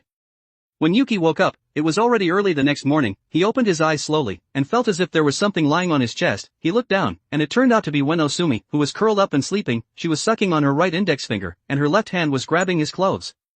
A faint smile appeared on the corner of Yuki's mouth, and he gently took her left hand away, and got up quietly. Sensing that someone had woken up, the slug sage woke up from the wall, looked at Yuki, who was preparing to go to the bathroom, and said happily, Yuki, you're awake. I made you worry, slug sage. Yuki nodded, and then walked into the bathroom, looking at himself in the mirror. After yesterday's battle, his eye vision had dropped sharply again. It looked like he could apply for a white bandage soon. He felt that he should get used to wearing it now. It wouldn't be too late. After all, he also wanted to experience, like hell. The 6 eyes were like the Byakugan. He could see the road, but he couldn't see it. Sigh. After washing up, Yuki threw those troubles to the back of his mind. After all, it would be the same no matter how troubled he was. He might as well make himself happy. He started to consider whether he should buy Izanagi. After all, there was a high probability that he wouldn't be able to gather the points to evolve into the eternal Mangekyo and would just go blind. And then be forced to change his eyes. Walking out of the bathroom, Yuki opened the refrigerator and looked at the meat that had been changed, and casually took out 3 pieces and started to make today's breakfast. The sizzling sound of oil came from the kitchen, and Shura, who was lying on the ground sleeping, woke up when he smelled the fragrance, along with Uenosumi, who was sleeping on the bed. She got up slowly, wiped her eyes and said, Big brother, what are we eating today? We're eating steak. Oh, if you want to eat other dishes, I'll go out and buy some vegetables later. What do you want to eat? I don't know. Uenosumi, who had been locked up for a long time, really didn't know what the names of the dishes she wanted to eat were. She only knew what they looked like. She walked barefoot on the smooth floor, and leaned against the door, staring curiously at Yuki, who was cooking in the kitchen. At this moment, his hands were stirring in the pot, and the sizzling sound of frying rang in her ears, but it smelled very fragrant. Yuki, who was wearing an apron, put the chopped meat in the pot into a plate. Although he hadn't washed those yesterday, it didn't affect the fact that he had many plates stored at home. Go brush your teeth first, and then come over to eat breakfast, Yuki said, glancing at the rice cooker, which hadn't finished cooking yet. Brush my teeth? Oh. I'll go right now. Ueno Sumi, who had recalled what brushing her teeth was, quickly ran into the bathroom and picked up the only cup and toothbrush in front of the mirror. Yuki was stunned at this moment. Had he bought her a toothbrush and cup?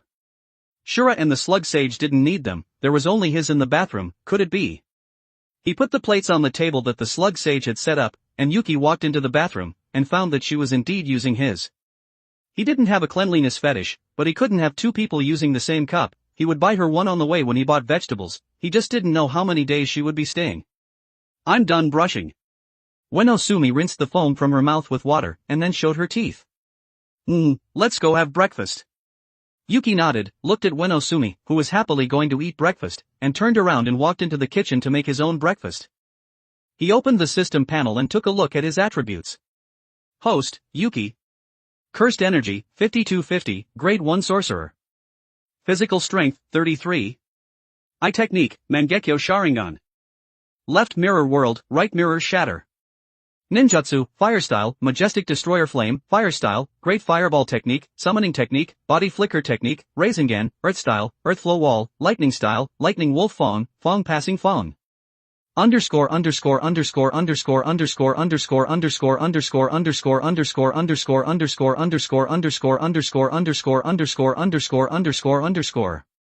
For more advanced chapters visit my Patreon. Patreon.com/Kane45. Tier, $10 Casual Reader, plus 20 Advanced Chapter. $20 Intermediate Reader, plus 40 Advanced Chapter. $40 Expert Reader, plus 80 Advanced Chapter. Update, Monday to Friday, update 3 chapters a day. Saturday and Sunday, off. Chapter 110, JKNS, Chapter 110. 2,314 words. Taijutsu, Self-Defense, Military Fist, Sanda, Jeet Kune Do, Two Moon Heaven Sword Technique, Pain Sky Kick, Konoha Strong Whirlwind. Not bad. After completing 2 more system tasks, the Cursed Energy panel will be qualified. After finishing breakfast, Yuki got up and left, called out to Shura to behave himself, and then prepared to go out to buy clothes and household goods for Ueno Sumi. He had originally planned to buy them yesterday, but he had passed out.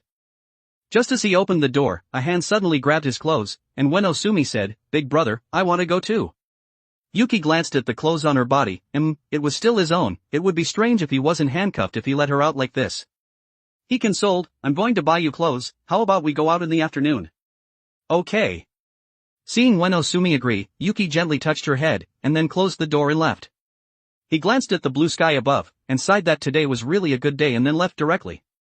Compared to the sudden missions he usually had, today did seem like a good day, and the exchange event was approaching. He just didn't know when Maki and the others would come back. It would be almost July and things would enter a calm period, and the appearance of cursed spirits wouldn't be so frequent. The Jujutsu sorcerers would also get a time to rest, but it seemed a little slow to earn points. He didn't know when this dog system would realize the fact that he had too few points. "Yo, you woke up so quickly?" Walking to the first floor, Gojo Satoru's voice came from afar. Yuki turned around and looked over, squinting his eyes to see Gojo-sensei's face clearly, and said with a smile, I was just too tired this time, I didn't suffer any injuries." Looking at Yuki, who was having a hard time seeing people clearly at this moment, Gojo Satoru couldn't help but feel a little disappointed. After all, he had heard Nanami say it yesterday, and then had roughly estimated the strength of that cursed spirit based on the cursed energy remnants left on the field. The conclusion he had reached was that, except for himself, none of the current Jujutsu sorcerers were a match for him. Of course, excluding Okatsu Yuta, who was abroad, he was a very strong guy. He said, "I applied for 3 days of vacation for you, what are you going to do now?" "Oh." Yuki, who had just been excited that he had 3 days of vacation to rest, realized that something was wrong. He was in a period of injury right now, and could refuse missions. What was the point of applying for these 3 days of vacation? Although he was speechless, he still said thank you. He said, "I'm going out to buy clothes for the girl who's staying at my place temporarily these few days." Buying clothes, huh? Although Gojo Satoru said this, his gaze was always on Yuki's eyes, and the person in question felt a little flustered from being stared at, and his words hit the nail on the head. "Your vision has been dropping sharply these past few days. Is there anything you need me, your teacher, to help you with?" "Eye exercises? I'm very good at them." Although Gojo-sensei seemed unreliable, he was usually very concerned about them, but he really couldn't provide Yuki with any help in this matter. The Mangekyo could only show its true power after evolving into the Eternal, and evolution was a little long. "It's okay, I'll handle this matter myself, that's it, I'll leave first, Gojo-sensei." Yuki waved goodbye, and was also considering whether he should get a pair of glasses. After all, it was too uncomfortable to see everything blurry. He was a little uncomfortable. Looking at the departing Yuki, Gojo Satoru didn't know what to say, and then saw his footsteps stop, and then walked back as if he had thought of something. He asked, "By the way, Gojo-sensei, I want to learn the technique domain expansion." "Is that so? Then come find me when you have time, I'll be at school these days." "Oh. I might not be here today, I have something to do." Seeing that he could finally teach something, Gojo Satoru said gratifiedly, with the amount of cursed energy that he had in his body at the moment, there was indeed no problem with performing domain expansion, but this thing depended on talent. He would just explain the principle, whether he could perform it depended on him. And he also had to go find those old guys above to settle the score. They had actually taken this opportunity to attack Itadori Yuji while he was away. The 4 first-year students were almost wiped out. It seemed that he had to let those guys know what strength was supreme. Sometimes giving them too much face would make them think that they were really amazing. "Okay, goodbye, Gojo-sensei." Yuki waved and left. This time he really left. There shouldn't be anything he had forgotten. Only by seeing domain expansion could he realize its true power. Ryuman Sukuna, who only had 3 fingers, had actually smashed the Tengu armor in the domain. Although it only took less than a second to repair it, he had indeed smashed it. He hadn't seen Jogo's yet. After all, he had run away soon after he had opened his domain, and hadn't had a head-on confrontation with him. He even had a feeling that he was still playing with him, but these didn't matter. He had saved the person, and the system reward had been received. It was just that his eyes had become more blind. He didn't know how angry he was at that time. It should be very funny, right? He had to mock him next time he met him. "I'm so angry, I'm so angry." On the beach, Jogo, who was full of anger, vented his anger at the sea. Every time he thought about Yuki being saved by a dog, he regretted it. Dagon, who was soaking in the sea, observed Jogo, who was full of anger, and then emerged from the water and spat a waterspout over. But this waterspout was a little big, 1 meter in diameter, and washed Jogo, who was venting his anger, far away. "Put." Jogo spat out the seawater in his mouth, and pointed at Dagon and cursed, "What are you doing? Can't you see that I'm angry?" Dagon just stuck out his tongue at this, and then left, drifting towards the depths of the sea. "You bastard!" Jogo, who had nowhere to vent his anger, chose to compete with Dagon in swimming, and the small volcano above his head began to erupt, like a steam train on the sea. He failed. Geto Suguru, who was leaning against a coconut tree, said with emotion. "Yeah, I didn't expect Yuki to almost solo Jogo." Mahito's small body was lying on the chair, turning back to his normal size before it had completely changed his soul state, and could also be thought of as pumping air into it. It was just for show. He couldn't even break through the normal Susanoo defense when he fought, but he was getting more and more like he wanted him. He lowered his head and stared at his right hand, and asked, "How are you planning to use him? If he gets stronger and stronger, he might break free from your control." "It doesn't matter. What we have to do now is to get all of Sukuna's fingers, and then seal Gojo Satoru." "Seal? What are you going to seal him with? Can't we take him down if we all go together?" In Mahito's mind at this moment, for special grade cursed spirits, plus the special grade cursed spirits that Geto Suguru had stored, could definitely kill this strongest. "We can't beat him. If you don't believe me, you can call Jogo over to test him, and say that I have Prison Realm here, and if he kills Gojo Satoru, I'll give him this special grade cursed object." Prison Realm?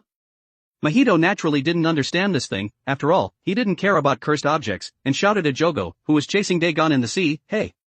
Jogo! Come up for a bit. I have something good here." "Something good?"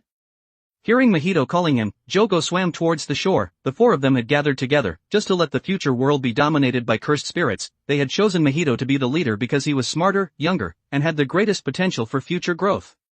Walking onto the beach, his originally wet clothes were dried in an instant, and he asked, "What good things?" "I'll attack if you lie to me. After all, I'm in a bad mood today. Do you know about Prison Realm, Jogo?" Before Mahito could finish speaking, Jogo's pupils shrank, and he asked excitedly, "Prison Realm? That forbidden thing?"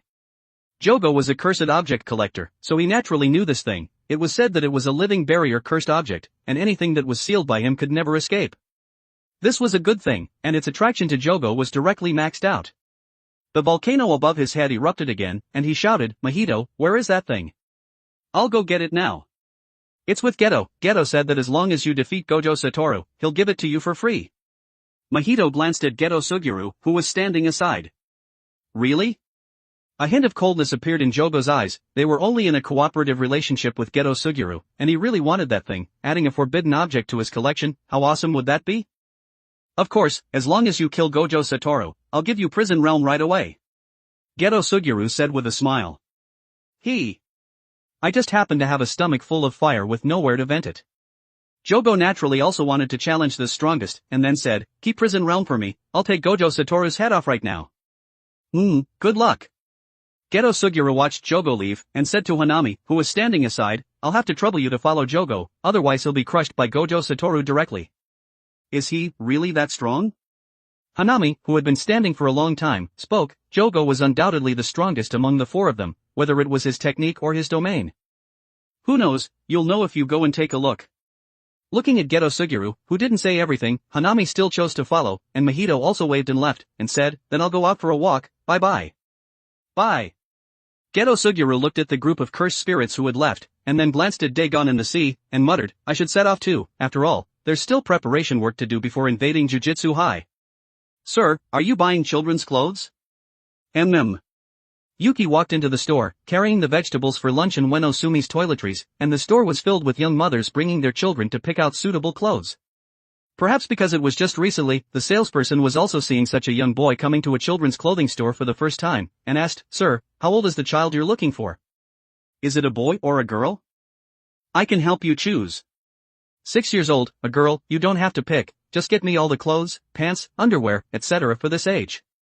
Yuki, who had just extorted 20 million yen from the Zenin family, was rich at this moment, and didn't care at all. After all, he wasn't picking vegetables, it was too troublesome, he just bought clothes casually, and would just throw them away if they were torn during battle. "Okay. Sir, please wait a moment." This made the salesperson very excited. Her salary was related to how many clothes she sold. Wouldn't she be getting a lot of commission today? At the same time, she envied his sister. Buying clothes was like booking the whole store. Was she born with a silver spoon in her mouth? As the saying goes, money could make a person's appearance infinitely high. The 20-year-old girl seemed to see the future, and shoved her phone number, as well as some heartwarming words, into the clothes while packing them. She was even afraid that one piece of paper wasn't enough, and shoved in more than a dozen, humming a little tune in her mouth, fantasizing about the scene of marrying into a wealthy family in the future. Not long after, the girl came out carrying large bags, and said with a charming expression, "It's 103,400 yen in total, would you like me to help you send them over?" "No, I'll swipe my card."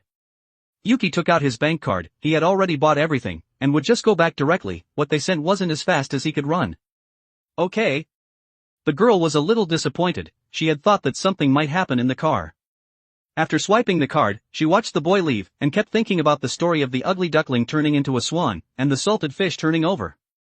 Underscore underscore underscore underscore underscore underscore underscore underscore underscore underscore underscore underscore underscore underscore underscore underscore underscore underscore underscore underscore. For more advanced chapters, visit my Patreon.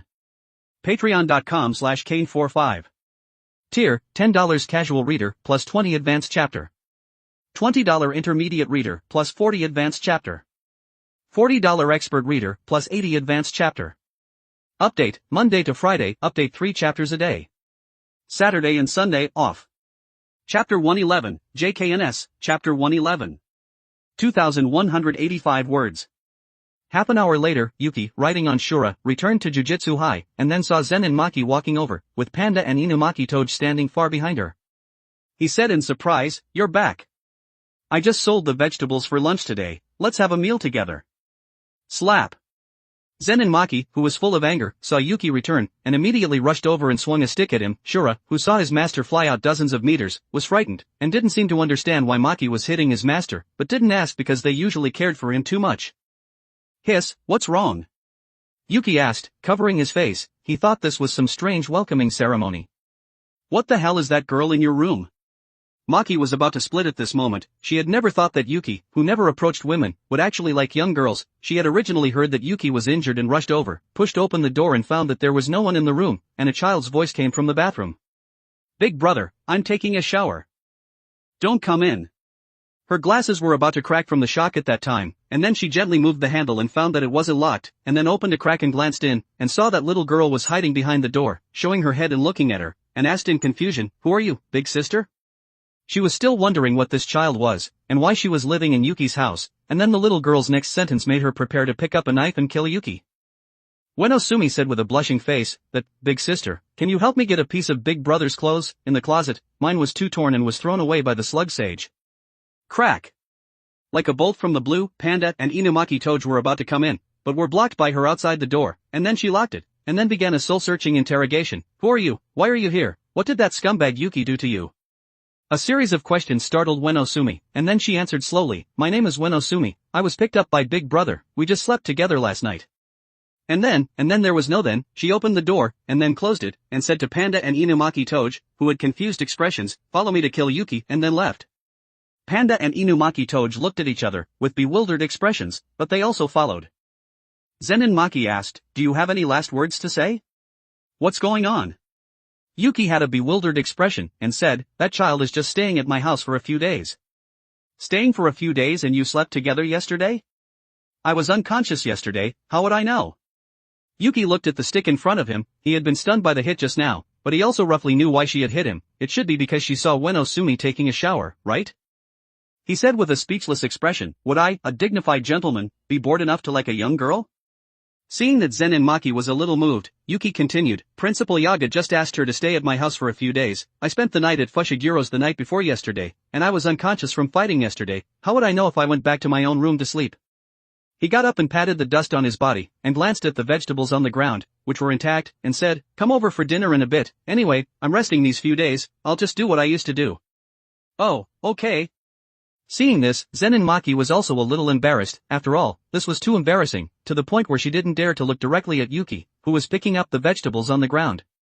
Seeing that the crisis had been resolved, Panda and Inumaki Toge quickly walked over, surrounded Yuki and helped him pick up the vegetables on the ground, and asked curiously in a low voice, what happened? Maki entered your room and walked out in a rage. Girl? What girl? Yuki, quickly tell me. Inumaki Toge asked curiously. Yuki had a speechless expression, these two guys didn't come to help him just now, and were now asking curiously, he took the vegetables from Panda and Inumaki Toge's hands, and then threw the question to Zenin Maki.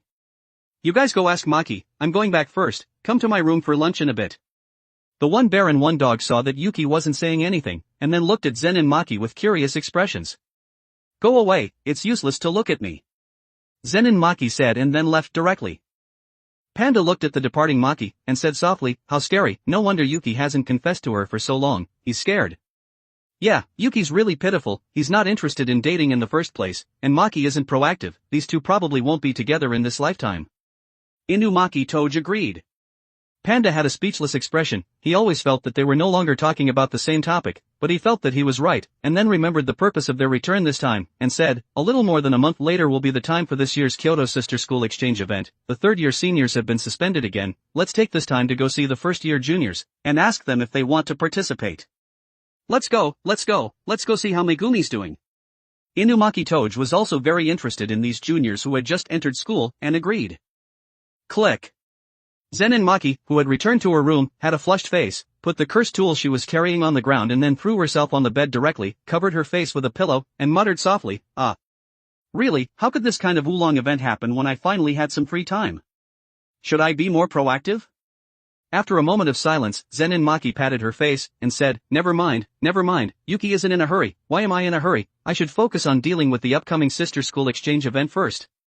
Zenin Maki, who had finished thinking, also calmed down, her flushed face became normal, because of her family, she was still a grade 4 Jujutsu sorcerer at this moment, if she wanted to become a grade 1 sorcerer and slap their faces, she had to shine at this exchange event. I'll be inexplicably happy when I think of their ugly faces. Jujutsu sorcerers were such a strange group of people, they knew how to manage their emotions more correctly at this moment. Zenin Maki, who had sorted out her emotions, chose to go out, she was going to see Megumi's classmates, after all, the third years had been suspended, and they only had 4 second years, Yuki was too strong and probably wouldn't fight seriously, she had to bring the first year juniors over to play together. It was also a rare moment of relaxation, after all, July had arrived. Did you see? The high-year seniors have all returned today. In the first-year classroom. Kojisaki Nobara was talking about running into the upperclassmen on the road today. Fushiguro Megumi had a speechless expression. He said why Kojisaki was calling so urgently, so that's what it was about. He said, those are the second years. It's fine that they're back, they're probably here for the Kyoto Sister School Exchange event, after all, it's almost July, the period of calm. Kyoto Sister School Exchange event? The three of them looked at Fushiguro Megumi with confused expressions, they had just entered school and naturally didn't know about these things. Fushiguro Megumi explained, it's an exchange event held with the other Jujutsu High in Kyoto, but it's an event mainly for the second and third years, so we can't participate. Doesn't that mean we'll be participating next year? Itadori Yuji asked curiously, but what's this exchange event about? Is it just sparring? Yes. Yes. A female voice came from outside the door. Zen and Maki kicked open the wooden door, and said with a smile, "We've been looking for you for so long, first-year juniors." It hasn't been long, we guessed that they were in the classroom after seeing that there was no one in the training ground. Panda said. Indeed, but I was the one who reminded you. Inumaki Toge retorted. Panda spoke. Kojisaki, Mafuyu, and Itadori shouted in their hearts, but then remembered that Shura, from Yuki-senpai's house, could also speak, and it suddenly became natural. Shut up. Zen and Maki, who had originally wanted to show off in front of the first years, was embarrassed to death by her two good teammates, coughed slightly and continued, Ahem. Anyway, we're here today to invite you to attend this year's Kyoto Sister School exchange event. After all, those two third-year seniors have been suspended, and we're a little short on manpower if we only rely on the second years. Even without the participation of the third years, Yuki-san can beat them all by himself, right? Fushiguro Megumi asked. Yuki won't use his full strength. After all, everyone on the other side is too weak for Yuki except for Taduaoi. You can think of him as coming to throw the match. Panda explained. Throwing the match, huh? The first years were speechless in their hearts. Itadori Yuji continued to ask the question he had asked before, then what are the seniors? What's this exchange event about? Panda explained, Tokyo High and Kyoto High each compete in a type of event set by the principals of the two schools every day, and it's held for 2 days. That being said, it's actually always a team battle on the first day, and an individual battle on the second day. Oh. Is it a battle between jujutsu sorcerers? Except for Himura Mafuyu and Fushiguro Megumi, the two people next to them became excited. After all, this was the first time they would be fighting against jujutsu sorcerers from the other side. Yes. It's a jujutsu battle where you can do anything except kill. Zen and Maki had a confident smile mixed on her face, and said, on the contrary, in order to prevent you from being killed because you're too weak, we'll also teach you well, you will participate, right? After all, I see anticipation in your eyes. We'll participate. Itadori Yuji and Kujisaki Nobara shouted excitedly. Himura Mafuyu could only choose to faint at this moment and give her body to her sister. After all, she couldn't fight. Really, can't you ever make your own decisions? After complaining about her younger sister, Himura Mafuyu then said with an excited expression, we'll participate. Zen and Maki nodded, and looked at Megumi and said, you're the only one left, Megumi. What else can I say? Of course I'll participate. Fushiguro Megumi, who had a helpless expression, also showed an excited smile. He was going to have a fight with that Taduaoi, and the Slug Sage had also agreed to his request, and would split off half of its body tomorrow to help him train Sage Mode. Achoo! Yuki, who was rapidly processing the vegetables on the cutting board, suddenly sneezed, wiped his nose and said, why do I feel like someone is saying that I'm going to throw the match? But this was also the case. People who performed well in the exchange event could be promoted. Maki was still at grade 4 at this moment. If he played too hard, there wouldn't be any room for others to perform. He should restrain himself a bit, and just have a fight with Taduaoi. That would be enough. There was no need to bully others. Big brother, a big sister with braids and glasses came earlier. Who is she? Ueno Sumi, who had changed her clothes in the bathroom, asked curiously. Her? She's a very cool big sister. Cool. Ueno Sumi, who had learned a new word, said happily, if I'm as cool as her, will big brother like me? I will. Children who lack love would always do some things to attract the attention of others. Yuki had done it before, but he stopped doing it the next day, because that family had handed him over to other relatives. Underscore underscore underscore underscore underscore underscore underscore underscore underscore underscore underscore underscore underscore underscore underscore underscore underscore underscore underscore underscore. For more advanced chapters visit my Patreon. Patreon.com/Kane45. Tier, $10 casual reader, plus 20 advanced chapter. $20 intermediate reader, plus 40 advanced chapter. $40 expert reader, plus 80 advanced chapter. Update, Monday to Friday, update 3 chapters a day. Saturday and Sunday, off. Chapter 112, JKNS, Chapter 112. 2,171 words. Then tonight, can I hold Big Brother's hand and sleep together? What a difficult question to answer. Yuki processed the vegetables in his hand, thought for a moment and then said, you can hug Shura to sleep at night, I'll lie on the bed. Woof. Shura, who was lying at the kitchen door eating meat, had a bewildered expression, to the point where he didn't know what words to use to describe the shock at this moment. He was scared into speaking his native language. I'm just kidding, Shura. Yuki said with a smile, today I'll allow you to hold my hand. If you have a nightmare, get out of bed and hug Shura to sleep, he's warm. Okay. Before Ueno Sumi could finish speaking, Panda's voice came from outside the door. Yuki, why don't we use the cafeteria's pot to cook today? The first years are coming over for a free meal too. The first years are coming too? Yuki glanced at the clock on the wall, 10 o'clock, it wasn't too late to make a big pot of food, and responded, alright, then Panda, go see if the cafeteria has any ready-made vegetables, I only have meat here. Okay. Panda, who had learned that they were having a big meal for lunch, swung his fat body and ran towards the cafeteria. Yuki looked at the chopped vegetables on the table, and also knew that the dishes he was going to make in a bit had to be changed. It was a question whether these could be used, and then took a bowl, filled it and walked in front of Shura, who was gnawing on meat, upholding the principle of not wasting. Yuki pried open his mouth and fed him all the vegetables that he hated to eat. He said in his mouth, don't waste, eating only meat will give you high blood pressure, eat more vegetables. Woo! Looking at his master, who was feeding him vegetables, Shura's eyes widened, and he protested, Master, I hate eating vegetables. They taste like grass roots, they're so hard to eat. Swallow it. Yuki picked up the sandal that had been taken off from the ground silently, and scarlet cursed energy covered it. If he didn't swallow it, the supreme sandal would be at his service. Shura drooped his ears, and swallowed the vegetables with a disgusted expression. Yuki then left with peace of mind, carrying the refrigerator. Goodbye, Shura.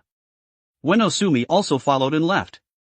Seeing that there was no one at home, Shura quickly spat out the vegetables that were stuck in his throat. They were really too hard to eat, stones were more filling than them.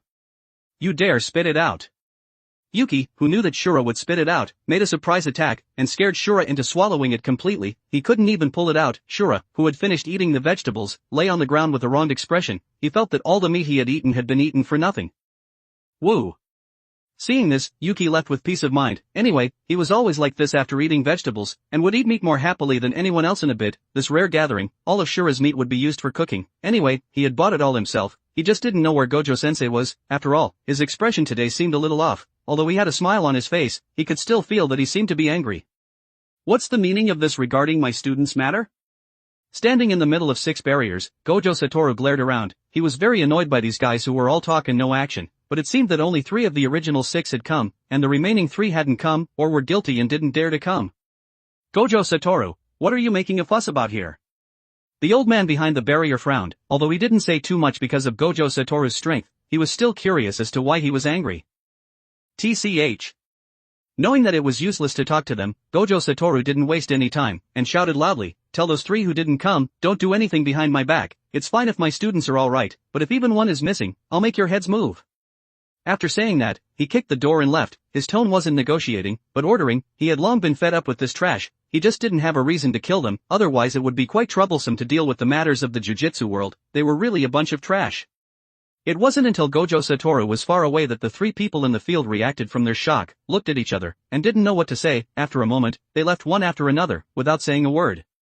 His strength was too strong, and there was no way to control him. They could only warn the other 3 not to go too far, otherwise that madman would really make their heads move. Thud. Gojo Satoru sat in the car, looking at the sky, which had already turned to night. He had waited for so long and had only waited for these 3 old guys, which made him a little unhappy.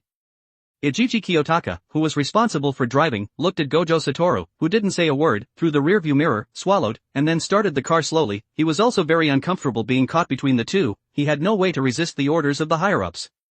Ichichi. Yes. What's wrong, Gojo-san? Ichichi Kiyotaka, who had been asked, swallowed. I know that you're caught between us and the higher-ups, and there are some things that you can't help, but I have a very bad temper. Yes, I know. Ichichi Kiyotaka, who thought that Gojo Satoru understood his difficulties, almost shed tears. So, in order to let me vent my anger, I'll reward you with a full-force slap. Gojo Satoru said half-jokingly, seemingly to ease his bad mood at the moment. Why? Ichichi Kiyotaka was really about to shed tears at this moment. He couldn't withstand Gojo Satoru's full-force slap. Because I have a dream. Gojo Satoru said to himself, you should understand through Itadori's matter, our upper echelons are the demon's den of the Jujutsu world. Inside are all kinds of idiots and fools, like a bargain sale of rotten oranges. I want to reset this trash Jujutsu world. It's easy to kill all the idiots above, but this is a temporary solution, and there won't be a revolution. If I adopt this approach, no one will follow me, so I choose education. I want to cultivate smart and powerful companions, and then replace their positions. So I absolutely won't allow them to touch my students. Ichichi Kiyotaka, who was driving, was silent for a moment and said, I understand, I won't make the wrong decision again. Gojo Satoru's blue pupils stared out the window, saying what was in his heart had indeed made him feel better, and then saw that there was a strange cursed energy squatting by the roadside in front of him, and it was very powerful. He quickly said, "Stop the car." Here?" Ijichi Kiyotaka was worried that he was going to beat him now. After all, he had just said a full-force slap. "Yes." The car stopped. Gojo Satoru opened the car door and walked in front of Ijichi and said, "You go back first, I want to take a walk." Here? "Yes." "Then okay, I'll leave first, and please don't reward me with a full-force slap when you get back." My anger has already subsided, I was just joking just now, you'd be gone in an instant if I used my full strength." Seeing Gojo Satoru, who had a smile on his face, Ijichi Kiyotaka was silent for a moment and then drove away. The heart that had been hanging in his throat was also put down. After all, he would really die. Watching the car drive away, Gojo Satoru twisted his neck a few times, and said, "Don't hide, you're here to find me, right?" Jogo, who was hiding in the darkness, revealed his black teeth, and jumped out from it, and waved his hand to use his technique, and said excitedly, "Die, Gojo Satoru." A volcano appeared on the wall, facing Gojo Satoru directly, and then spewed out magma that was thousands of degrees. The scalding magma spewed out hundreds of meters in an instant, and the trees on the roadside were burned to ashes in an instant upon contact, and the bright flames illuminated this dark street. Seeing Gojo Satoru, who had been killed by him in an instant, Jogo muttered, "That's all there is to it, this so-called strongest feels like he's not even as good as that brat Yuki." "You know Yuki? Then it looks like you're the Jogo who attacked him yesterday." Gojo Satoru, who was fine, walked out from within. The scalding magma was isolated by an invisible barrier at this moment, and dripped slowly on the ground along the barrier, making a sizzling sound. "You have a little strength." After Jogo finished speaking, fire locust insects began to spew out from above his head, and then flew towards him, but they all crashed into his invisible barrier, and couldn't get close, and then he had them explode. The screaming sound of ee-ah-ah-ah echoed in the field. Such a high-frequency sonic attack could easily shatter the eardrums of ordinary jujutsu sorcerers, and directly damage their brains, and then they would explode. Boom! The violent explosion made the entire ground tremble, and then seeing Gojo Satoru, who had jumped into the sky at the moment of the explosion, a smile appeared on Jogo's mouth, and he said, "You're really an idiot, I'd like to see how you're going to dodge in the sky." Jogo, who had formed hand seals with both hands, waved his hand, and 3 huge volcanoes aimed at Gojo Satoru in the sky, and then, under Jogo's control, narrowed the eruption point, concentrated the temperature, broke through his damn barrier, and killed him in an instant. He knew that he didn't dare to use this on Yuki, because he was afraid that he would accidentally kill him. Boom! The 3 volcanoes fired at the same time, aiming at Gojo Satoru in the sky, and the towering flames illuminated this dark world once again. Die! Who are you talking about? Jogo, who was still excited, was silent in an instant, because the voice of Gojo Satoru, who should have been in the sky, was coming from behind him at this moment. Then the magma in his hand churned, and just as he was about to attack, he was grabbed by the arm and given a beating. He couldn't even react to the speed, and the powerful force made Jogo spit out a mouthful of old blood, but he still endured the severe pain, and spat out the magma in his right hand. Boom! How is this possible? The magma had easily touched Gojo Satoru, his right hand was even touching his face. Why could he still move? Cough cough cough. Jogo, who was kneeling on the ground and spitting blood, looked at Gojo Satoru with a surprised expression. He didn't understand, and asked with these doubts, "Why? I clearly felt that I had touched you." How should I put it? Looking at Jogo, who was kneeling on the ground, Gojo Satoru said with interest, "Fundamentally speaking, you didn't touch me, but the infinity between you and me, do you want to try again?" Seeing Gojo Satoru reach out his right hand, Jogo was silent for a moment and chose to touch it, but found that he couldn't touch it at all. It seemed that something was separating him. He felt that he had clearly touched it, but he really hadn't touched it. "Do you understand now?" Gojo Satoru revealed a smile, and then grabbed his outstretched hand, and vented all of today's unhappiness, and said in his heart with emotion, "This punching bag really knows how to pick the time. I'll ask him for useful information after I vented my anger." Ha ha ha. Black flash. Gojo Satoru revealed a dangerous smile in his mouth, and the moment his fist touched Jogo's body, it instantly turned black, the space twisted, and his entire body was blasted into scum.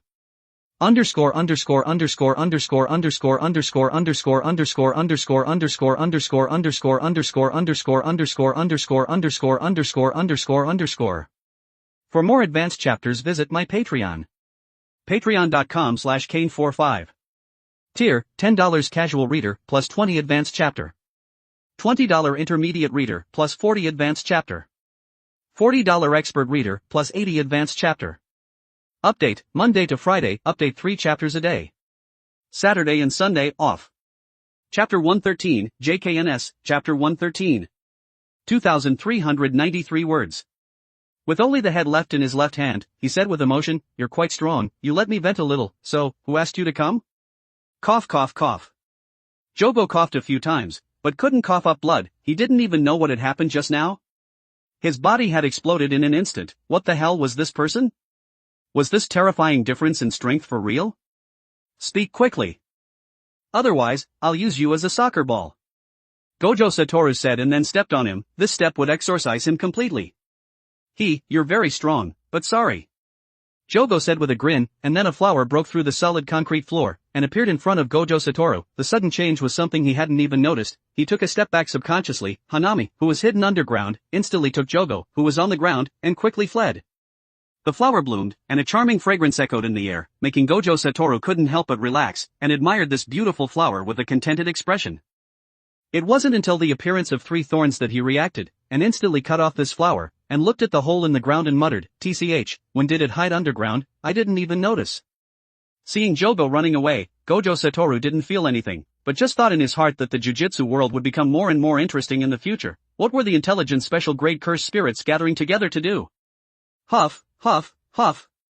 Jogo, who had recovered his body, lay on the ground panting. His eyes were full of horror. That man was too terrifying. He couldn't even expand his domain and was killed in an instant.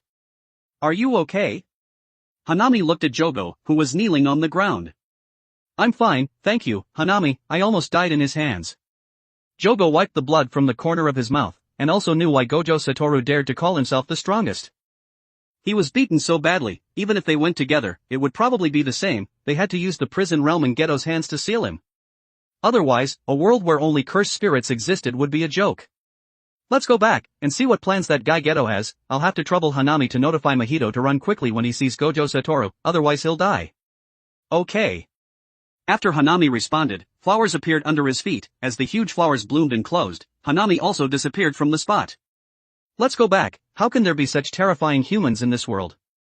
Jogo sighed and then left directly. He had been traumatized these 2 days. He had almost died yesterday, and he had almost died today. If he didn't stop and rest for a few days, he estimated that he would really die tomorrow. Gojo Satoru was still so powerful.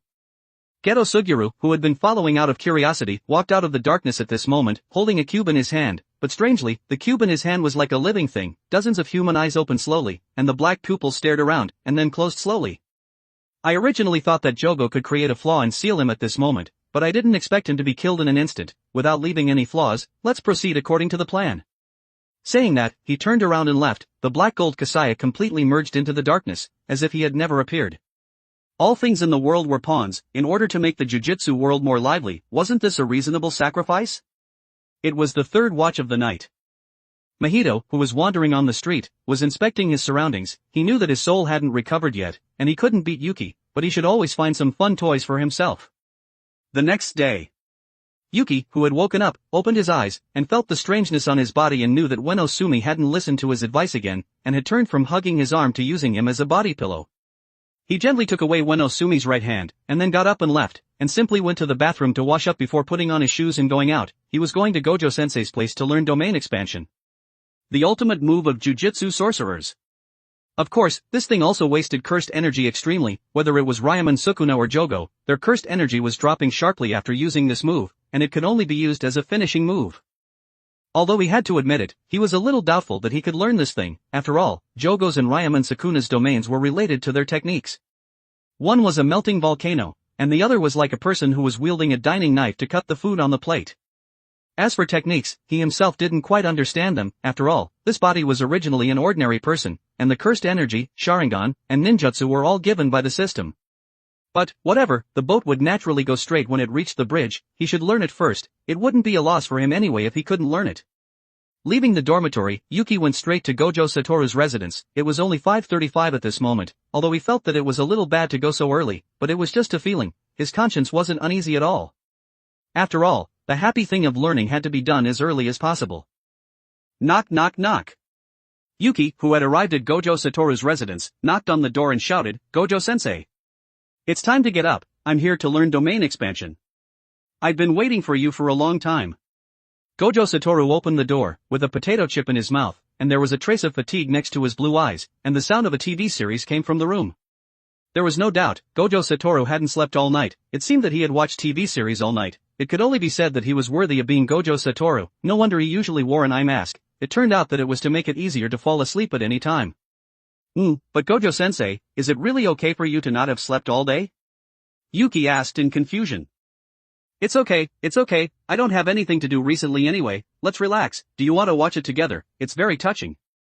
Yuki was speechless. He seemed to have only returned the day before yesterday, and had started to slack off again today, but he couldn't do anything about it. After all, this was Gojo Satoru, a cheerful Gojo Satoru who wasn't bothered by anything.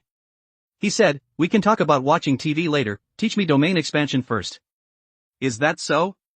Looking at the excited Yuki, Gojo Satoru's mouth raised a smile, and said, alright, I'll explain the principle of the domain, and then I'll show it to you. Whether you can learn this thing depends entirely on your personal talent, which also means that you might not learn it even if I teach you. Gojo Satoru walked into the room, picked up the remote control and turned off the TV, and shouted at Yuki, who was standing at the door, come in. Yuki said in surprise, are we learning in the room?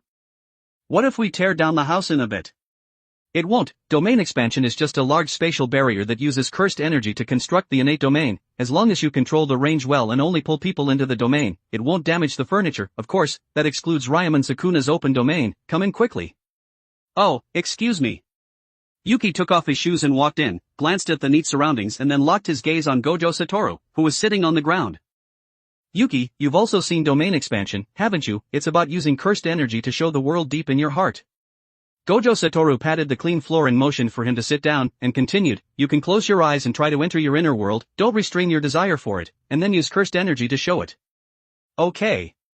Yuki sat on the ground, his eyes closed tightly. He had entered his inner world several times, so he wanted to enter again, which was different from before when the inner world took the initiative to pull him in, but was instead him pushing the door open and entering. Click.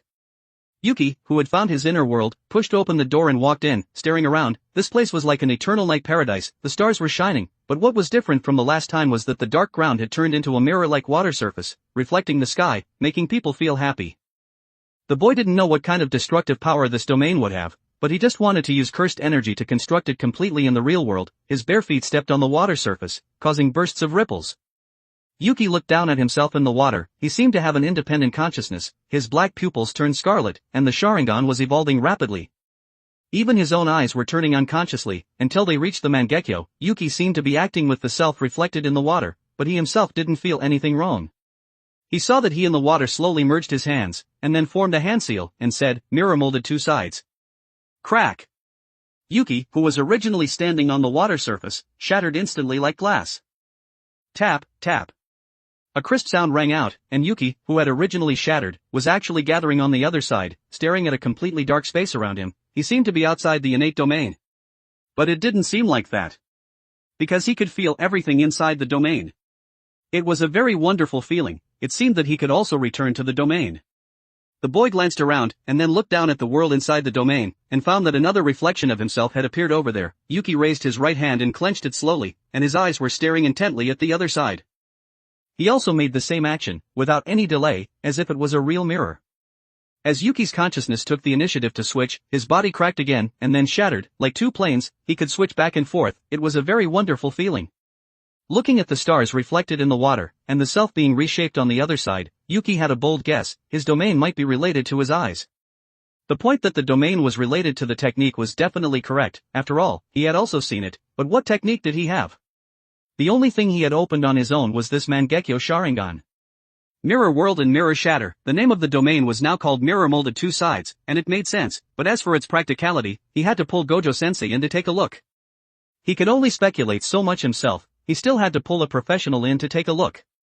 Yuki walked out of the door, and then opened his eyes slowly, and just as he opened his eyes, he saw Gojo-sensei, who was close at hand, and asked in confusion, Gojo-sensei, what are you planning to do? Did I not wash my face cleanly? No, I'm very curious what you saw in your inner world. You've been sitting for an hour. An hour? Yuki had a surprised expression. He had just pushed a door and then tested it. It felt like he had been active for 5 minutes in a dream. How could an hour have passed in reality?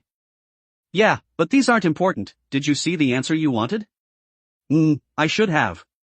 Yuki nodded, and then formed hand seals with both hands. He wasn't sure if he could perform it, but he still formed the hand seals according to the gestures that he had guided, and said, "Domain expansion mirror molded two sides." Swoosh. The black barrier covered the two of them in an instant. Gojo Satoru got up and looked at the black barrier and exclaimed, "Amazing, you performed it in one go, Yuki, you've already joined the ranks of the strongest." Drip. The sound of water droplets rang in the ears of the two, and the surrounding scenes began to change. The vast starry sky was reflected in the water. Such a beautiful scene was quite rare even now. It seemed to be setting off the caster's state of mind. Huff. Yuki, who had performed the technique, was a little tired at this moment. After all, most of the cursed energy in his body had been drawn away in an instant, which made it difficult for him to accept for a while. As expected, domains were still a little difficult for him at the moment, but at least he had performed it. He said, "That's about it, Gojo-sensei, can you spar with me a little? I want to test something." Looking at Yuki, who had already posed, Gojo Satoru was delighted, and raised his right hand and waved it, and said, "Attack recklessly." Crack! Yuki, who had received Gojo-sensei's permission, shattered in an instant, and came to the other side of the domain. Looking at the reflection of Gojo-sensei outside the domain, Yuki attacked in an instant. Underscore underscore underscore underscore underscore underscore underscore underscore underscore underscore underscore underscore underscore underscore underscore underscore underscore underscore underscore underscore. For more advanced chapters visit my Patreon. Patreon.com/Kane45. Tier, $10 casual reader, plus 20 advanced chapter. $20 intermediate reader, plus 40 advanced chapter. $40 expert reader, plus 80 advanced chapter. Update, Monday to Friday, update 3 chapters a day. Saturday and Sunday, off. Chapter 114, JKNS, Chapter 114. 2,465 words. Unlike entering the inner innate domain, he knew everything about this domain the moment he used it. After all, it was constructed by his cursed energy. The body could be switched arbitrarily between the two worlds of the domain, but he had to wait for a 1-second interval. After all, replacing the mirror body took time to reshape. The principle of the technique was very simple, it was replacement. Of course. Another more fun point was that, outside the domain, the techniques, ninjutsu, he used could directly reach the inside of the domain, without the need to construct a replacement mirror body. He only needed a mirror to bring the technique out. How interesting. Yuki quickly formed hand seals with both hands, and said softly, "Lightning release, lightning wolf fong."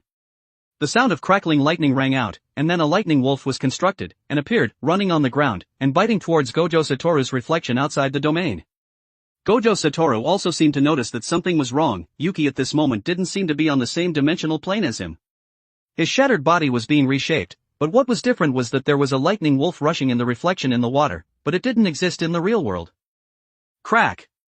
The lightning wolf shattered a second before touching himself. With a swoosh sound, a mirror instantly appeared in front of him, and a lightning wolf, 1 meter tall at the shoulder, appeared from it. Although it was made of lightning, the aura of a tiger roaring in the mountains and forests wasn't lost. It darted out of the mirror, and bit down on Gojo Satoru. An interesting domain. This was what Gojo Satoru thought. The lightning wolf was stopped by his limitless the moment it touched him, but it was just that the technique he used was too weak. If he used a stronger technique, he might be able to neutralize his limitless.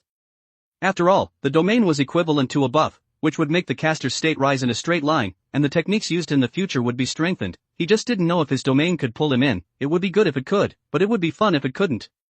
After all, his main body was on the other side. Effective. Yuki had an excited expression, and then charged towards Gojo Satoru, who was standing in place. Blue light appeared in his right hand, and a Rasengan appeared along with it, and was still expanding. The replacement mirror body inside the domain also followed and charged over, without the Rasengan that was expanding in his hand. Yuki leaped up, held the Great Ball Rasengan in his hand and charged towards Gojo Satoru's mirror image, and his body shattered in an instant just as he was about to touch him. Yuki, who had arrived inside the domain, held the Great Ball Rasengan in his hand and pressed it towards Gojo Satoru. Kaka. A sound like scraping appeared in Yuki's ears, and the Great Ball Rasengan, which was expanding, was frantically neutralizing the limitless on Gojo Satoru's body, and was approaching his face little by little. Interesting, it actually neutralized my limitless, but the power of the technique is still a little lacking. Gojo Satoru slapped the Great Ball Rasengan away with one palm, and just as he was about to grab his hand, he shattered like a mirror again. Yuki, who had returned to the outside of the domain, quickly distanced himself from Gojo Satoru's mirror image. He realized at this moment that his ninjutsu was really trash. The strongest Rasengan hadn't even broken through Gojo Satoru's limitless. After all, he used to rely on Susanoo to fight people, but now Susanoo couldn't be opened easily and he was being bullied instead. Alright, you just stay over there, I'll do a little experiment. Gojo Satoru looked at the Yuki who had been reshaped again, slowly raised his right hand and formed hand seals, and said, Domain Expansion Unlimited Void. Unlike Yuki, a white domain began to extend rapidly, and instantly wrapped the replacement mirror body that was left on the other side. Yuki, who couldn't see anything, knew that he had lost directly in the aspect of competing domains. But he himself hadn't been affected in any way. After all, Gojo Satoru's reflection couldn't use domain expansion. Looking at the Gojo Satoru who was slowly approaching, Yuki raised his hand and responded, I haven't been affected by your domain, sensei, but my cursed energy is already running out. Let's just leave it at that. Alright. Gojo Satoru closed his domain, and praised, it's a very special domain, it's really not easy to catch you.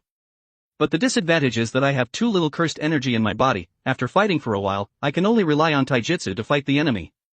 Yuki scratched his head. The domain was released. It was still because he had too little cursed energy in his body. He only had 5,250 cursed energy in total, and opening a domain cost 4,000.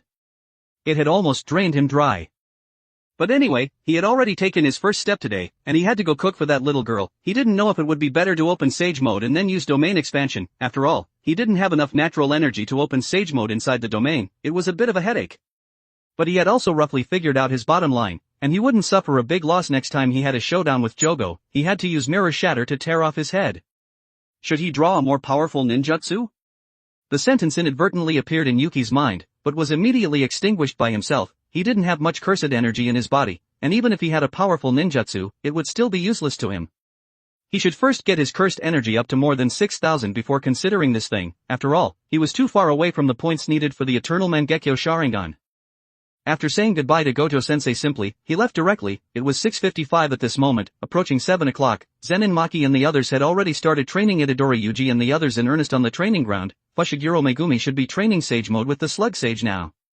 As for Itadori, he shouldn't teach him, lest Ryaman Sukuna beat him like a fool. Damn it, it would be terrible if he knew Sage Mode. He would have to take a detour when he saw him in the future. Even Gojo-sensei would hesitate once when he saw him. After all, he was the Curse King who had learned Sage Mode. Returning home. Yuki's back. Good morning, Master. Good, I'm back. It could be seen that the Slug Sage's body size had decreased by half, and the sound of rushing water came from the bathroom. Shura was lying on the ground gnawing on the meat that had been delivered yesterday afternoon. Everything was as usual, and very comfortable. Yuki touched Shura's head and then turned and walked into the kitchen, and started to think about mitotic regeneration in his mind. It seemed to be an S-rank ninjutsu, and its effect was to store chakra, which would naturally become storing cursed energy in this world. It would cost more than 200 points to buy it, but it felt like it wouldn't be too much of a loss to buy it. His eyes couldn't be opened casually anymore, and he had very little cursed energy in his body. He definitely couldn't start a war casually when facing Jogo and Geto Suguru in the future. He should still buy it first. He couldn't draw it in the past, but now that he had points, he hesitated to either buy ninjutsu or draw the roulette. It would be a complete waste if he didn't draw something useful to him, and he wasn't confident in his luck value. If he put all 200 draws in and got a series of S-rank ninjutsu fragments, he would laugh himself to death. It was better to buy it safely. He should be a little extravagant. It was easy to go to heaven when you were a gambling dog. His soul would go to heaven. The points had to be used on the blade. Whether he could laugh proudly in the world in the future all depended on this mitotic regeneration. Yuki, who was standing in the kitchen, opened the panel, and then searched for the S-rank ninjutsu, mitotic regeneration. He couldn't help but be surprised the moment he saw the ninjutsu, 250 points. He only had 280 points in his account at this moment. Buying it would almost empty his points directly. These were all points that he had desperately earned. But it seemed that there was no other way to buy it at this moment. He had already transitioned from the Susanoo Invincible style to the Domain Expansion style.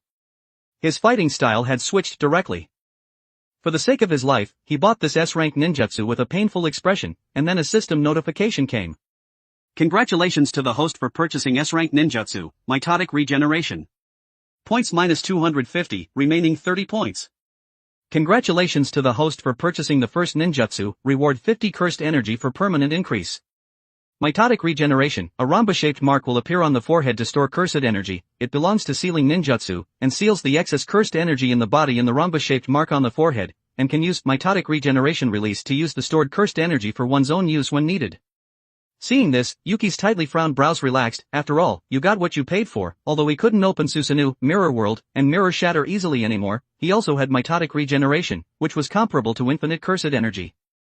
Feeling the sudden extra object on his forehead, Yuki took out his phone and looked at it. He didn't know why, but there was a kind of awkward feeling when a man had a dark purple rhombus on his forehead. but he couldn't say why. Yuki, who had injected all the remaining cursed energy in his body into mitotic regeneration, was completely drained at this moment, and then had designs on Shura, who was at the door. After all, he had originally raised him to be a punching bag and a backup cursed energy pack. He said, "Exit Sage Mode, Shura, I'll take some cursed energy, just a little bit." Okay. Although he had been fed vegetables that were hard to swallow yesterday, Shura didn't throw a tantrum. He belonged to the type who held grudges on the same day, and would recover immediately after sleeping. Of course, he didn't dare to hold grudges, otherwise the sandal would be at his service. Yuki only left 10 cursed energy points for Shura, and drew the rest all over, and then injected them into mitotic regeneration. How wonderful! Feeling that the future was bright, Yuki began to happily make breakfast, and was thinking about how to fight Jogo and Ryaman Sukuna next time in his mind. After all, he would become stronger and stronger in the future. Click. When Osumi walked out of the bathroom, leaned against the kitchen door and curiously looked at Yuki's back as he cooked, and asked, "What are we eating for breakfast today, big brother?" "We're eating meat over rice, help me take a piece of meat out of the refrigerator." Yuki, who was washing rice, responded, and was thinking about where the high-level personnel called by Principal Yaga were. If she continued to live here, he would have to consider whether she should stay permanently. Okay. If she stayed permanently, he could ask Gojo-sensei for the key to the empty room next door, and he could break through the wall and install a door. It wouldn't be too much trouble, and the Slug Sage would be very happy to take care of her like this. These high levels were really hard to fathom. It had been several days and they hadn't replied with any information. Could it be that they had been taken down in their lair? Meat. Okay, go watch TV for a while. Yuki took the meat in her hand, and began to cook the food in his hand. He would go see the miserable state of the first years in a bit. They were probably being trained very badly by Maki and the others. He had glanced over when he passed by just now. Panda was chasing Kujisaki Nobara, and Inumaki Toge was chasing Himuro Mafuyu, and even used curse speech. Run! The two who were being chased were running for their lives there. After simply finishing breakfast, Yuki came to the training ground with Shura, the Slug Sage, and Ueno Sumi, let the Slug Sage take Ueno Sumi to play around, and then walked in with Shura. "Don't chase. I can't run anymore." Himura Mafuyu, no, judging by the tone, it should be Himura Tama. She was running for her life at this moment, but her breathing was obviously not keeping up. She was very similar to Okatsuyuta, her physical strength was poor. "It won't do. We'll ask Yuki to help you repair your body damage later, but you have to persevere now. Otherwise you'll be killed at the exchange event a month later." Inumaki Toge teased.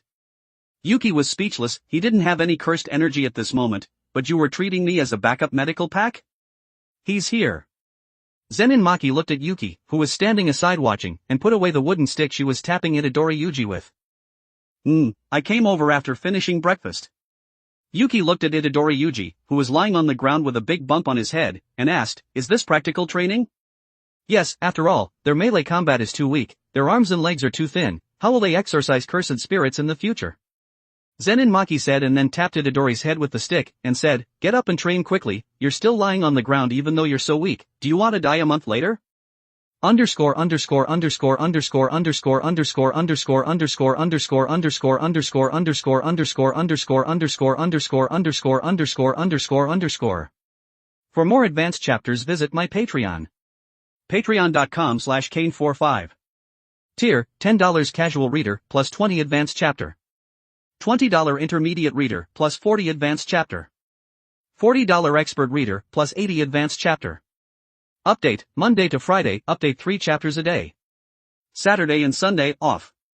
Chapter 115, JKNS, Chapter 115. 2071 words. Maki-senpai is so strict. Itadori was almost beaten to tears. He wasn't really weak in close combat, but the upperclassmen he was facing were too strong.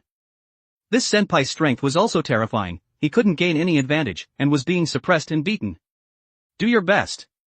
Itadori shouted in his heart, and then reorganized his strength and stood up to fight. He wouldn't give up so quickly.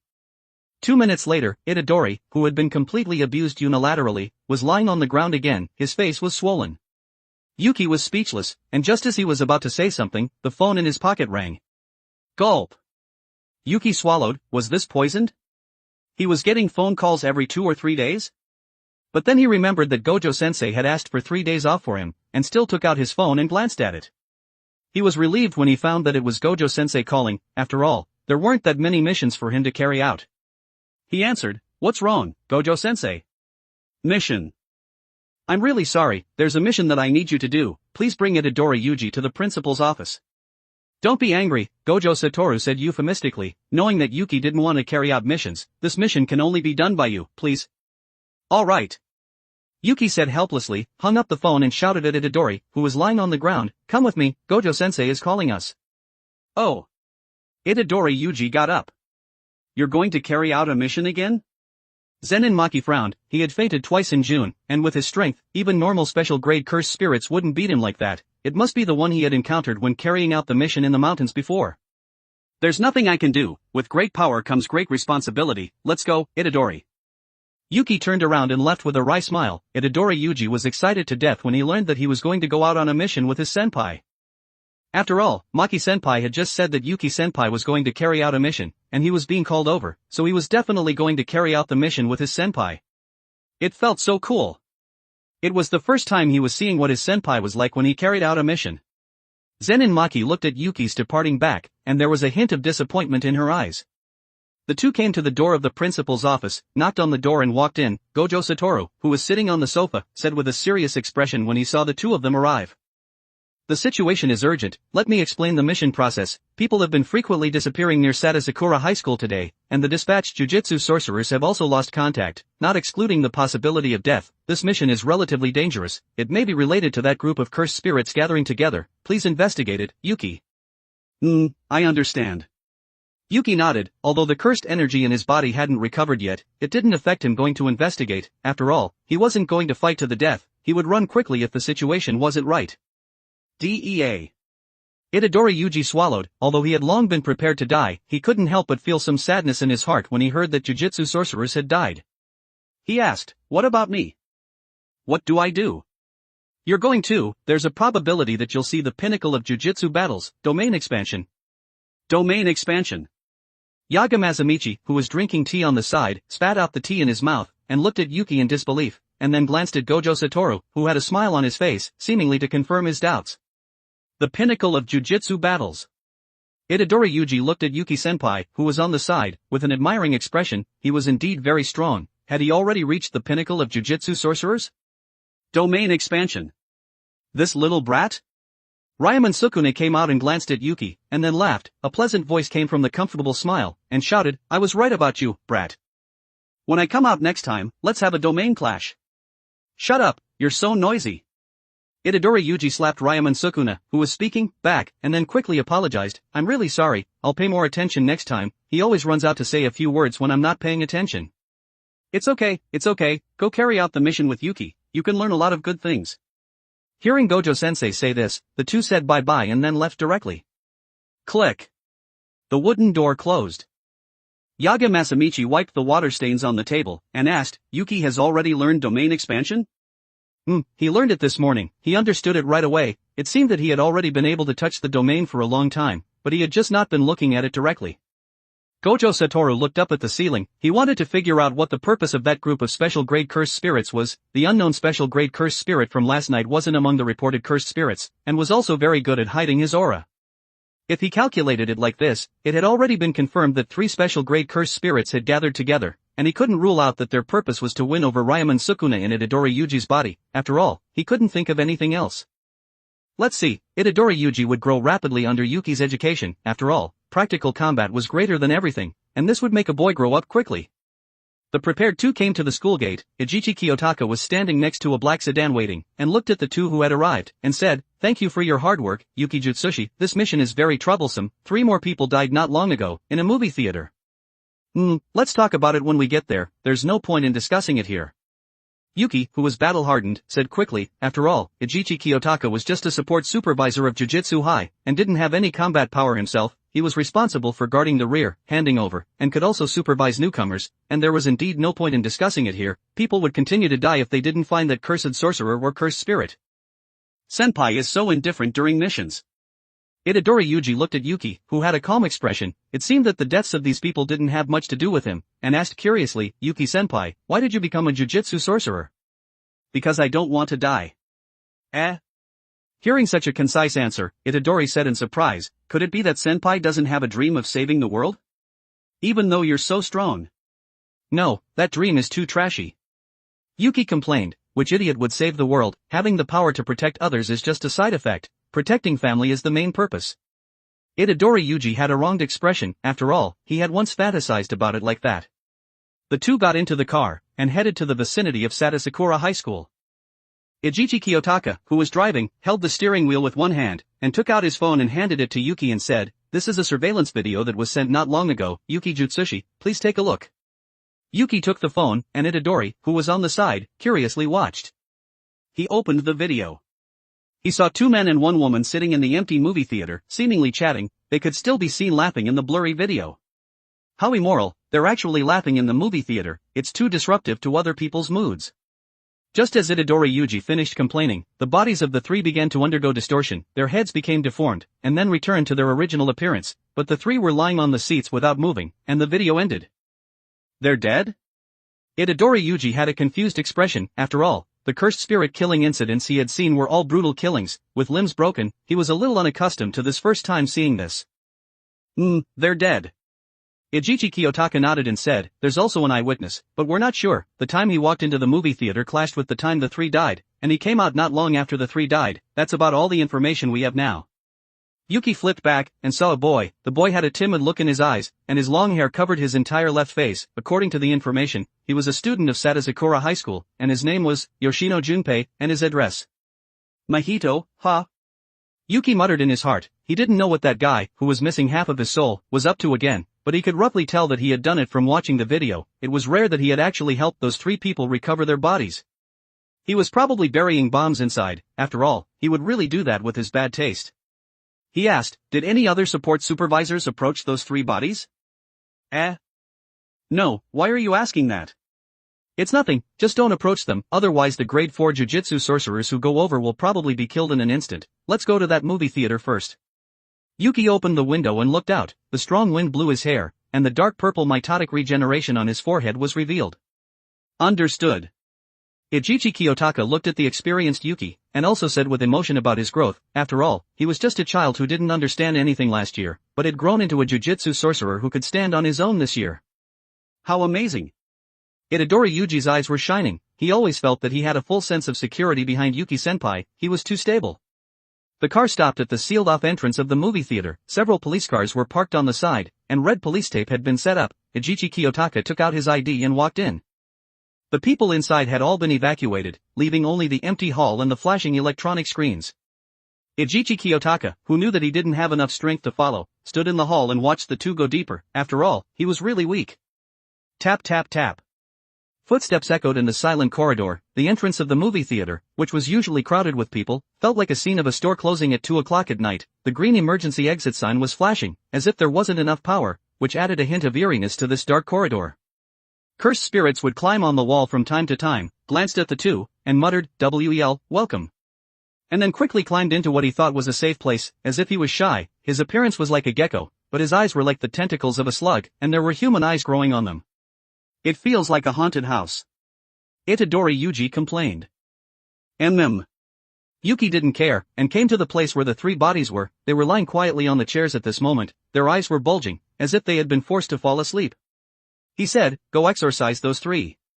"Where?" Itadori Yuji stared around, and said, "I didn't see any cursed spirits here, Yuki-senpai.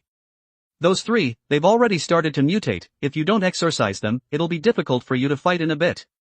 Yuki pointed to the three who were undergoing distortion. Iya. Underscore underscore underscore underscore underscore underscore underscore underscore underscore underscore underscore underscore underscore underscore underscore underscore underscore underscore underscore. For more advanced chapters visit my Patreon. Patreon.com/Kane45. Tier, $10 casual reader, plus 20 advanced chapter. $20 intermediate reader, plus 40 advanced chapter.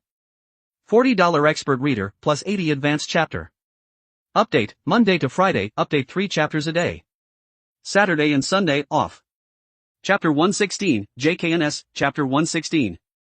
2,247 words. The eyes of the three mutated, their eyes, about to burst, stared intently at the two who were speaking, and their bodies began to soften like mud, as if the technique buried in their bodies had been activated, and the words in their mouths were blurred, and 3 pools of mud began to gather, and began to grow like a meat tree. Itadori was a little difficult to act for a moment. No, he didn't know how to act. The other side were humans. Was exorcising them not the same as killing people? The words his grandfather had given him were to save more people, but now he had to kill people. What should he do? Kill.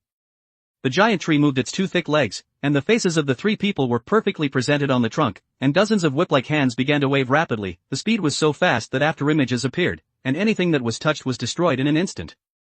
If you don't act, he'll tear down this movie theater. Yuki urged. I can't do it.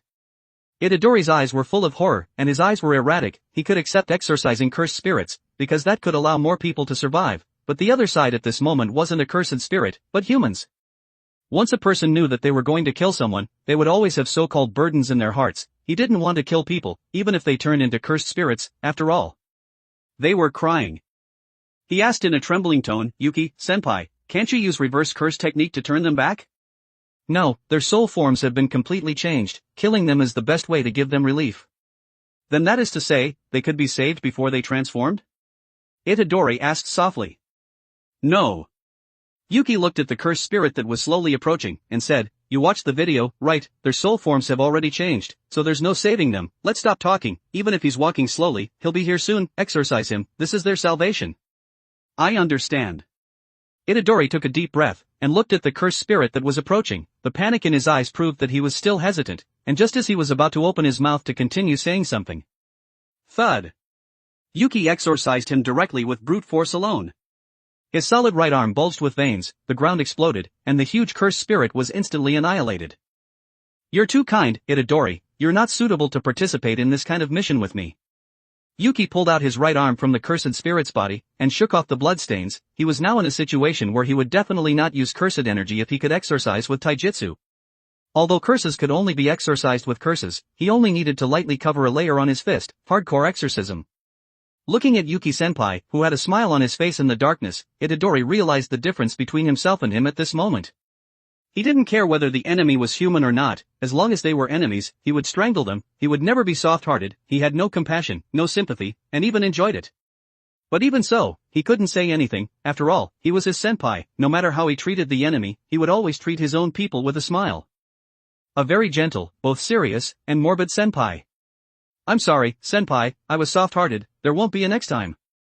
Itadori said with his head lowered. He wanted to become stronger to protect more people. He couldn't quit this mission no matter what, he had to carry it through to the end. Is that so? That's good, I'm going to wash my hands. Yuki said softly as he passed by Itadori, who was feeling guilty. No matter what the enemy is like, you can't sympathize, otherwise you'll be the one who dies, whether it's you, or Megumi, Kujisaki, Himura. I'll teach you all like this. What I prioritize teaching you as a senpai isn't fighting, but teaching you how not to die. Understood. Itadori, who felt the pressure from his senpai, could only lower his head and admit his mistake at this moment, and was also deeply reflecting on himself in his heart. If he was still so naive, he might endanger Fushiguro and the others in the future.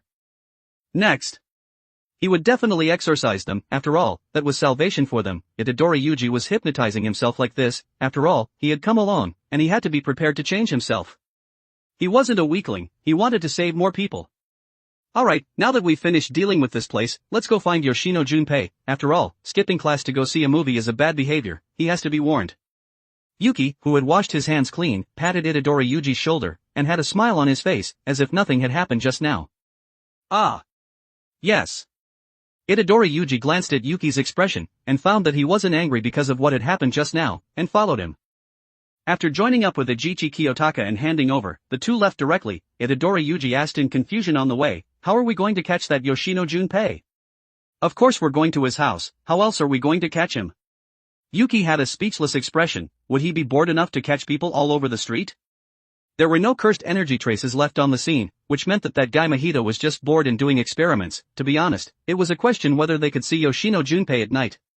But he could first go to his school to understand the situation. After all, a child who skipped class wouldn't go home so early, and then took out his phone to ask Eiji Kiyotaka for the information of his classmates. He was the one who was bullied the most in the class with timid eyes, and might be made a toy for Mahito to pass the time with.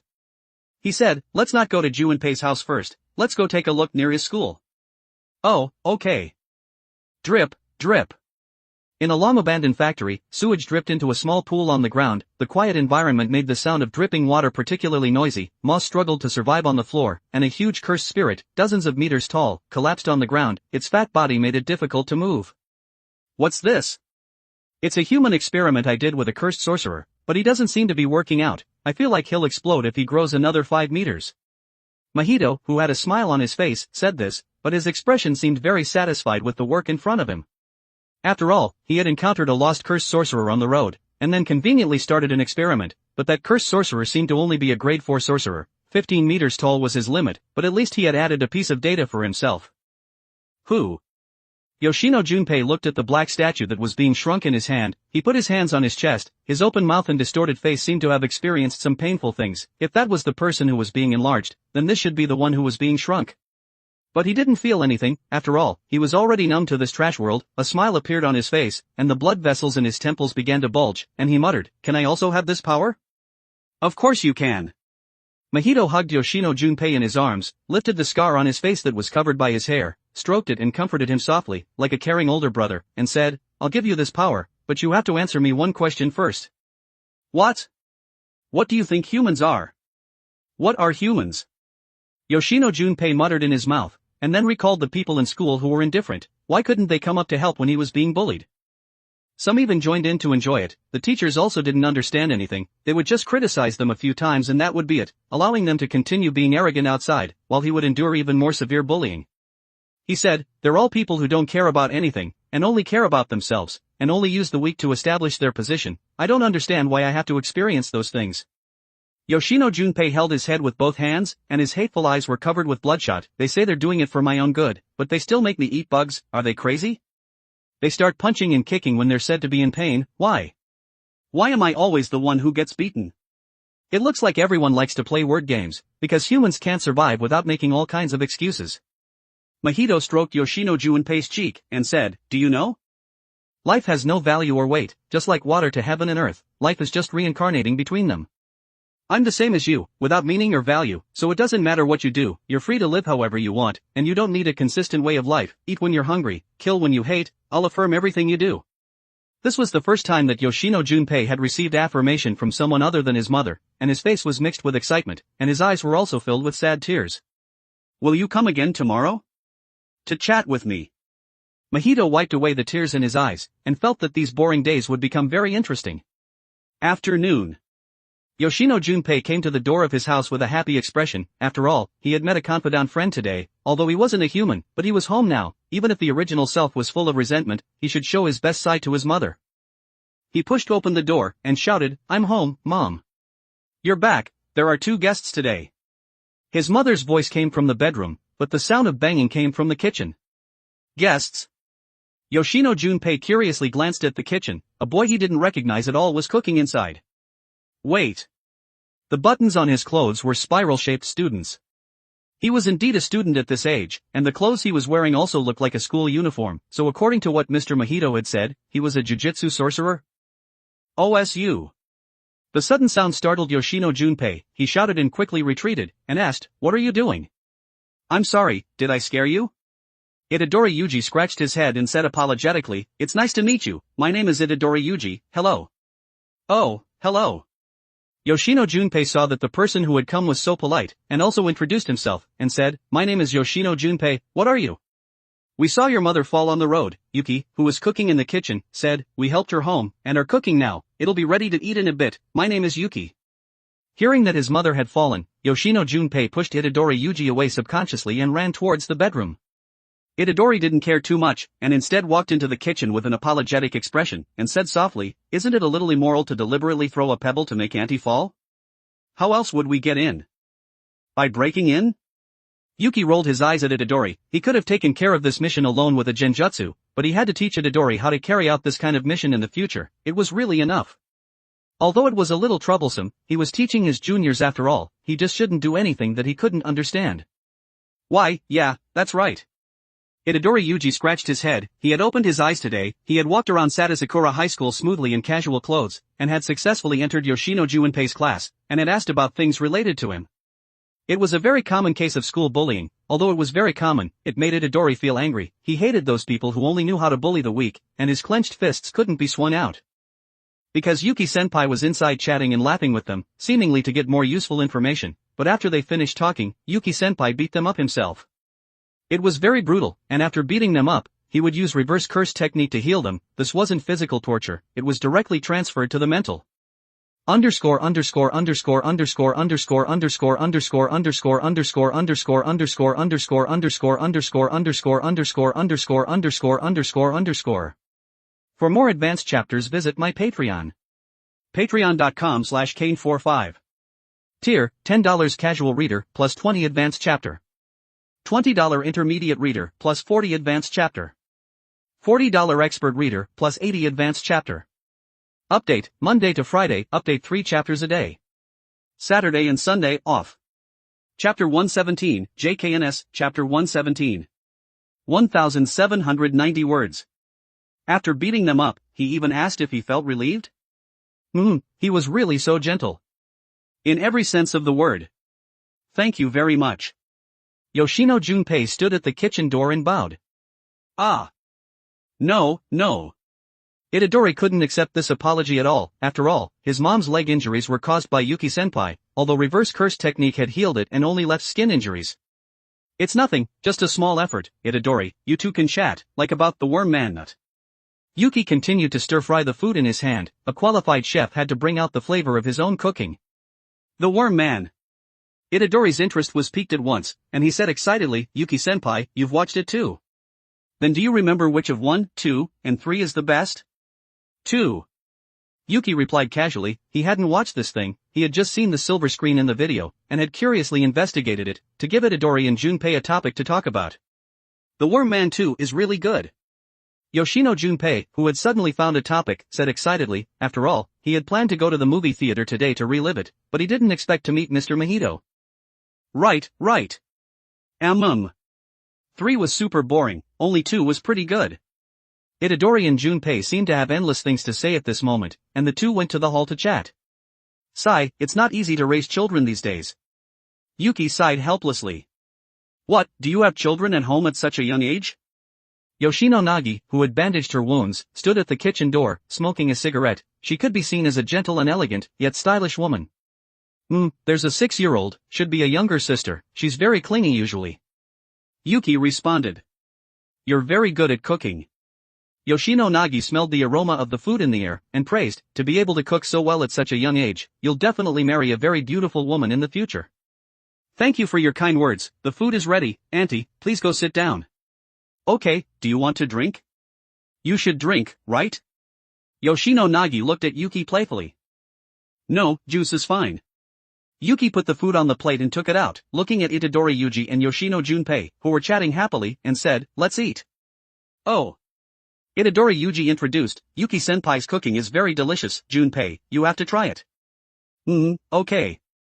Yoshino Junpei looked at Yuki and Itadori Yuji, who had kind faces, although they were Mr. Mahito's enemies, they were really very good people, and Mr. Mahito had also said that he would give him power tomorrow, should he kill them.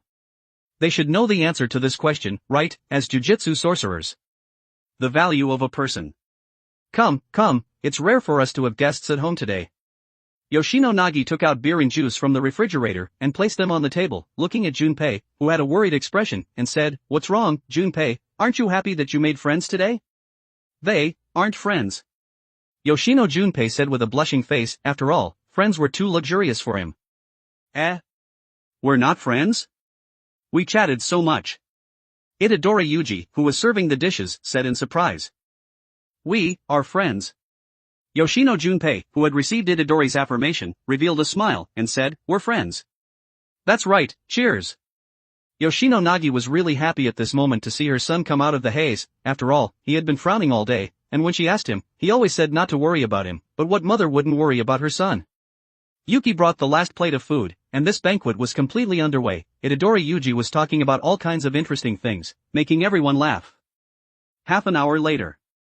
The banquet ended, Yuki was cleaning up the dishes on the table, and the drunk Yoshino Nagi was sleeping on the table, muttering Junpei also found friends today. Yoshino Junpei took out a quilt and covered his mother with it, and looked at the two and asked the question that had been troubling him for a long time. You are Jujutsu sorcerers, right? I have something I want to ask you. What? Itadori replied, and also admitted that they were Jujutsu sorcerers. After all, there was nothing to hide, they had blocked him at his house. Have you killed people? No. I have. Yuki, who came out of the kitchen, replied calmly. Can you say that, Yuki-senpai? Itadori said in surprise. Then, did you kill bad people? Yoshino Junpei asked curiously. It's hard to define, can you see cursed spirits? Junpei, that's a bad person. Yuki said, special grade cursed spirit, Mahito. From last night until now, dozens of innocent passers-by have disappeared, 3 young jujutsu sorcerers, 2 or 3 years older than you, have disappeared, and 3 people in the movie theater have been confirmed dead. All of this is related to Mahito. What do you think a bad person is? Yuki saw Yoshino Junpei, who was silent, and continued, I've already inquired about your studies, no one will bully you from tomorrow, be confident in yourself, life isn't as bad as you think, try to accept your new life. But can those injuries be made up for like this? After a moment of silence, Junpei rolled up his hair and said, this is what they left me, even if I can start my new life tomorrow, as you said, what about these injuries? They've always bullied me, and those people in the class turned a blind eye, do you think I just wanted to kill them on a whim? I've been thinking about it for a long time. He cried at the moment he said this sentence, he didn't want this either. He also wanted to live an ordinary and happy life. I'm sorry. Mom. Yoshino Junpei's pupils contracted, he thought his mom was fast asleep. Tears flowed from the corners of Yoshino Nagi's eyes, who was on the table. It was the first time she had heard her son complain so much at once, but as a mother, she couldn't let him go astray. She got up and hugged her son, and said, I'm sorry, it's my fault, I usually care about you too little, but mom asks you not to do those things. Okay, you're all I have. Mom. Yoshino Junpei looked at his mother, who was hugging him and crying, tears flowed from his eyes, his heart was extremely tormented, his lips trembled slightly a few times, and he sighed again, and looked at Yuki and said, I tell you. What's the word, Yuki-senpai? The two, who had received news about Mahito, were sitting in front of Yoshino Junpei's house at this moment. Let's talk about it tomorrow, let me recover first. Yuki, who felt that he didn't have enough cursed energy stored, chose to talk about things tomorrow, and would guard the night tonight. By the way, Yuki-senpai, didn't Auntie sleep like a log? Why did she suddenly wake up?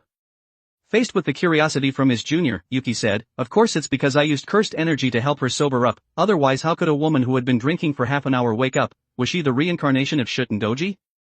You can also follow my process in the future when you carry out missions alone. First find the key person, find out useful information, stay with the person closest to him, and then take them down in one fell swoop. Oh. I see. Itadori Yuji, who felt that he had learned a lot today, said excitedly, then can we go exorcise that special grade cursed spirit called Mahito tomorrow? Who knows? Yuki stared into the distance of the street. He had to practice covering his cursed energy on his soul, so that he could give the enemy a double blow on the body and soul. One punch would cause real damage, and 2 punches would send them to their ancestors. As his eyes closed, and then opened again, they were the soul-stirring Mangekyo. Yuki used a portion of his cursed energy and tried to attach the cursed energy to his soul. Itadori Yuji was sitting on the side watching, and Ryaman Sukuna came out and muttered, so those eyes are about to not be able to open anymore. No wonder he was in such a hurry to learn domain expansion, how laughable. While obtaining powerful power, he will also suffer backlash. What are you talking about? Itadori Yuji, who didn't know the truth, asked in confusion. It's nothing, you just need to know that I'll definitely win next time I fight him. Ryaman Sukuna glanced at Yuki's slowly turning Sharingan, and then returned to his innate domain, a huge sheep-bone body. Although he was very curious about what he would be like in the future, his eyes would definitely be scrap. And he only needed to slowly swallow his fingers to restore his peak strength, but he just had to find a way to destroy this kid's will. Didn't he like to protect people? Then he would deeply engrave the tragic deaths of those people in his mind next time he came out, never to be forgotten. I'd like to see how long it will take for your will to collapse. Click. The door opened. Yoshino Junpei, although his eyes were still a little red and swollen, his emotions had returned to normal. He looked at the two at the door, and said, come in and stay for the night, there are a lot of mosquitoes outside. No, this is a Ms. Thank you.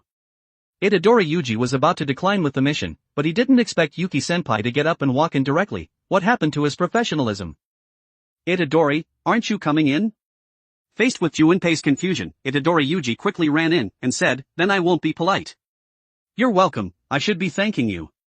Yoshino Junpei, who had discussed with his mother, had also come to his senses at this moment. He was just being used. He was using his hatred for humans, because he was a cursed spirit. Underscore underscore underscore underscore underscore underscore underscore underscore underscore underscore underscore underscore underscore underscore underscore underscore underscore underscore underscore underscore. For more advanced chapters visit my Patreon. Patreon.com/Kane45. Tier, $10 casual reader, plus 20 advanced chapter. $20 intermediate reader, plus 40 advanced chapter. $40 expert reader, plus 80 advanced chapter. Update, Monday to Friday, update 3 chapters a day. Saturday and Sunday, off. Chapter 118, JKNS, Chapter 118. 1929 words. Although he didn't know if tomorrow would be better, he should cherish the time he spent with his mother, and couldn't tarnish his mother's soul because he wanted to take revenge on them. I'm really sorry, the house is a little small, I can only trouble the 3 of you to squeeze into one room. Shizuka, who was holding the quilt, was walking towards Junpei's room. It could be seen from the smile on her face that she was very happy at this moment. It's okay, sleeping together can increase our relationship, Auntie, let me help you. Itadori took the quilt from Shizuka's hand, and asked, where's Junpei's room? Follow me. Looking at his mom and Itadori, who were leaving, Yoshino Junpei poured a cup of oolong tea and handed it to Yuki, and asked hesitantly, can I join Jujutsu High? Exorcise cursed spirits with Itadori. No. Yuki refused directly. Why? Realizing that he had spoken a little loudly, Yoshino Junpei asked softly, why, I can see cursed spirits too. Because jujutsu sorcerers can die at any time, so I generally won't agree. Yuki took a sip of oolong tea, his eyes became indifferent, and said, it has already been confirmed that those 3 missing jujutsu sorcerers are dead, their disappearance is only because their bodies haven't been found. How much stronger do you think you are than those 3 jujutsu sorcerers? Staying at home and accompanying your mother is a better choice for you at this moment, so I refuse. I'm sorry. Looking at her son, who had lowered his head to admit his mistake, Shizuka, who was hiding by the wall peeking, said softly, that senpai is so indifferent, he's so handsome, he must be very good looking if he smiled more often. Yeah, but senpai is very cool in Jujutsu High. Itadori also poked his head out, curious about what would happen next. Yoshino Junpei, who was about to leave, heard good news, which made him feel the true love in the world. But since you want to join, I can recommend you to other departments, it's relatively safe, and you'll be responsible for cleaning up and handing over, and you can also frequently hand over with Itadori. Upholding the principle that talents can't be wasted, Yuki gave him the best choice, support supervisor, I'll help you contact them if you want to join. Agree quickly, agree quickly. We'll be colleagues in the future. Son, Mom supports you. Go boldly for your dreams. The 2 behind the wall were looking forward to it. Thank you. Yoshino Junpei naturally didn't refuse, after all, he had long not wanted to go to that trash school, if he wanted to start his new life, he naturally had to change places. Congratulations. That's great, Junpei. The 2 rushed out from behind the wall, hugged Yoshino Junpei tightly, and celebrated happily. Shizuka was happy that her son had found true friends, and Itadori was happy that they could work together in the future. Looking at the happy crowd, Yuki smiled slightly, and said in his heart with emotion, as expected of me, I dug up the root of the matter, and solved the mission in less than a day, all that's left is to kill that guy Mahito tomorrow, and then call it a day. This damn mission is like cutting leeks, it will keep growing if you don't pull out the roots. But he didn't expect it to be so easy to cover his cursed energy on his soul, he thought he would have to practice for a whole night. Yuki looked down at his right hand, cursed energy was attached to his soul, although it was a little troublesome, he had also covered it, after all, he could see souls in the first place. He could control this thing like a fish in water because he had insight into the essence of souls, but he just didn't expect it to be so simple. Now he would use his fists to shatter his twisted face. That disgusting guy. While everyone was celebrating, Yuki silently picked up the phone and called Eiji Kiyotaka, and informed him that a new person would be joining tomorrow and then hung up. In Yoshino Junpei's room, Itadori was talking about recent interesting things with Junpei, while Yuki was silent, sending the cursed energy in his body to the mitotic regeneration on his head. The next day, the fully prepared group said goodbye to Shizuka and boarded Eiji Kiyotaka's car and left. Looking at Yoshino Junpei, who was sitting in the back seat, Eiji Kiyotaka looked at Yuki, who was in the passenger seat, and started talking about the main topic, and said, 3 more people disappeared last night, and someone saw something similar to a cursed spirit appear, and the window has also confirmed it. Is that so? I understand, please call a few nearby jujutsu sorcerers to block the sewer entrances near this area, after all, he's very good at running away, I'm going to start exorcising him. Yuki looked out the window, he wanted to give the child who was going out to play a lesson, so that he wouldn't grow up. Understood. Eiji Kiyotaka dialed the phone with one hand, and drove to the destination this time. How professional! Yoshino Junpei shouted in his heart. He was looking forward to his future.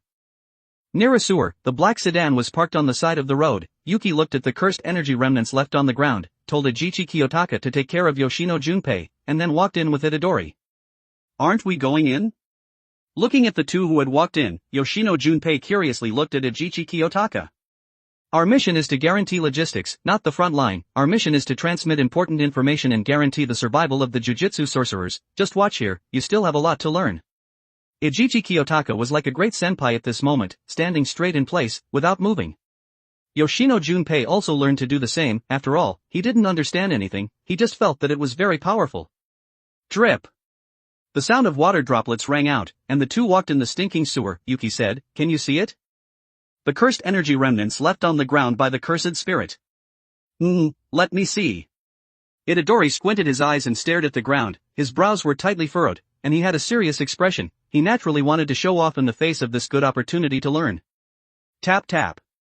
The two walked one after the other. Yuki stared around, and Itadori stared intently at the ground, and then exclaimed, "Oh! I see it, there's a very faint black gas on the ground, it seems like it'll disappear soon." "That's right, that's the cursed energy remnant."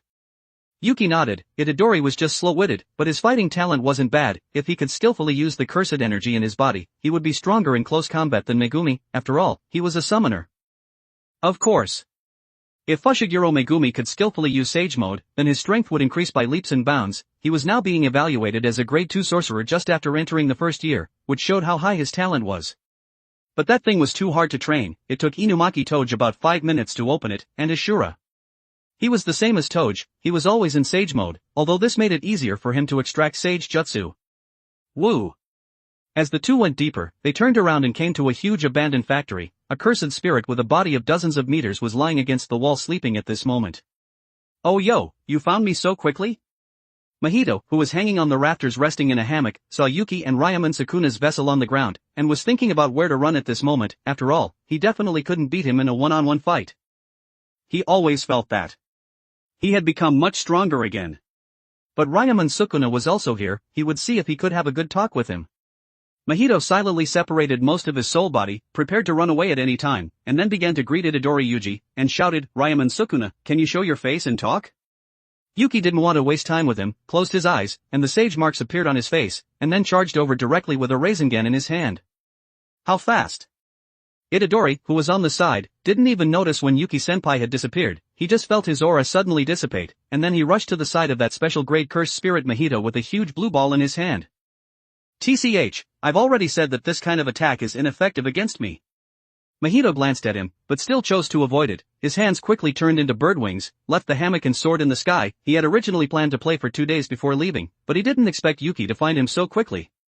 It felt like he was still announcing his plan in the last second, and was arrested by the police in the next second. He had clearly erased all the cursed energy remnants. Why could he still follow so quickly? Although he really wanted to get him, Mahito still chose to listen to his heart. He would run as fast as he could. As long as his eyes didn't pull him into another dimension, he wouldn't die. Looking at Mahito, who was fleeing in the sky, Yuki used the iron beams on the roof to exert force, covered his right arm with cursed energy, and aimed at his spine and punched it. The speed was terrifyingly fast. Mahito, who only wanted to run, didn't even notice when Yuki had arrived behind him, and was punched to the ground. Thud! Dust flew, and the ground exploded. The blow that directly hit his soul made Mahito both surprised and desperate. This guy's growth rate was too fast. He spat out a mouthful of blood, and then quickly transformed his body shape and was splitting, and ran towards Itadori Yuji, who was surprised at the door. As long as he let Ryaman Sukuna regain control of Itadori's body, then he would win. A rabbit darted out of the smoke quickly. Mahito's greedy face stared at Itadori Yuji, and said, "Idle transfiguration, come out Sukuna, I want to talk to you." Plop. As the sound of his heart throbbing echoed in his mind, he was standing there blankly at this moment, looking at Ryaman Sukuna, who was looking down on him. He was sitting on top of thousands of sheep skulls, and said in a frivolous tone, "Don't touch my soul with your dirty hands, this is my warning to you. I won't bother with you this time because you desperately summoned me. Get lost quickly, the next fight is between me and this kid." Yes. Underscore underscore underscore underscore underscore underscore underscore underscore underscore underscore underscore underscore underscore underscore underscore underscore underscore underscore underscore underscore. For more advanced chapters visit my Patreon. Patreon.com/Kane45. Tier, $10 casual reader, plus 20 advanced chapter.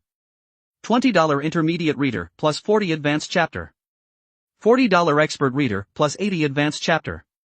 Update, Monday to Friday, update 3 chapters a day. Saturday and Sunday, off. Chapter 119, JKNS, Chapter 119. 2,258 words.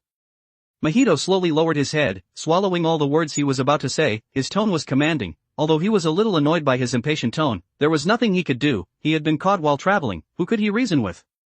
What was even more crucial was that even with only 3 fingers, Ryaman Sukuna was terrifyingly strong. The pressure coming from his soul, it seemed that he could cut through everything. If he had all 20 fingers, how strong would he be?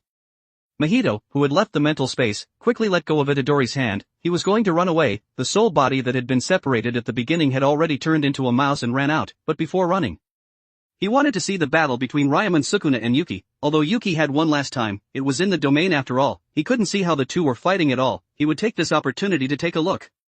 Ah! He's out. Just as Ryaman Sukuna had taken control of Itadori Yuji's body, his neck was grabbed by his suddenly out-of-control right hand. Itadori said, "Go back, don't think you can come out just because I'm suddenly distracted." "You didn't knock Itadori's soul unconscious?" Ryaman Sukuna said speechlessly. "Isn't this because I was a little gentle when I made my move? Don't worry, he'll automatically faint in a while." Mahito smiled slightly, feeling that half of his soul body that had been separated had been directly obliterated at this moment, and swallowed. He was really countered by this kid. He had lost half of his soul in one encounter, and then he had surrounded and blocked him with Jogo, but he still let him run away, and this time his soul was eroded again. He couldn't even think about recovering if he didn't lie down for a month. Did he have a grudge against him? He came to hunt him down every day. He woke up Ryaman Sukuna. Yuki looked calmly at Itadori, who was fighting for control of his body, and Mahito, who was huddled into a ball at his feet. Had he become so weak that even the system couldn't see him? "Never mind, no matter what, I can't let you run away." Yuki formed hand seals with both hands, and said, "Domain expansion mirror molded 2 sides." Not good. This kid knows domain. Mahito slipped away in an instant. He didn't want to stay here for a moment. He had to run quickly. He had been traumatized. Whether he could get him was one thing, but he definitely couldn't beat him. He was too countered. He should just go home and play with Jogo and the others. The outside world was too dangerous. Swoosh.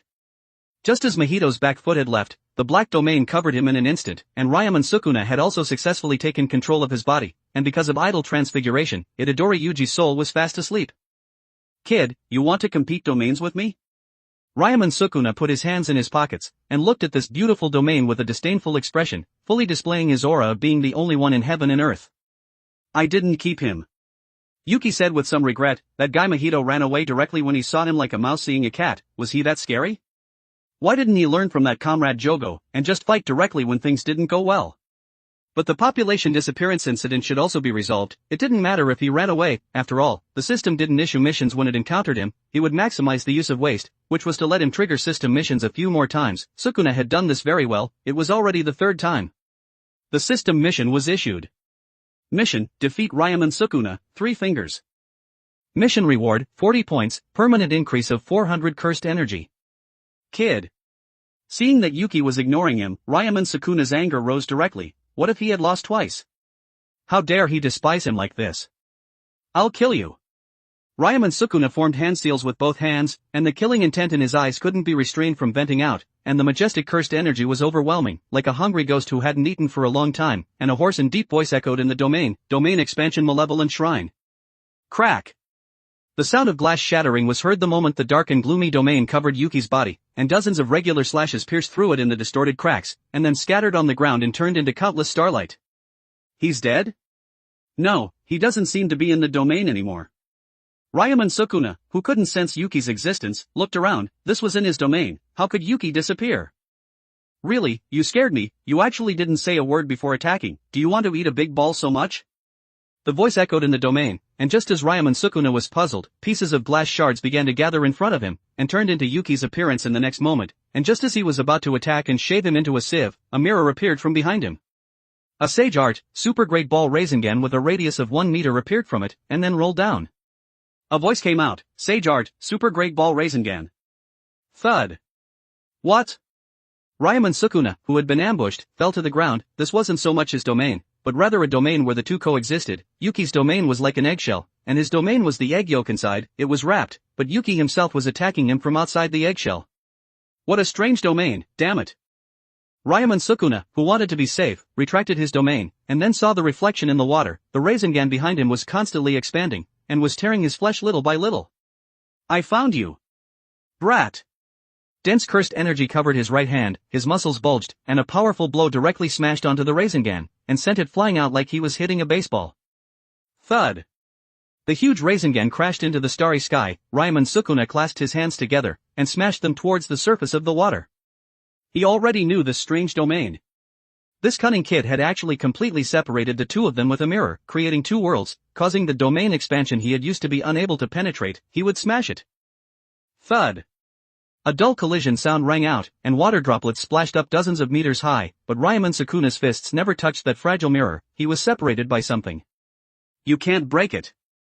Yuki said speechlessly. Did Raiman Sukuna think of himself as too strong? Gojo-sensei could directly blast it to pieces if he did this. After all, the difference in strength could be described as heaven and earth. But where did he get this confidence? Was it from those 17 fingers that he hadn't eaten yet? Yuki, who sensed that the sage jutsu in his body had run out, formed hand seals, mitotic regeneration release.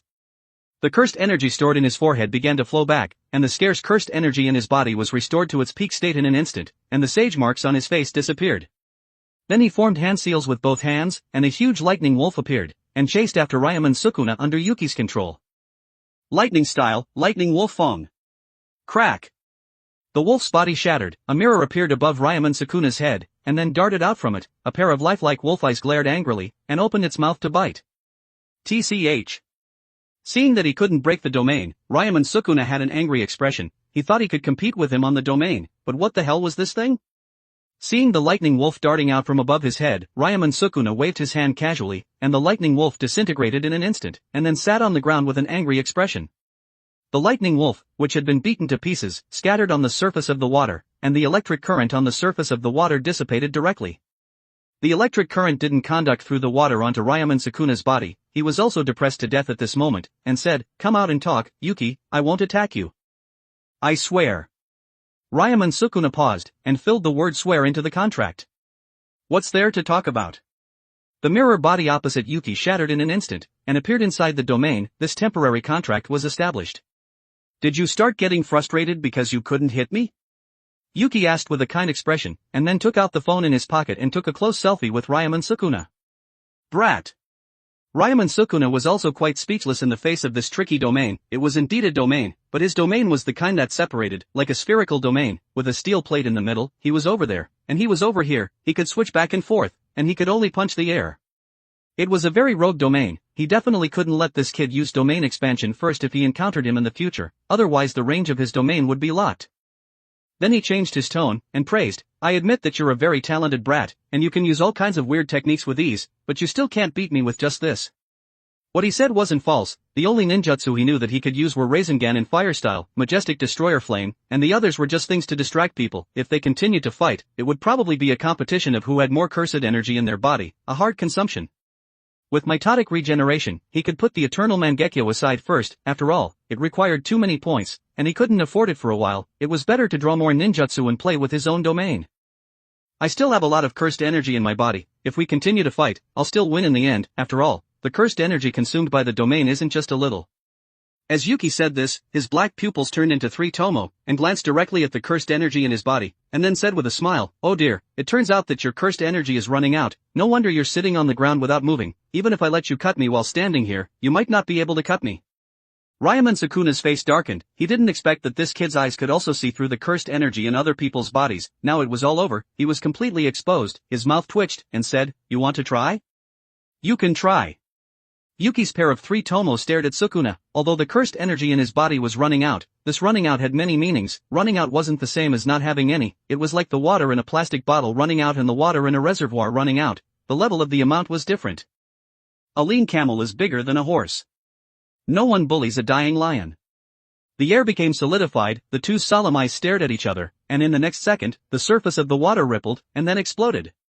The 2 figures were reflected in the round water droplets. It could be seen that Yuki had made the first move, the contract had failed, and a fist-to-flesh attack was unfolding at this moment. The dull sound of bang bang bang echoed, and both of them had excited smiles on their faces. The rippling surface of the water was constantly exploding, and after entangling for a moment, they both retreated after taking a punch to the face. Raiman Sukuna waved his hand, and dozens of invisible slashes instantly broke through the surface of the water and slashed out, and the small water droplets that were still falling were instantly slashed into 4 pieces. Yuki's eyes flashed, and then he soared into the air, and drilled through the gaps in the slashes. Not using replacing the mirror body was his respect for Sukuna at this moment, otherwise he wouldn't be able to touch him at all with his current strength. There's more. Brat! How will you take this move? Ryaman Sukuna's hand turned into a dining knife, and directly swung it out. A huge slash broke through the air and slashed out.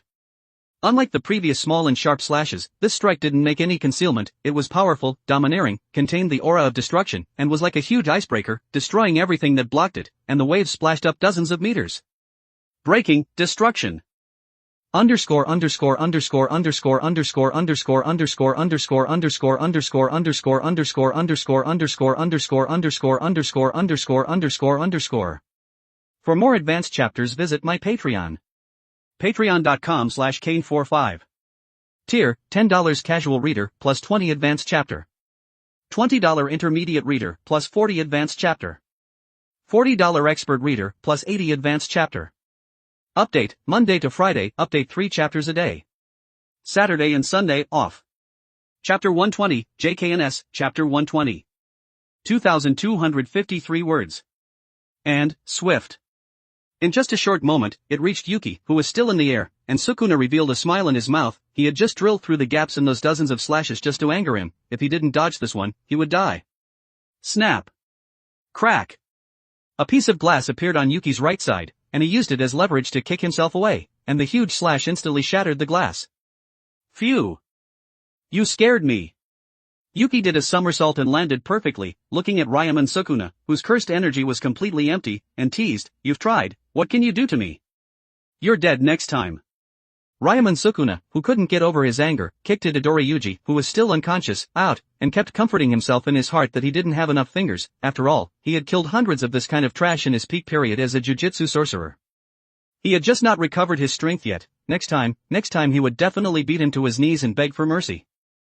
Phew.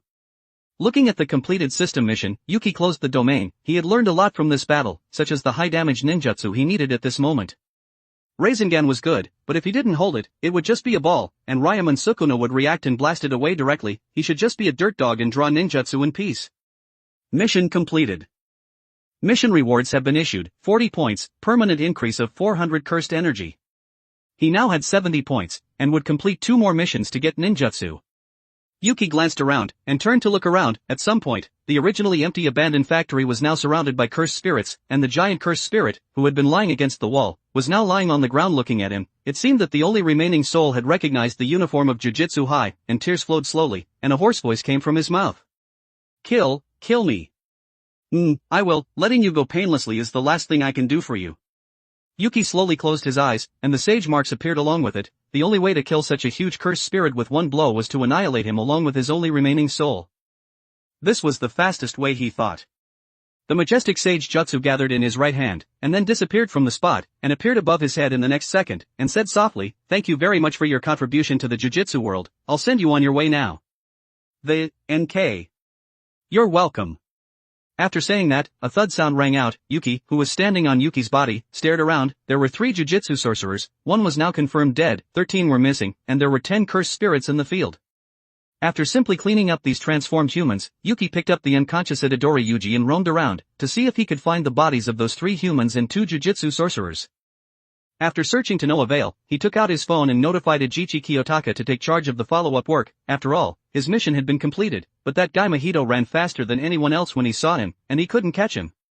But he couldn't cause any more trouble, and when the jujutsu sorcerers were completely free, there would be other grade 1 and 2 jujutsu sorcerers responsible for dealing with him. After all, he had been beaten by him to the point of being harmless. The system didn't even trigger missions when it encountered him. Could he come out without lying down for a few months?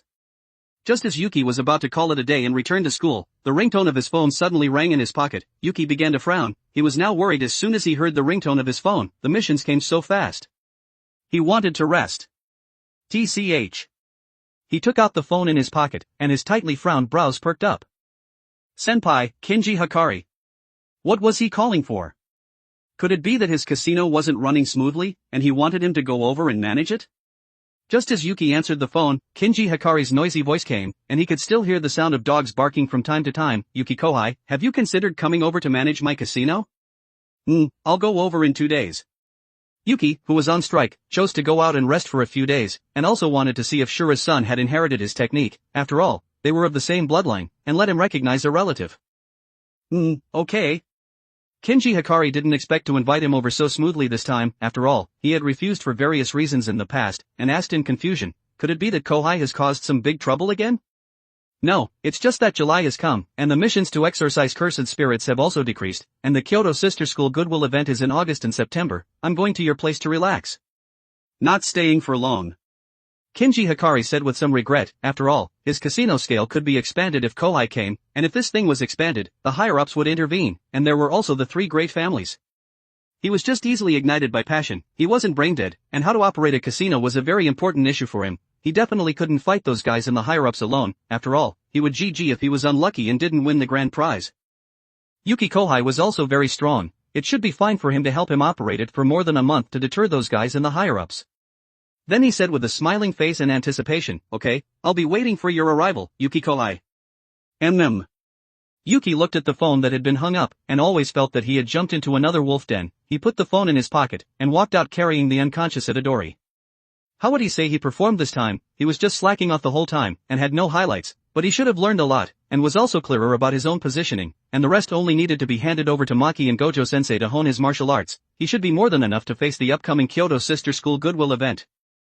Welcome back. Yoshino Junpei looked at Yuki, who had walked out of the sewer, and the unconscious Itadori Yuji, and quickly ran forward, and asked, Yuki, what's wrong with Itadori? Call me Yuki Jutsushi in the future. After all, we're in different departments. Seeing Yoshino Junpei, who didn't know what to call him, Yuki said, Itadori's fine, he's just unconscious, he'll be fine after a sleep. Oh, is that so? Yoshino Junpei, who had learned that Itadori was fine, breathed a sigh of relief, and Ajichi Kiyotaka, who was on the side, walked over after explaining the things in his hand, and looked at Yuki and said, thank you for your hard work, Yuki Jutsushi. It's nothing, but that special grade cursed spirit is too good at running. I didn't keep him, I'll have to trouble you to pay a little attention in the future. Yuki simply explained it once, and then summoned Shura and brought Itadori Yuji back to Jujutsu High. Jujutsu sorcerers are all strange people, their mounts are also very strange. Yoshino Junpei muttered, looking at the two who had left riding a dog. That Shura is very strong. If you were to evaluate his sorcerer level, you could evaluate him as a quasi-grade 2 sorcerer.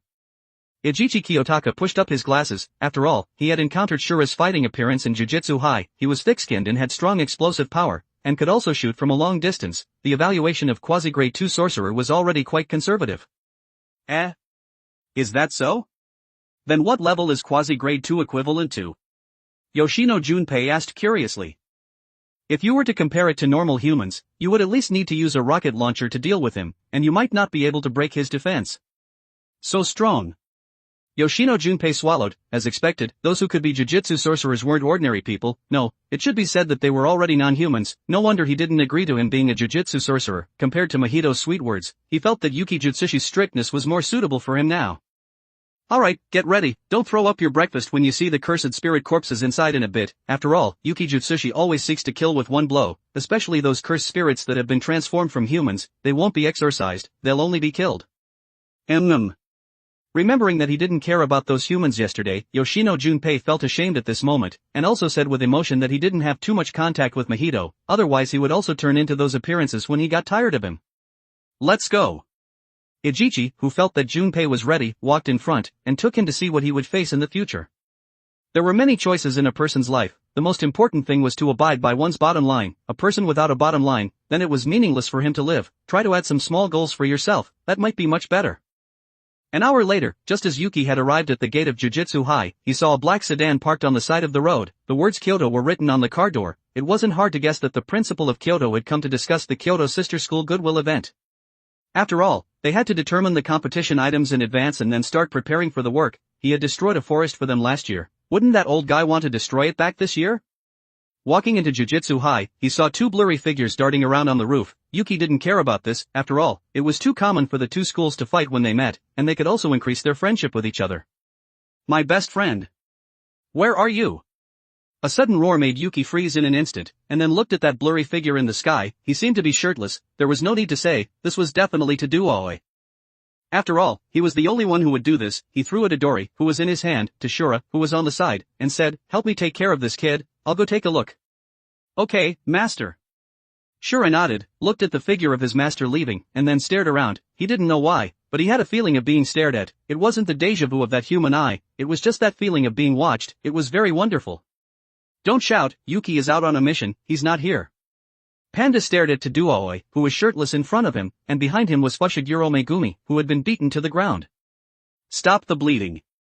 Inumaki Toge was using the power of words of his cursed speech to help Fushiguro Megumi heal, but he could only stop the bleeding, and he couldn't touch other things that were too delicate with his words. He's not here, oh well.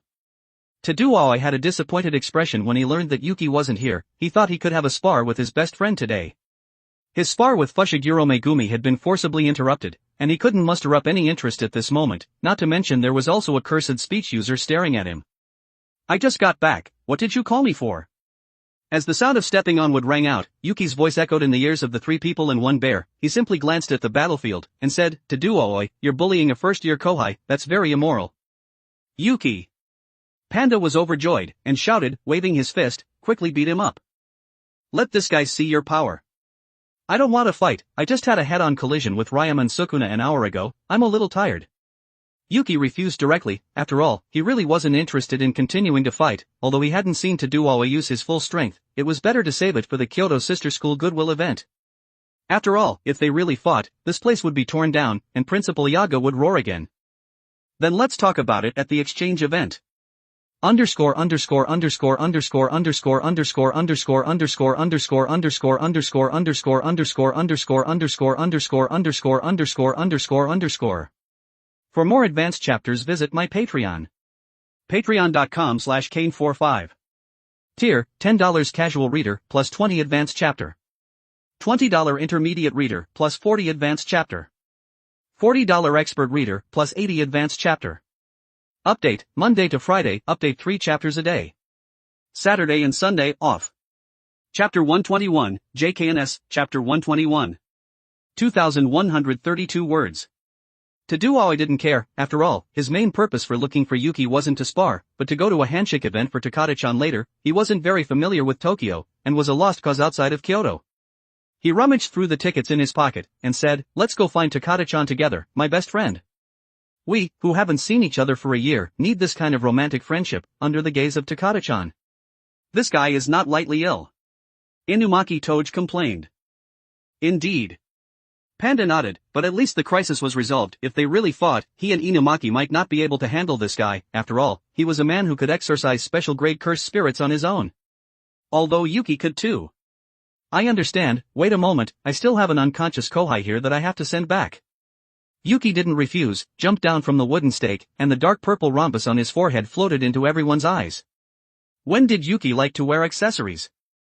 The sharp-eyed panda asked in confusion. I don't know, it's probably another technique. After all, Yuki doesn't like those fancy things.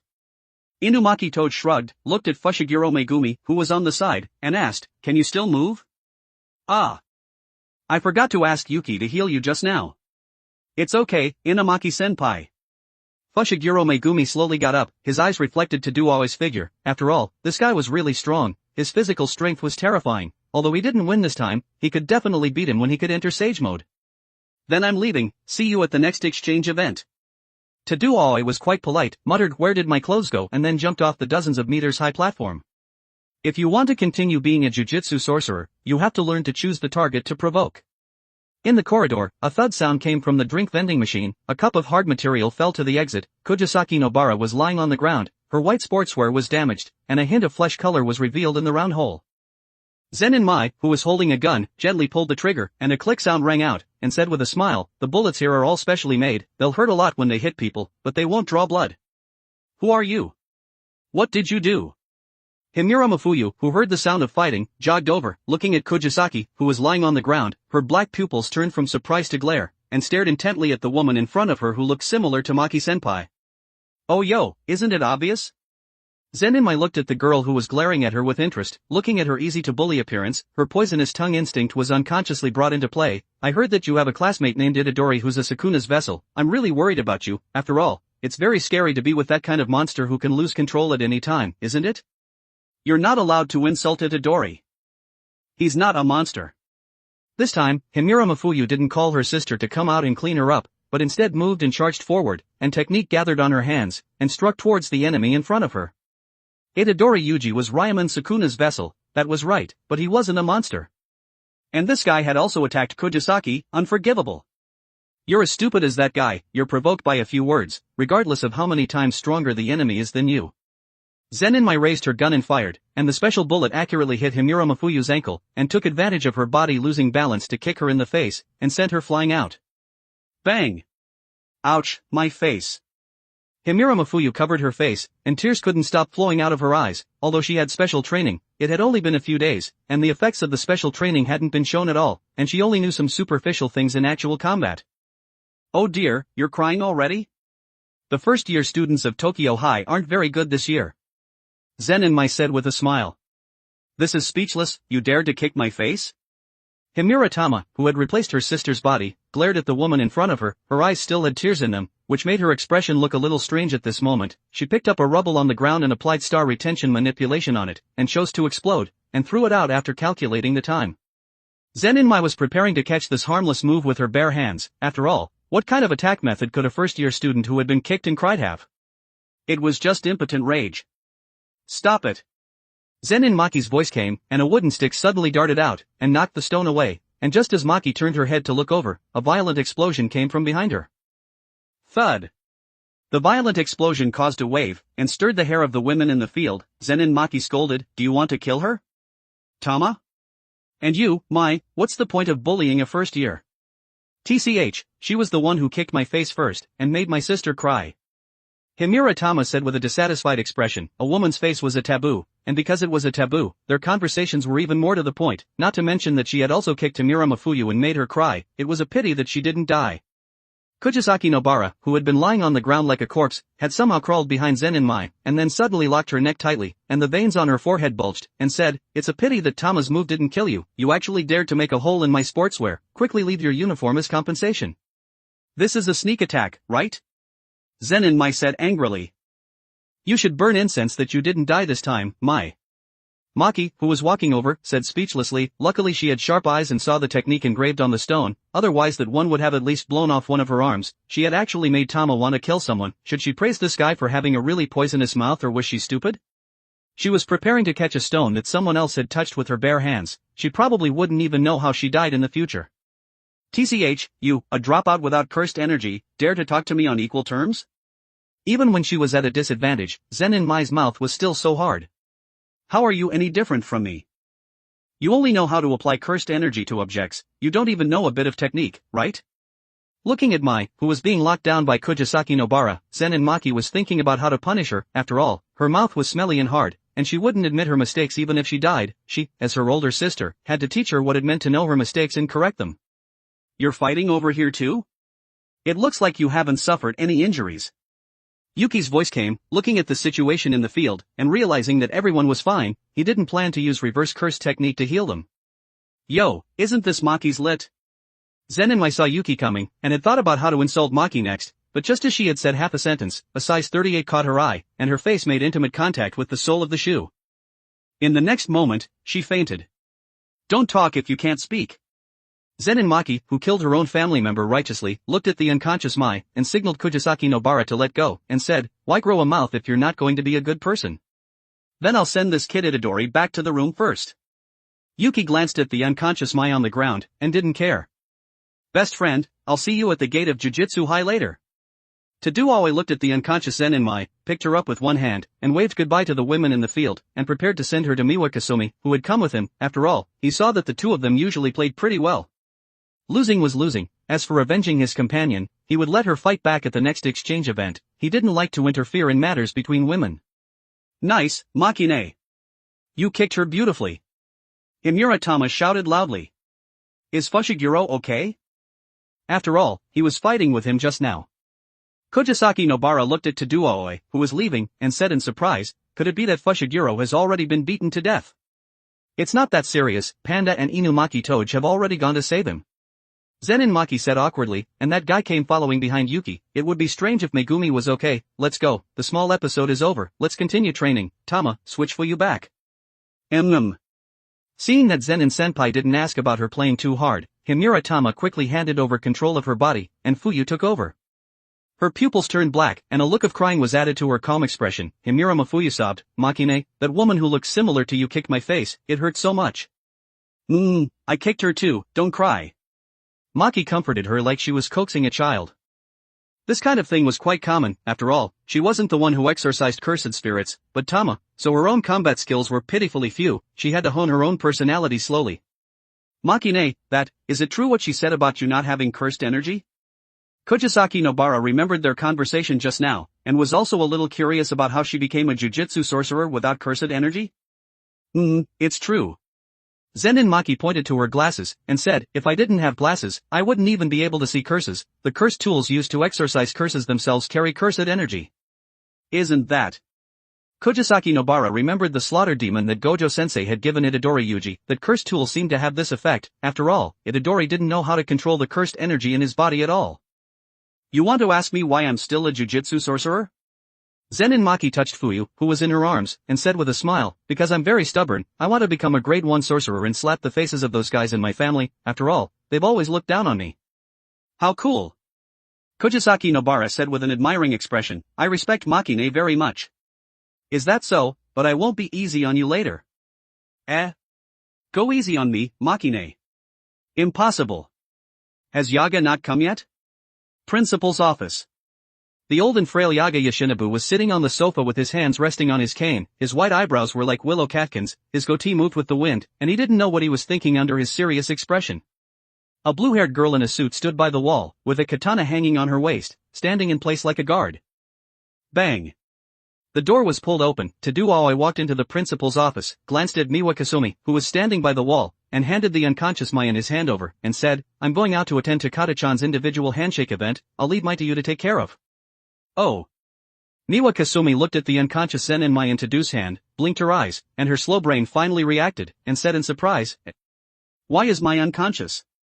Tadu didn't answer, just put Mai on the ground, and then prepared to leave quickly. After all, the happy times with his best friend were the most important. "Tadu, how is that guy Yuki's strength?" Underscore underscore underscore underscore underscore underscore underscore underscore underscore underscore underscore underscore underscore underscore underscore underscore underscore underscore underscore underscore. For more advanced chapters visit my Patreon. Patreon.com/Kane45. Tier, $10 casual reader, plus 20 advanced chapter. $20 intermediate reader, plus 40 advanced chapter. $40 expert reader, plus 80 advanced chapter. Update, Monday to Friday, update 3 chapters a day. Saturday and Sunday, off. Chapter 122, JKNS, Chapter 122. 2,525 words. Sitting on the sofa, Yoshinobu Gakkiganji slowly opened his eyes, looking at Taduaoi, who was preparing to go out at the door. Yuki. His strength was growing too fast, all because of him. The plan to kill Itadori had failed, and it wasn't easy to act now. After all, a large number of jujutsu sorcerers were starting to become free, and they could no longer take advantage of the shortage of manpower to kill the vessel of Ryaman Sukuna. If he became the second Gojo Satoru, the jujutsu world would be turned upside down. "I don't know, and don't ask me, old man, I'm going to attend Takata-chan's handshake event with my best friend."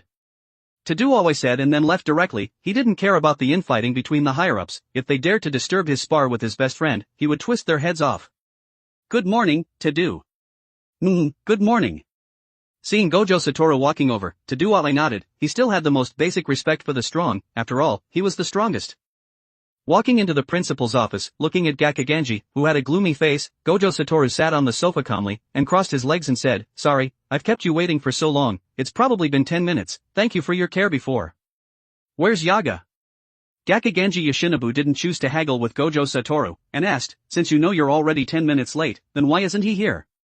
"Because I gave him a fake meeting time, it's also a return gift to you, after all, it's really not easy to see you, you actually made me wait for a whole afternoon." Gojo Satoru leaned back on the sofa, clasped his hands together, and looked up at the ceiling and muttered to himself. "I don't know what you're talking about. Have you reached the age of retirement? Old man, your memory has deteriorated so badly." Gojo Satoru was holding on to that matter tightly at this moment.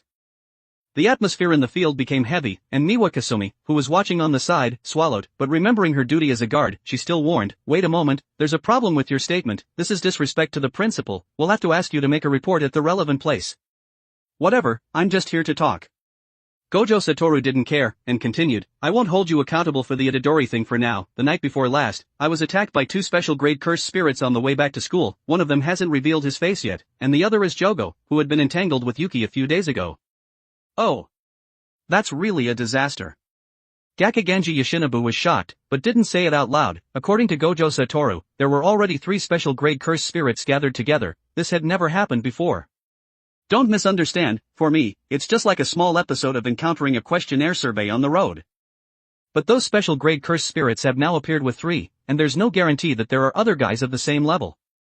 Not only the enemies, Yuki, Okatsu and Hikari, and to do on your side, the levels of the students have also been soaring rapidly in recent years, coupled with the Geto Suguru incident last year, and the appearance of Sukuna's vessel this year. All of these mean that the future generations will not be able to be measured by the scale of special grade. Gojo Satoru reminded with a sneer, the world is going to change. In this peaceful jujutsu world under your management. You're too outspoken. If it wasn't for your willfulness, things wouldn't have been like this. Gakuganji Yoshinobu, who realized the seriousness of the matter, stared intently at Gojo Satoru, who was calm in front of him. He had understood, whether the jujutsu world would be chaotic in the future was all related to this kid called Itadori. After all, if he lost control, that would be the best opportunity for those cursed spirits to destroy the current peaceful society in one fell swoop. Just like Okatsu Yuta last year. No, he was even more serious. After all, Ryuman Sukuna was the king of curses. I'm just a teacher. Teaching students is my job. Alright, I've said what I needed to say. Principal Yaga will be here in 3 hours. Goodbye. Gojo Satoru got up and left. Looking at Gojo Satoru, who was leaving, Gakuganji Yoshinobu was silent for a moment, and said to Miwa Kasumi, who was on the side, Miwa, go buy some tea. Yes. Miwa Kasumi, who received the order, moved immediately, quickly pulled the wooden door, and went to ask Gojo Satoru for an autograph and a photo.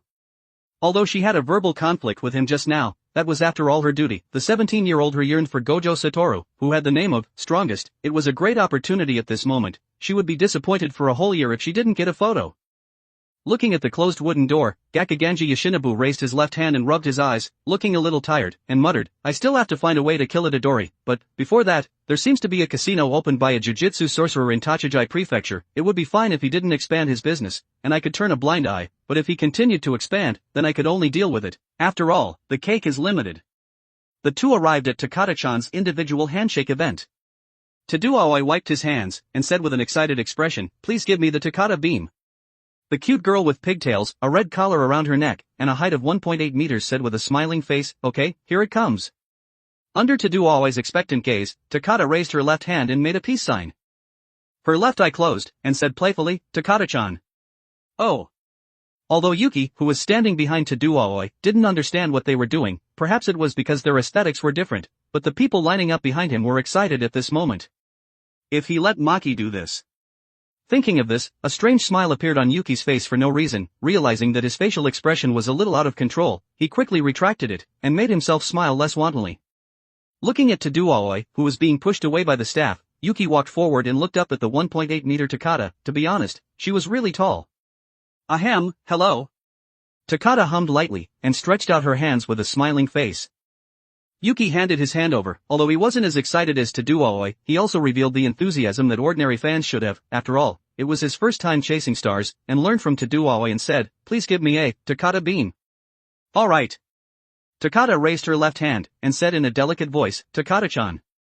An invisible question passed through Yuki once again and was transmitted to the people lining up behind him, and the people whispered excitedly. Yuki blinked his eyes, and didn't seem to feel the charm of this star chasing. He thought it could make him a little bit moved.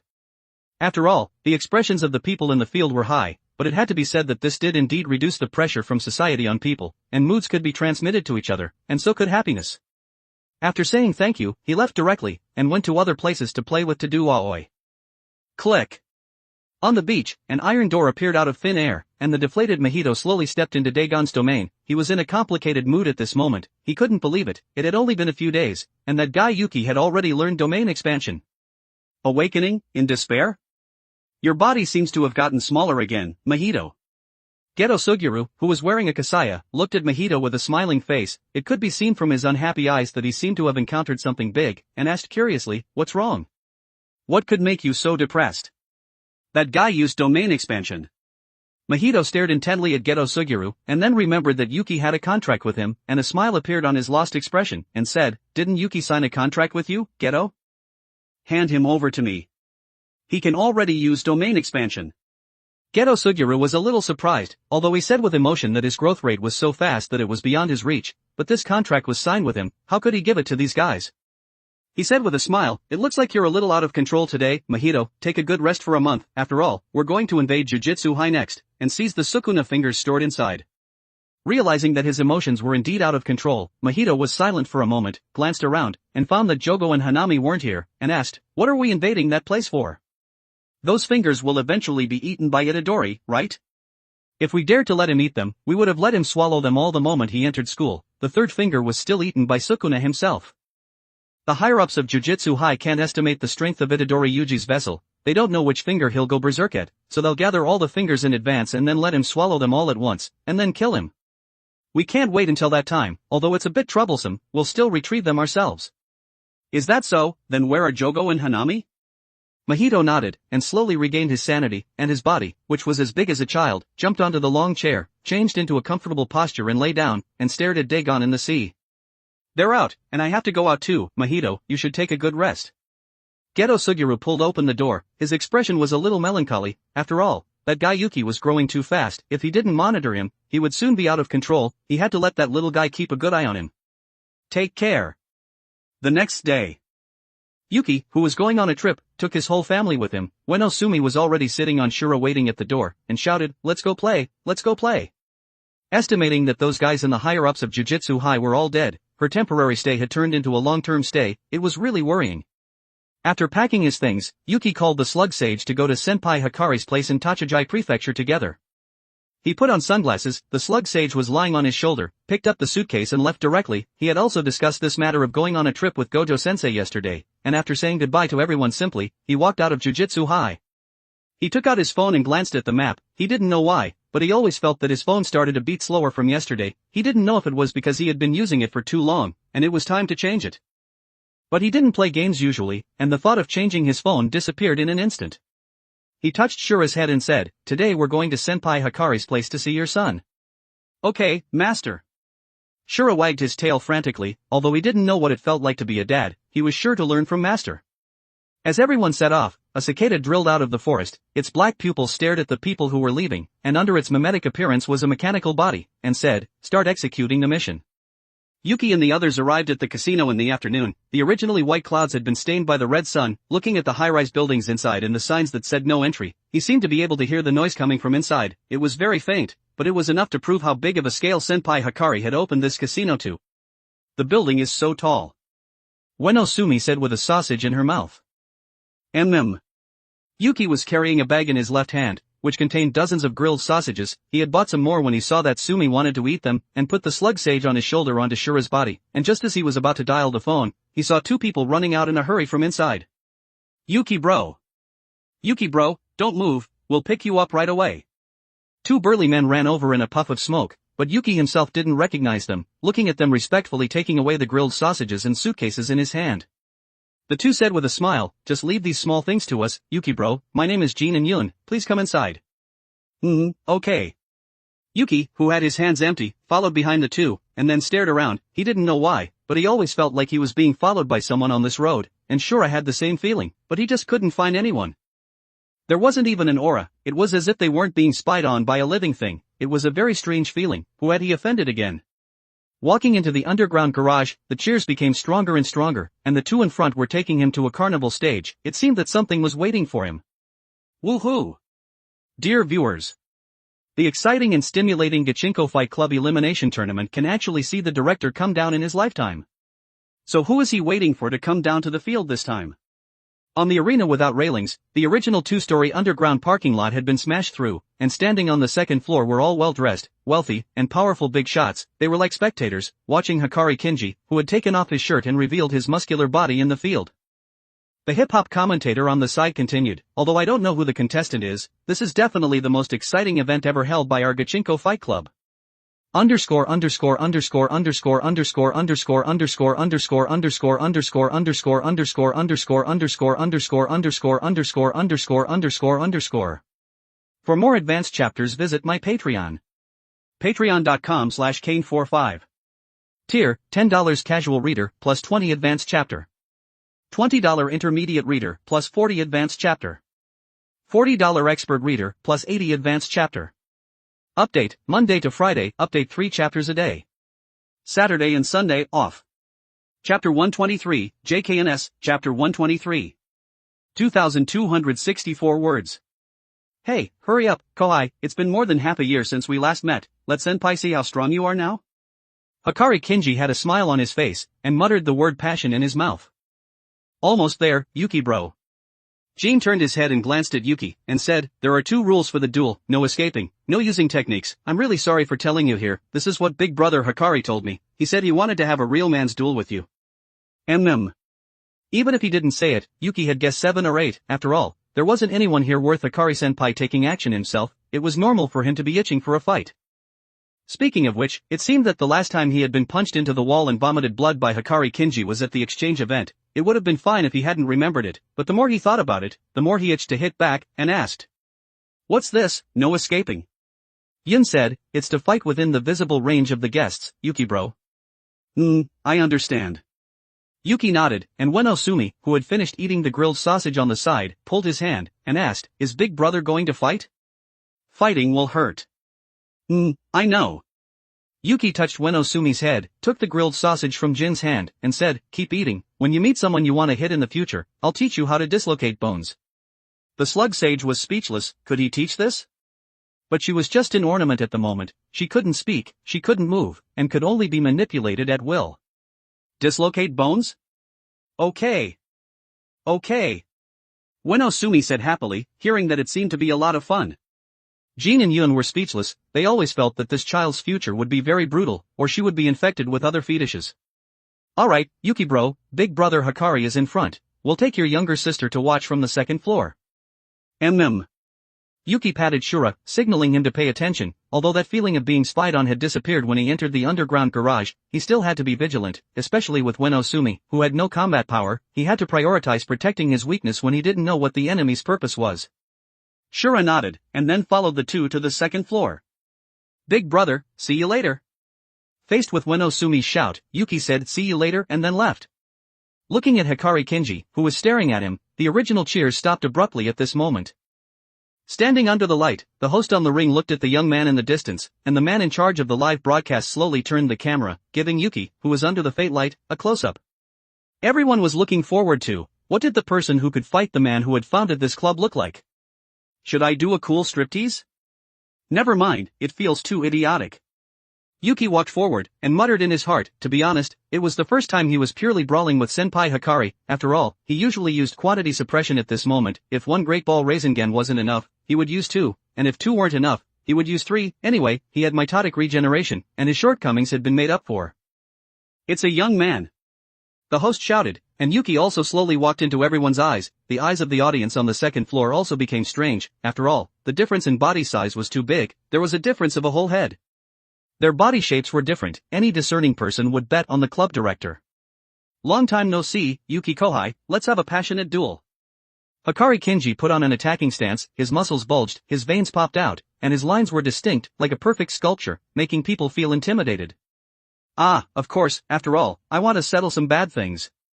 Yuki put his left foot on the bottom of his toes, took a deep breath, his body muscles began to bulge, his body shrunk together, and as he exhaled the breath in his lungs, his left foot shifted horizontally outwards, his arms spread out and his blood flowed quickly, and his body began to become hot. The system mission appeared. Mission, defeat Hikari Kinji. Mission reward, 35 points, permanent increase of 300 cursed energy. An invisible aura surrounded the 2, and the audience on the 2nd floor swallowed. The host was attracted by the aura of the 2, and then reacted that he still had to broadcast live, patted the man in charge of recording the live broadcast, signaled him to leave the arena, and shouted. Everyone! From the heavy atmosphere on the field, you can feel that today's battle will definitely be enthusiastic and passionate. Place your bets. Place your bets. Place your bets, the match will start soon. 3, 2, 1, 0. The host waved his hand, and shouted, stop betting. The match begins. Thud. Just as the host finished speaking, a dull sound rang out, It seemed that the wind was blowing the broken hair on his temples. You had to know that this was an underground garage. Where could the wind come from to blow so far? The two in the field were fighting with their fists and feet. They were so fast that after images appeared, ordinary people had never seen this kind of fighting scene, and they cheered immediately, and there were also a few cursed sorcerers who wanted to see the strength of the two.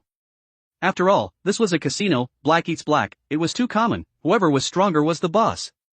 But after watching for a while, they gave up the idea of occupying the casino. Were these two people monsters? Feeling the long-lost passion and blood, Hikari Kinji, who was injured, wiped the blood flowing from his nose, and had a smile on his face. He would punch happily today. Yuki blocked with his forearm, and then unloaded his strength and advanced, and his fist came like the wind, and directly hit his senpai's chin. Snap! The heavy blow didn't make Hikari Kinji faint. A mouthful of blood spurted out of his nose, and he raised his foot and kicked fiercely. Fighting with injuries was especially common among people who knew reverse cursed technique. Even if they didn't use the technique, they would instinctively do this, upholding the attitude that it was either you die or I die. This kick directly sent Yuki flying dozens of meters away, and only stopped after heavily smashing into the load-bearing wall. Hikari Kinji didn't go up to chase, but instead stood in place and shook his head. The vision in front of him was spinning at this moment, his brain was blank, and a ringing sound rang in his ears, and he lost his balance and collapsed on the ground, and seemed unable to find his body's center of gravity. Normally, the host would shout and cheer at this moment, and the audience would shout and cheer, but the two were collapsing on the ground at this moment, and they were a little looking forward to how the next fight would be. Big brother. Ueno Sumi, who was sitting on Shura, looked at Yuki, who was lying against the wall, and he was vomiting blood at this moment. Cough cough cough. Yuki spat out the stagnant blood in his body. That kick really didn't feel good. After all, there was no cursed energy to bless it. He looked up at Hikari Kinji, who was still grasping his center of gravity, and smiled for a moment. He had just stood up and hadn't walked 2 steps before he couldn't control his body and began to tilt, and then fell down. If he could use cursed energy, he probably wouldn't be in trouble, but he couldn't use it, and he was punched to the point of losing his center of gravity, and his head was dizzy. Then he covered his aching abdomen and slowly got up, and started running towards Hikari Kinji, preparing to KO him with one kick. The host shouted, "Is he going to win? That young man." The director seems to still be looking for his center of gravity at this moment. Could it be that the director is going to lose? It's really hard to imagine. The director is actually breakdancing. His huge body is rolling on the ground, his hands are using force, and his strong legs are actually spinning in the air. The director is worthy of being the director. Even if he can't grasp his body's center of gravity, he can still respond flexibly. Hikari Kinji, who still couldn't grasp his center of gravity for a moment, chose to be flexible. As long as he turned fast enough, his dizziness would keep up with him. The sharp legs brought out gusts of wind, stopping Yuki's attack, but it was only for a moment. After all, he had opened his eyes today, and it was the first time he knew that breakdancing could also be used for fighting. An image couldn't help but appear in his mind. On a day with heavy rain, 2 men met on the road, and their shoulders bumped together. They looked at each other, and then breakdanced on the street, and a woman on the side was shouting, "Don't fight! You guys stop fighting!" Phew! Yuki took a deep breath, and his body began to rotate, and after his right leg rubbed on the ground for a circle, his speed soared in an instant, and he kicked towards Hikari Kinji. Leaf Hurricane! The powerful force stirred the gusts of wind, and their legs collided together, and as a crack sound rang out, the crisp sound of bone cracking echoed in the ears of the onlookers, making them feel cold. Thud! Hikari Kinji was sent flying, and crashed into the wall head-on. Yuki's right leg bone broke directly, and his flesh split open, revealing the white bones, and his toes touched the ground. How ruthless! This was the first impression that the onlookers had of the young man in the field. Hoshi Kirara, who was sitting in the monitoring room, looked at the unprecedented ratings, and the gambling game that she had earned a lot from, and swallowed, and said, "I feel like the casino can be expanded with Yuki Kohai here." The host went up to confirm whether Hikari Kinji had fainted, and then shouted, "The winner is that young man." Whoa! The people who had won the bet applauded and cheered, and although the people who had lost the bet didn't have smiles on their faces, they also applauded and celebrated. After all, it was the first time they had seen such a passionate fight. The system pop-up appeared. Mission completed. Mission rewards have been issued, 35 points.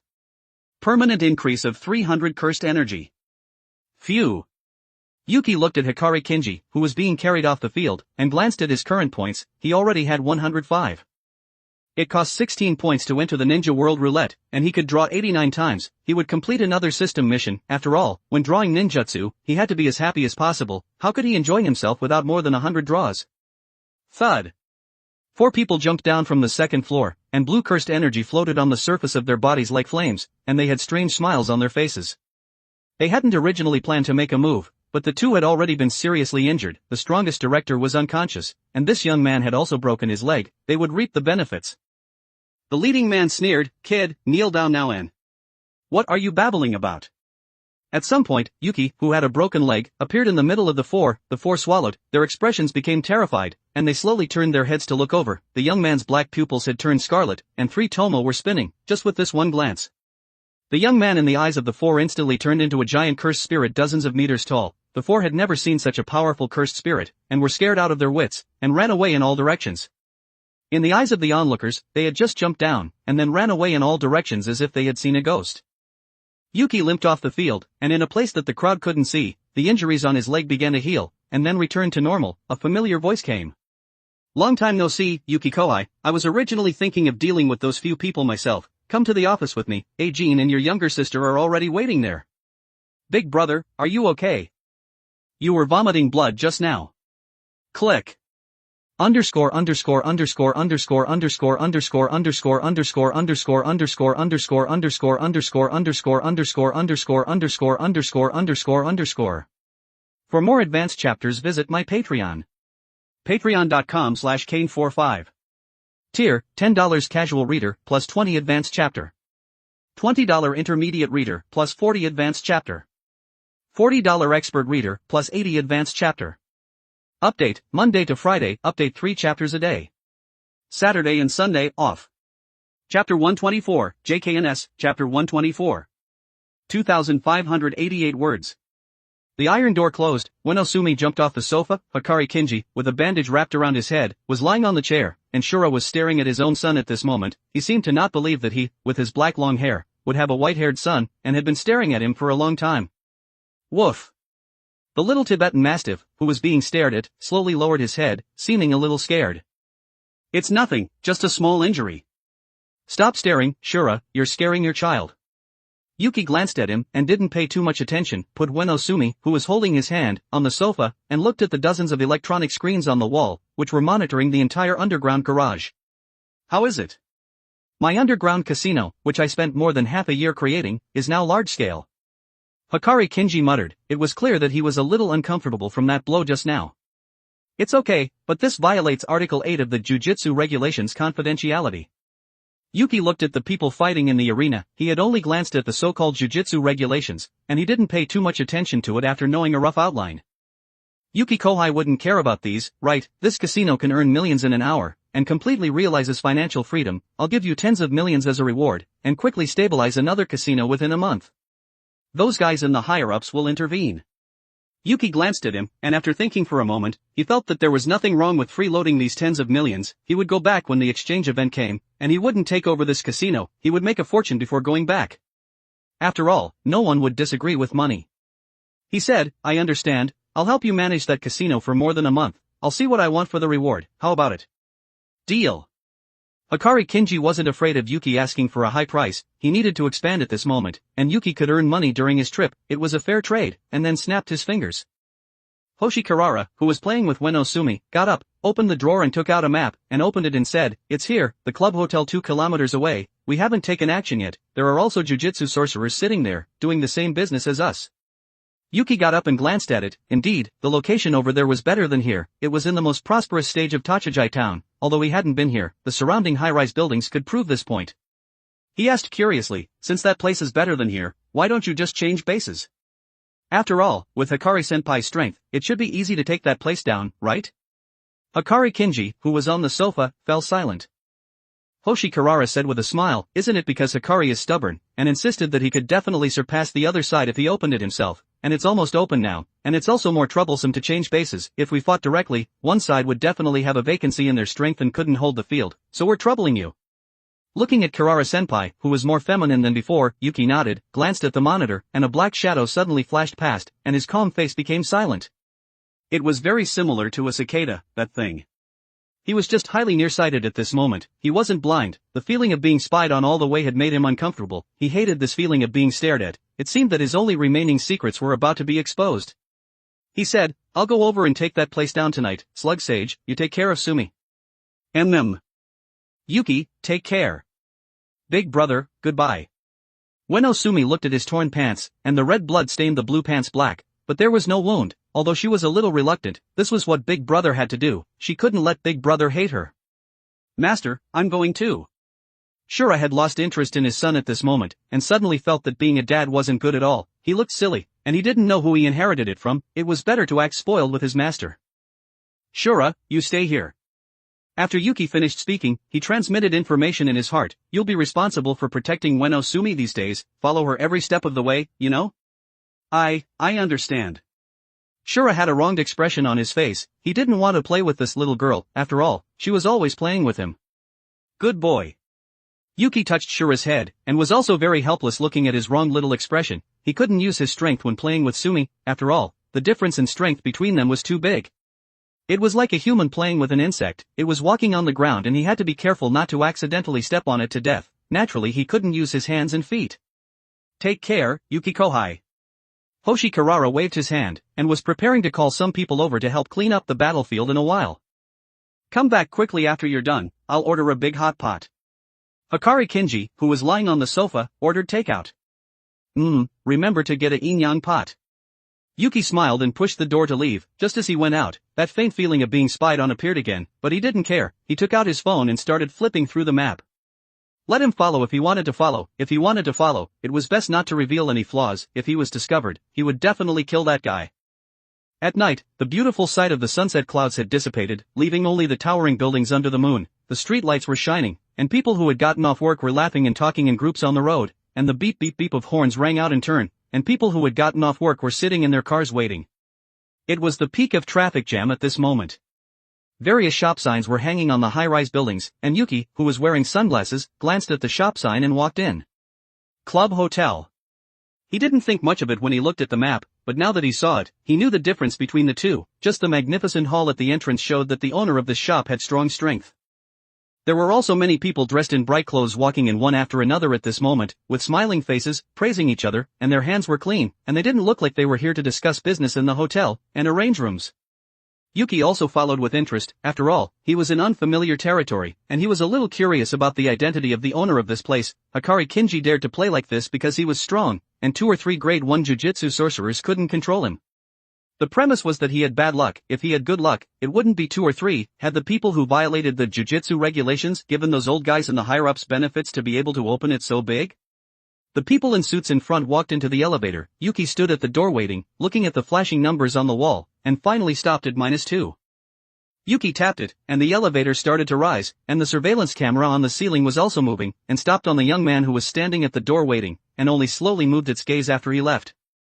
Yuki pressed -2, and as a buzz sound rang out, the elevator began to descend. He looked up at the surveillance camera that was monitoring him, and smiled at it and then ignored it, and waited for the -2 floor to arrive. -1. -2. The arriving elevator stopped steadily, and as the iron door opened, he could see a beautiful woman dressed in simple clothes waiting at the door. Her closed eyes slowly opened, and her red pupils gradually enlarged, exuding a hint of charm. She asked, "What are you doing here?" "Little brother? I heard that it's fast to earn money here, so I came to see." Yuki smiled slightly. If he wanted to take charge of this place, it was best to go through a process first. After all, destroying it would be disrespect to his own property. Black eats black, it was very common. It was already an illegal industry, it was fine to eat it. That was what he thought. Everything was carried out in accordance with the jujutsu regulations. He had an obligation to eradicate it, and he could also turn a blind eye. Whoa! Cheers came, and the woman, who was originally preparing to refuse, didn't say anything else, and changed her words and said, "There are 2 ways to earn money here. The first is to fight. You'll earn money if you win, and the second is to bet. If the player you bet on wins, the money you earn will double proportionally. For example, the ratio of the person you bet on is 1, and the other side is 5. If you win, the money you bet will be multiplied by 5, and if you lose, it will all disappear. Which one do you want to choose?" "I'll bet on myself, 10 million. Yuki's black pupils became indifferent, and took out a bank card from his pocket. As long as he kept winning, the strongest person in this underground casino would eventually choose to show up and defeat him because he couldn't afford it. It was much better than him rushing in and turning this place upside down, and he didn't have to destroy the original appearance of this place. I'll arrange it for you right away, please stand here and wait." The woman glanced at the bank card in the young man's hand, and tapped her earpiece and left quickly, and contacted the boss. "Boss, there's a young man who wants to fight in an underground boxing match, and has bet 10 million on himself. How should we deal with it?" Agree, watch the arrangements later, let that young man win 2 matches first, and earn some views, and then send out a strong person when everyone bets on him, and if that doesn't work, have someone throw him out. Understood. The woman frowned tightly, although she felt that doing this would be unfair to that young man, but after all, she relied on this to eat. If he was to blame, he should blame himself for not doing anything good, and coming to gamble. After a period of ideological struggle, she returned to the young man, and said with a smiling face, "Please come this way, you'll be arranged to compete in the arena later. If you win all 3 matches, you'll get the reward you deserve, but if you don't complete the 3 matches, you can only get back the 10 million you bet, and you'll get a reward of 50,000 yen for each match you win, which will be doubled according to the number of matches you win." Understood. Yuki nodded, and under the woman's lead, he passed through an arena similar to a cage of death, and the cheers were endless. The circular arena was wrapped in barbed wire, giving it a feeling of a beast trapped in a cage. The 2 people in the field were covered in blood at this moment. If they couldn't win with their hands, they would even open their mouths and kick eggs, giving it a feeling of no-holds-barred fighting. "Are you scared?" The woman glanced at the young man behind her, and asked with interest, "What's your name?" "Yuki." "How old are you?" 17. "If you can't win in a bit, just shout that you surrender. After all, you have to have a life to spend the money, no matter how fast it comes." The woman reminded him kindly, but didn't say anything more. After all, she didn't look closely just now, but now that she looked, he should be very suitable for this place. The pants were torn at his right calf, although it had been washed. The blue jeans were still black, which meant that he had been stained with blood not long ago.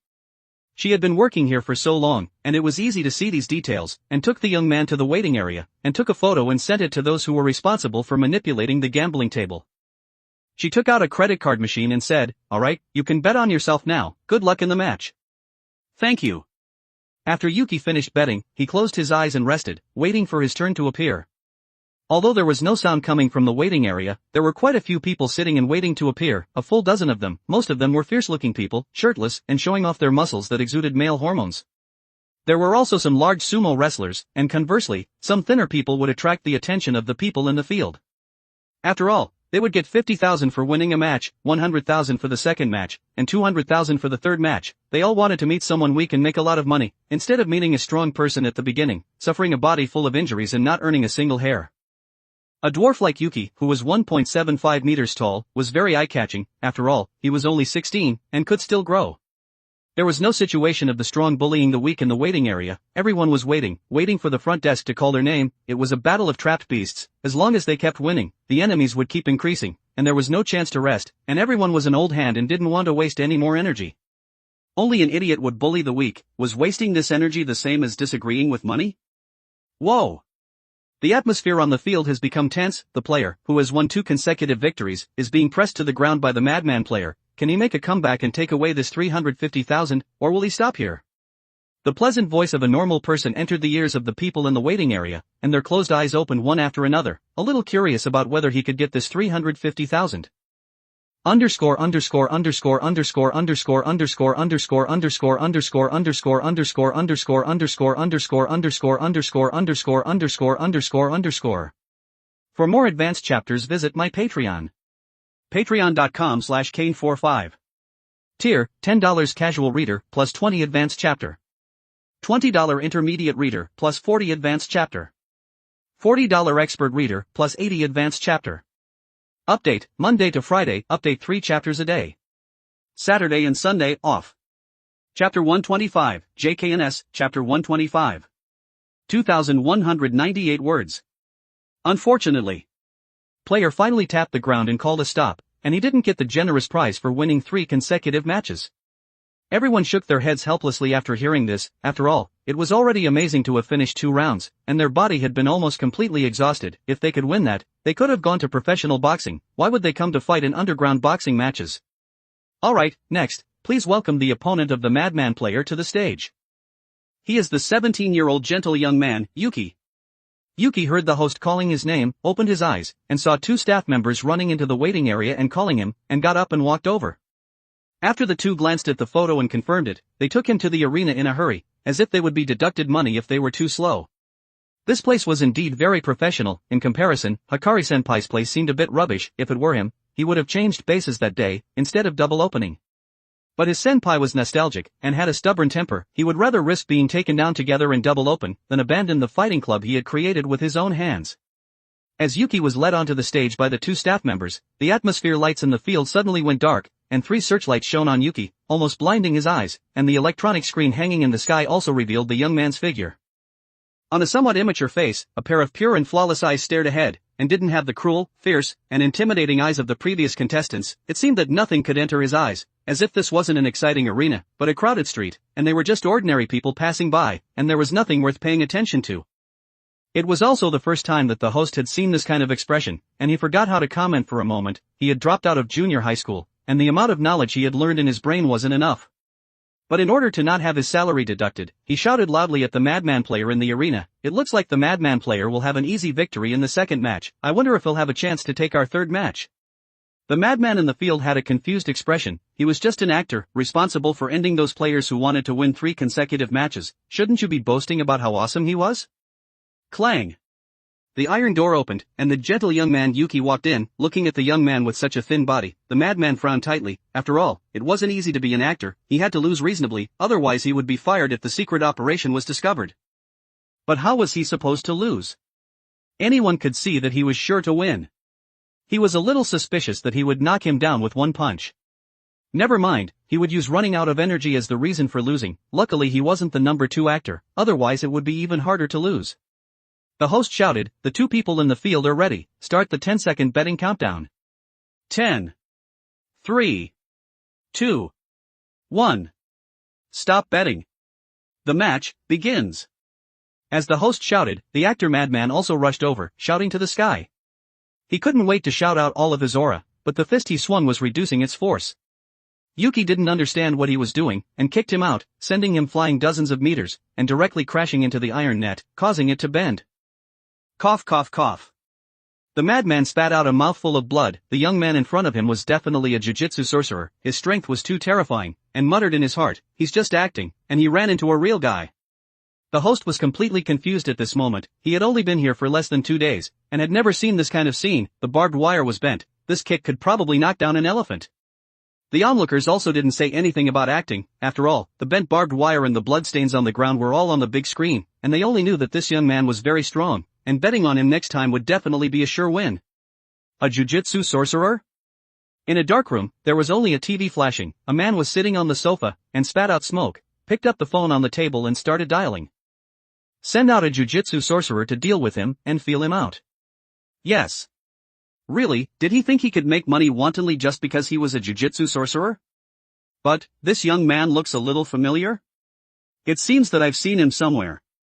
After thinking for a moment to no avail, the man didn't care anymore. Although he looked very familiar, there was nothing he could do if he couldn't remember. After all, this was the territory of the Kumo family. No matter who came, they had to kneel down.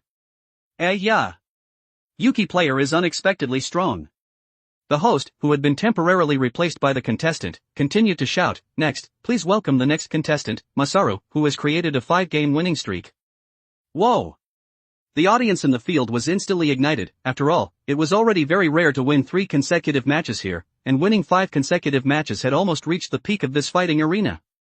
Those people who were originally preparing to bet on the young Yuki instantly changed their minds, and started betting on Masaru. After all, the ending was obvious. If he could lose, they would run naked in the streets tomorrow. But there was also a small portion who chose to bet on Yuki, and with the mentality that it was always right to bet half and half, they bet on him. After all, they would only lose a little money if they lost, and they would make a killing if they won.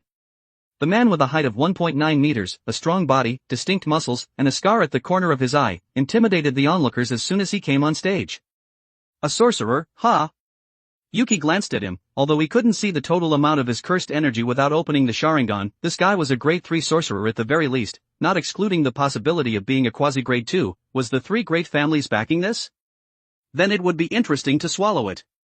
Gojo family's Gojo-sensei was the head of the family. He probably wouldn't be bored enough to open a casino. After all, his family was big and his business was big, and he was the head of the 3 great families. Then there was only the Zenin family and the Kumo family. Let's see, he would occupy it tonight, and see what they would say tomorrow. Clang! The 2-meter-high iron door closed. Masaru looked at the dwarf in front of him, and said in a low voice, "Kid, don't you take a look at whose territory this is. Did you think you could earn this money just because you mastered cursed energy? No, I'm just here to play, and by the way, occupy this place." Yuki didn't care, and waited for the host to give the order. After all, he still had to act according to the rules in other people's territory. They weren't in a hurry to lose money. Why should he be in a hurry? "You're dead." Masaru responded after a moment of silence. The onlookers only saw their mouths moving, and didn't know what they were saying. They only knew that Masaru's face had become gloomy at this moment. He was going to be serious. The two people in the field are ready, start the 10-second betting countdown. The host shouted. 10. 1. Stop betting, the match begins. Thud. Just as the host finished shouting, the tall Masaru had already spat out blood and broken through the iron net and flew out. The audience's enthusiastic shouts instantly dropped to a low point, and the field was silent. The young man in the ring crossed his hands behind his back, and stood in place with an bow-legged stance, and didn't seem to have moved at all. But Masaru had already collapsed on the ground, his eyes rolled back. What's going on? I don't know. Did that young man make a move? The chattering discussions echoed in the field, and the host couldn't say a word for a long time at this moment.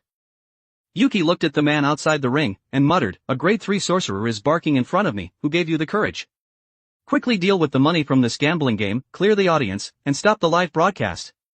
A roar echoed in the ears of every staff member in the field, and hearing the boss's angry voice, the staff immediately carried it out.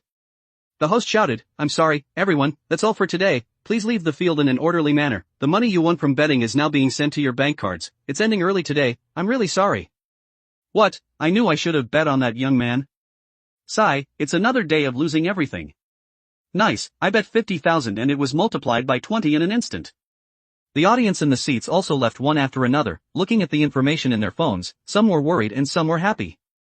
Looking at the people who were leaving, Yuki, who was in the ring, also knew that the boss of this underground casino was coming out. Yuki, what's he doing here? He's not staying in Jujutsu High. What's he doing here? Kumo Eishi had a solemn expression. Why did he look so familiar? Could it be that this guy was short of money?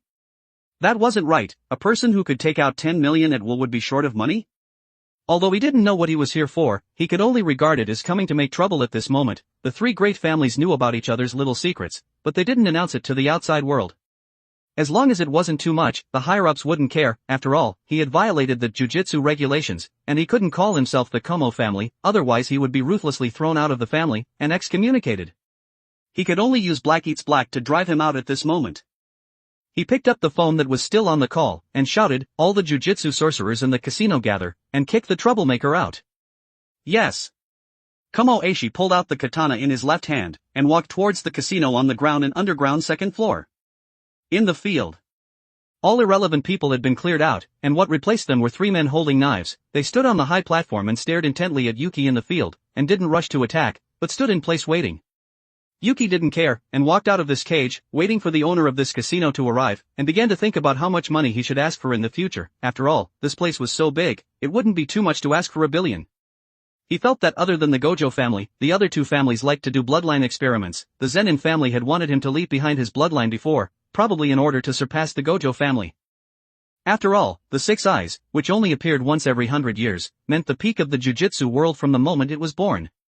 Because of this, the Gojo family didn't care about other miscellaneous bloodlines at all. The Six Eyes were born and were invincible. What could you use to fight me? Just one limitless technique had already crushed 99.9% of the jujutsu sorcerers, and the remaining 0.01% still depended on whether they were born or not. Kill him. While he was thinking, a voice came. Yuki looked up, and the three jujutsu sorcerers who were standing in place had already charged over with their knives, and a middle-aged man with a scar on his face appeared on the high platform, and the aura he emitted was much stronger than these trash in the field. Grade 2, huh? Underscore underscore underscore underscore underscore underscore underscore underscore underscore underscore underscore underscore underscore underscore underscore underscore underscore underscore underscore underscore. For more advanced chapters visit my Patreon. Patreon.com/Kane45. Tier, $10 casual reader, plus 20 advanced chapter. $20 intermediate reader, plus 40 advanced chapter. $40 expert reader, plus 80 advanced chapter. Update, Monday to Friday, update 3 chapters a day. Saturday and Sunday, off. Chapter 126, JKNS, Chapter 126. 2,244 words. Faced with the fierce attacks of the three, Yuki dodged and retreated, toying with them, and waved at the middle-aged man on the high platform. The reason for not rushing up was because there were seats there, and it would be a loss if they were damaged. Kumo Eishi didn't rush over because of the provocation, but just stood on the high platform and watched the young man below, his right hand tightly gripping the hilt of the sword in his hand, and took a deep breath, as if he was preparing for something. Phew. The aura on his body was constantly climbing, the blood vessels on his forehead bulged, his body began to turn red, and the blood flowed rapidly in his body, and the thump-thump of his heart rang in his mind, as if he had taken stimulants. When the aura reached its peak, Kamo Eishi lightly shouted, "Get out of the way!"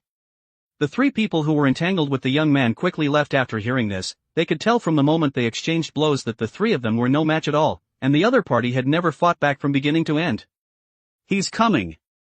Yuki looked at the middle-aged man whose body had turned red, and could now confirm that he was from the Kumo family, accelerating the flow of blood. It was like the effect of taking drugs, and the Kumo family's crimson blood manipulation could easily do it. Phew! Kamo Eishi looked at Yuki, who was looking directly at him, gripped the katana tightly with both hands. He could only do this without using techniques, let the blood in his body flow faster, and achieve the effect of taking stimulants. Blast him out! Kamo Eishi took a deep breath, and the katana in his hand slowly came out of its sheath, and the sizzling sound echoed in the silent casino. Yuki, who was staring at him, put on a stance and waved at him. He hadn't attracted the system's attention at this moment, which meant that his strength hadn't touched Grade 1 sorcery yet. Swoosh! The light of the sword flashed, and Kamo Eishi, who had been standing on the high platform, had already rushed over with his sword. Both his speed and strength were impeccable. The sharp blade shaved off the black hair, and the blade reflected the young man's surprised pupils. Solid swordsmanship. Drawing sword technique folding flash. Kamo Eishi's right arm, which was holding the sword, bulged with muscles, and forcibly folded the sword that had been swung out. With the assistance of crimson scale agitation, the sword, which was originally difficult to fold back, was only a moment at this moment.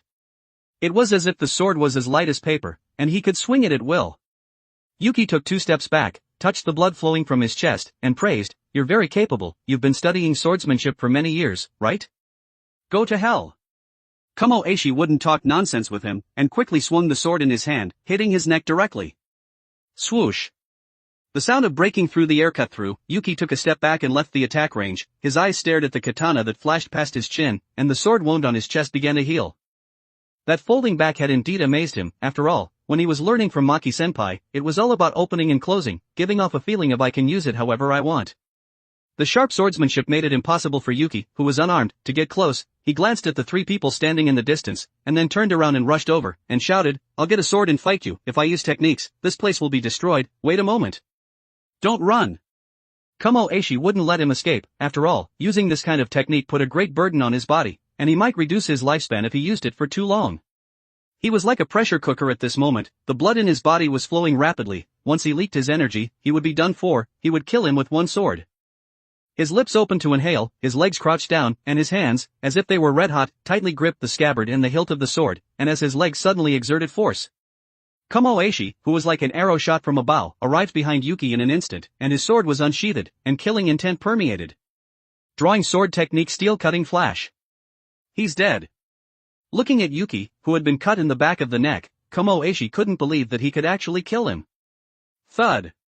As a strong smoke spread everywhere, a piece of wood fell to the ground at this moment, and popped out of it. A vigilant Kamo Eishi sensed something was wrong and quickly left. Looking at the wood with a cut mark on the ground, Yuki's voice came from the smoke, "I was just going to get a sword and fight you. Why did you have to do that?" Substitution technique. It couldn't be used against the strong, and it couldn't be used against the weak. The strong had large-scale attack techniques, and would kill you along with the wood. It was useless. The weak, he would kick them to death with one kick, and he could only use it when playing around. Yuki, who was holding a katana, walked out of the smoke, and lightly waited twice. After feeling the weight, he swung the sword and rushed over. Scarlet cursed energy covered the blade, like a demon sword, and the open and close swordsmanship and the unmatched power forced the middle-aged man in front of him back. Clang clang clang. The pleasant sound echoed in the field, and Kamo Eishi, who had been in the dominant position, had already been abused, and he could feel the pain in his tiger's mouth every time his long sword blocked an attack. What was this outrageous difference in power? He couldn't swing it out. The sword was like a decoration at this moment, and he was already exhausted just blocking this heavy attack. Was this the genius jujutsu sorcerer that was circulating in the jujutsu world? Keep swinging, your sharp swordsmanship. Yuki said with a smile, and was also starting to understand the feeling of Jogo and Mahito when they were fighting him, teasing, he wouldn't use all his strength if he could kill you, watching you resist with difficulty like an ant. But he was a poisonous ant at the time, and if they weren't careful and were bitten by him, it would be enough to make them lose half their lives. What can you do to me if you glare so big your eyes? Yuki swung his sword. The 2 katanas collided with each other, making a crisp clang sound, and then, the katana in Yuki's hand broke directly. The young man didn't care about this. After all, this wasn't a cursed tool. it was just a sword forged from fine iron. It was normal for it to break when it collided with a more durable cursed tool. He threw out the hilt of the sword in his hand, and reached out and grabbed the man's hand that was swinging the sword. His aura had already been beaten to the point of collapsing, and he was just full of flaws in the young man's eyes, and his empty left hand made a fist and swung out, hitting the middle directly, and then kicked out a leaf hurricane. The whole process was done in one go, without any sloppiness, and the powerful force sent Kumo Eishi flying backwards. Thud! The iron net that was wrapping the arena in the field broke another big hole, and the middle-aged man lay in the middle of the arena, and after spitting out the stagnant blood in his chest, he gasped for breath. It hurt so much. The effect of crimson scale agitation had been forcibly withdrawn, his muscles were aching all over, and he didn't want to move at all at this moment. Was this the insurmountable gap between them? He was afraid that only the head of the family could deal with him? As expected of a young man who could exorcise special-grade cursed spirits on his own at the age of 16, he lived up to his name. It was said that black curse marks would appear on his face when he used all of his strength, and a pair of pupils would turn scarlet, and the patterns in them were like withering spider lilies, and a huge red tengu would appear in the world. But he didn't use any of these. Squeak! The iron door opened, and the sound of the rusty friction echoed in the silent arena. Yuki looked at the man who was still alive on the ground, and said, "I want this casino of yours, do you have any objections?" "No." Kumo Eishi revealed a wry smile. He had originally wanted to laugh loudly, but he accidentally pulled on his wound, and said with a bitter expression, "Black eats black, I didn't eat you." It's just black eats black, you can sue me if you don't agree." Yuki didn't care, got up and glanced around. Other than the barbed wire wrapping the arena having two big holes, there wasn't any other damage, and he could still open for business as usual tomorrow. He didn't understand the others either. He would let professionals come over to clean up in a while, and he would sit there and collect money. But he would first spy on what the Kumo family wanted to do. He hadn't deliberately contacted them, and they had always given him a very mysterious feeling. His black pupils turned scarlet, and 3 tomo slowly rotated, and cursed energy erupted in his eyes. Just with this one glance, the man's pupils became dim, and his consciousness was in a state of confusion. "All right," Yuki asked, "what's your name?" Kumo Eishi." As if it was the man's taboo, when he said his name, his face was distorted, and he seemed very unwilling to say it. His dead spirit began to become active, but was forcibly suppressed by Yuki. He asked, "Other than crimson blood manipulation, does the Kumo family have any other bloodline techniques?" "No." "Why?" "They were all failures, and were thrown out." Kumo Eishi's eyes were dull, and he said all the information he knew in his mind. His life was in Yuki's hands at this moment, and as long as he wanted, he could make the man in front of him a vegetable at any time. Then what does the current head of the Kumo family think of Yuki as a person? Try to win him over and leave behind his bloodline. As expected, Yuki shook his head helplessly, and continued to ask, "Then what are their plans?" "I don't know, this isn't something I can touch." Feeling that he couldn't ask anything else, Yuki withdrew his Sharingan, and then snapped his fingers, and the exhausted Kumo Eishi fell asleep instantly, and also lost that part of his memory. The field was silent. Yuki moved to leave the iron cage, took off the clothes that had been soaked in blood, and walked towards the 3 people whose sword he had taken. Their suits looked alright, and he would wear them for now. After changing his clothes, Yuki took out his phone and reported to Hoshi Karara that he had taken care of it, and then left the field. Kumo Eishi definitely wouldn't recover for 5 hours in that state. Although he didn't use it often, he still had a lot of confidence in his own genjutsu. Leaving the hotel, Yuki, who was wearing a suit, glanced at the sky, and then left. The depth of the night. Hoshi Karara, who had settled the transfer certificate, sent Kumo Eishi away with a smile. With Yuki Kohai here, it was indeed easy to settle this matter. Now she only needed to deal with those higher-ups. Kumo Eishi, who was leaving, only felt that his brain was dizzy at this moment. He seemed to have said something terrible, but he couldn't remember anything. After ordering his subordinates to go back first, he pulled out the phone in his pocket, which was exhausted. Although he knew he would be scolded, the other party was Yuki, who could confront special-grade cursed spirits after all.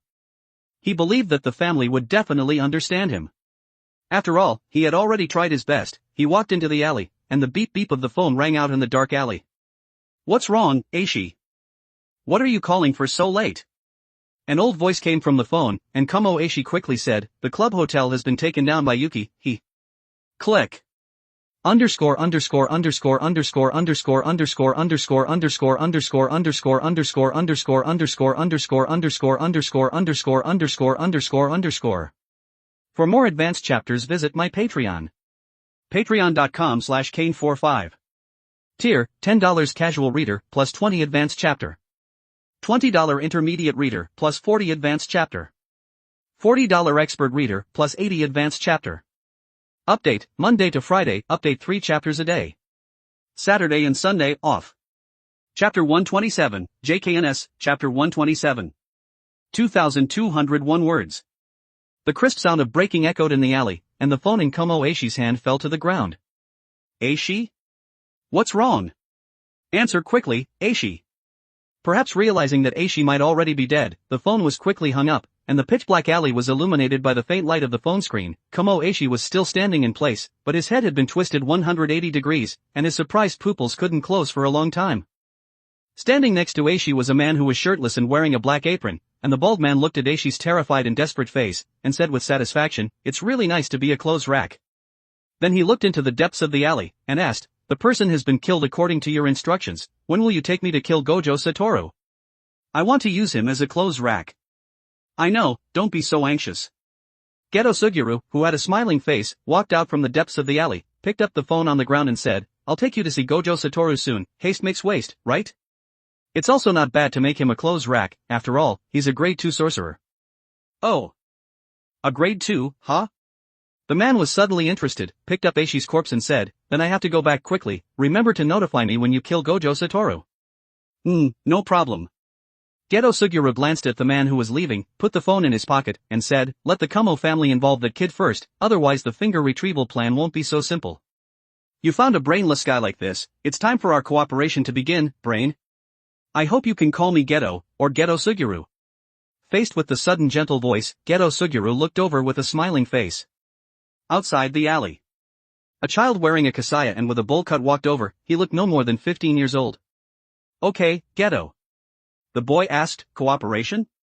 "Of course, after all, our goals are almost the same, but I need to trouble you with one thing on the day we invade Jujutsu High and retrieve Sukuna's fingers."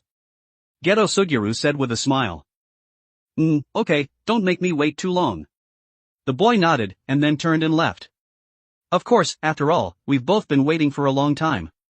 Looking at the boy who was leaving, Geto Suguru also moved to leave. He wanted to add fuel to the fire, and make the conservative faction stronghold, the Kumo family, and that kid Yuki completely tear each other apart. The loss of a grade 2 Jujutsu sorcerer was also a heavy loss for the three great families, if another one died. It should be very fun. The Kumo family. In the silent courtyard, the neat stone brick road was illuminated by candlelight, and a defense team holding knives passed by from time to time. They stared ahead, and didn't say a word, and moved forward silently. Yuki. In the main hall, two people were kneeling, their faces were gloomy. "What do you say, head of the family? Eishi's cursed energy talisman has already burned out. Should we send someone to assassinate this Yuki or what?" The bearded man looked at the man who was entering old age and sitting in the head of the family seat, and seemed to be waiting for his order. "Head of the family, my suggestion is to kill him to prevent future troubles." Another person suggested. The man sitting in the head of the family seat closed his eyes and pondered. Although his body seemed to still be in his prime, his hair was already white with frost, and he believed that his muscles would also atrophy in less than 5 years. Zenin Naobito, who had the fastest speed under the restrictions, had lost, and he couldn't beat him even if he went up. But if he didn't say anything, how would he dare to call himself one of the three great families in the future? He said, "Black eats black, anonymously issue a bounty order on the foreign network, 1 billion yen, let the countries around the world see. I don't believe I can't play him to death." Yes. The two, who had received the order from the head of the family, quickly retreated, and began to prepare for this matter. Seeing the two leaving, the head of the Kumo family had a headache. The family had lost a grade 2 sorcerer. This was a big deal. You had to know that it was very difficult to cultivate a grade 2 sorcerer, not to mention the resources and time to cultivate them. It was very difficult to give birth to a child with crimson blood manipulation. But there was no evidence to prove that he had killed the person, and it couldn't be easily decided if he reported it to the Jujutsu sorcerers and the higher-ups. That wasn't right. That kid also seemed to be a thorn in their side. Why not arrange a mission and throw him abroad? He would talk to those few in his spare time, and see if he could throw this annoying Yuki abroad and let him fend for himself. His growth rate was too fast, and he already had the feeling of being a second Gojo Satoru. He would first see if those cursed sorcerers could kill him. Quickly, work! 1800 hours. Club Hotel, -2, floor. The underground fighting arena hadn't opened yet at this moment, and the staff had already put on their suits and were waiting for the new boss to arrive. Although the boss had changed, it didn't mean that they would disband because the boss had changed. They all had to support their families. They didn't care even if the boss had kicked the bucket, as long as it didn't delay the new boss from coming and paying them their salaries. Everyone lined up, put on their money-making smiles on their faces, and the leading woman looked at the elevator that was rising, and shouted, "Applaud and welcome when the boss arrives in a while, look to the money." Yes. It's all been taken care of. Hoshikara, who was wearing a white short shirt and black pants, was holding Uenosumi's hand, and looked at Yuki and said, "I'll teach you how to manage and operate it today. Those people in the higher-ups will probably send people over. I'll have to trouble you, Yuki Koai." It's nothing. Yuki didn't care. At most he would be suspended from school. What else could they do to him? He could still enter and leave Jujutsu High as he pleased. Shura would be fun. He was probably staring at his son with wide eyes. The only thing worth celebrating was that he had inherited his cursed energy and technique, but unfortunately he hadn't inherited his intelligence. The elevator door opened. The three walked in. Yuki pressed the -2 floor and waited for the elevator to arrive. To be honest, it was the first time he was managing a so-called company, and he was a little excited in his heart. After all, it was very tiring for people to keep doing the same thing, exorcising cursed spirits, exorcising cursed spirits, exorcising cursed spirits. His original intention was just to live, open a restaurant and live well. A clinic or something was also fine. After all, he knew reverse curse technique. He wouldn't have to worry about cursed spirits on weekdays, and he could chat, eat, watch TV, and sleep with Maki, Toge, Panda, and Yuta. He felt that this was already very good. But unfortunately, they had met because of cursed spirits, and the reason for the appearance of cursed spirits was that humans couldn't control their negative emotions. Geto had already implemented the plan to kill them all last year, but it was a pity that he had been stopped by him. Changing his thinking, what would happen if those ordinary people all became jujutsu sorcerers? He felt that there would be even more curses like that. After all, cursed spirits could be created artificially, formed by a little bit of resentment accumulating.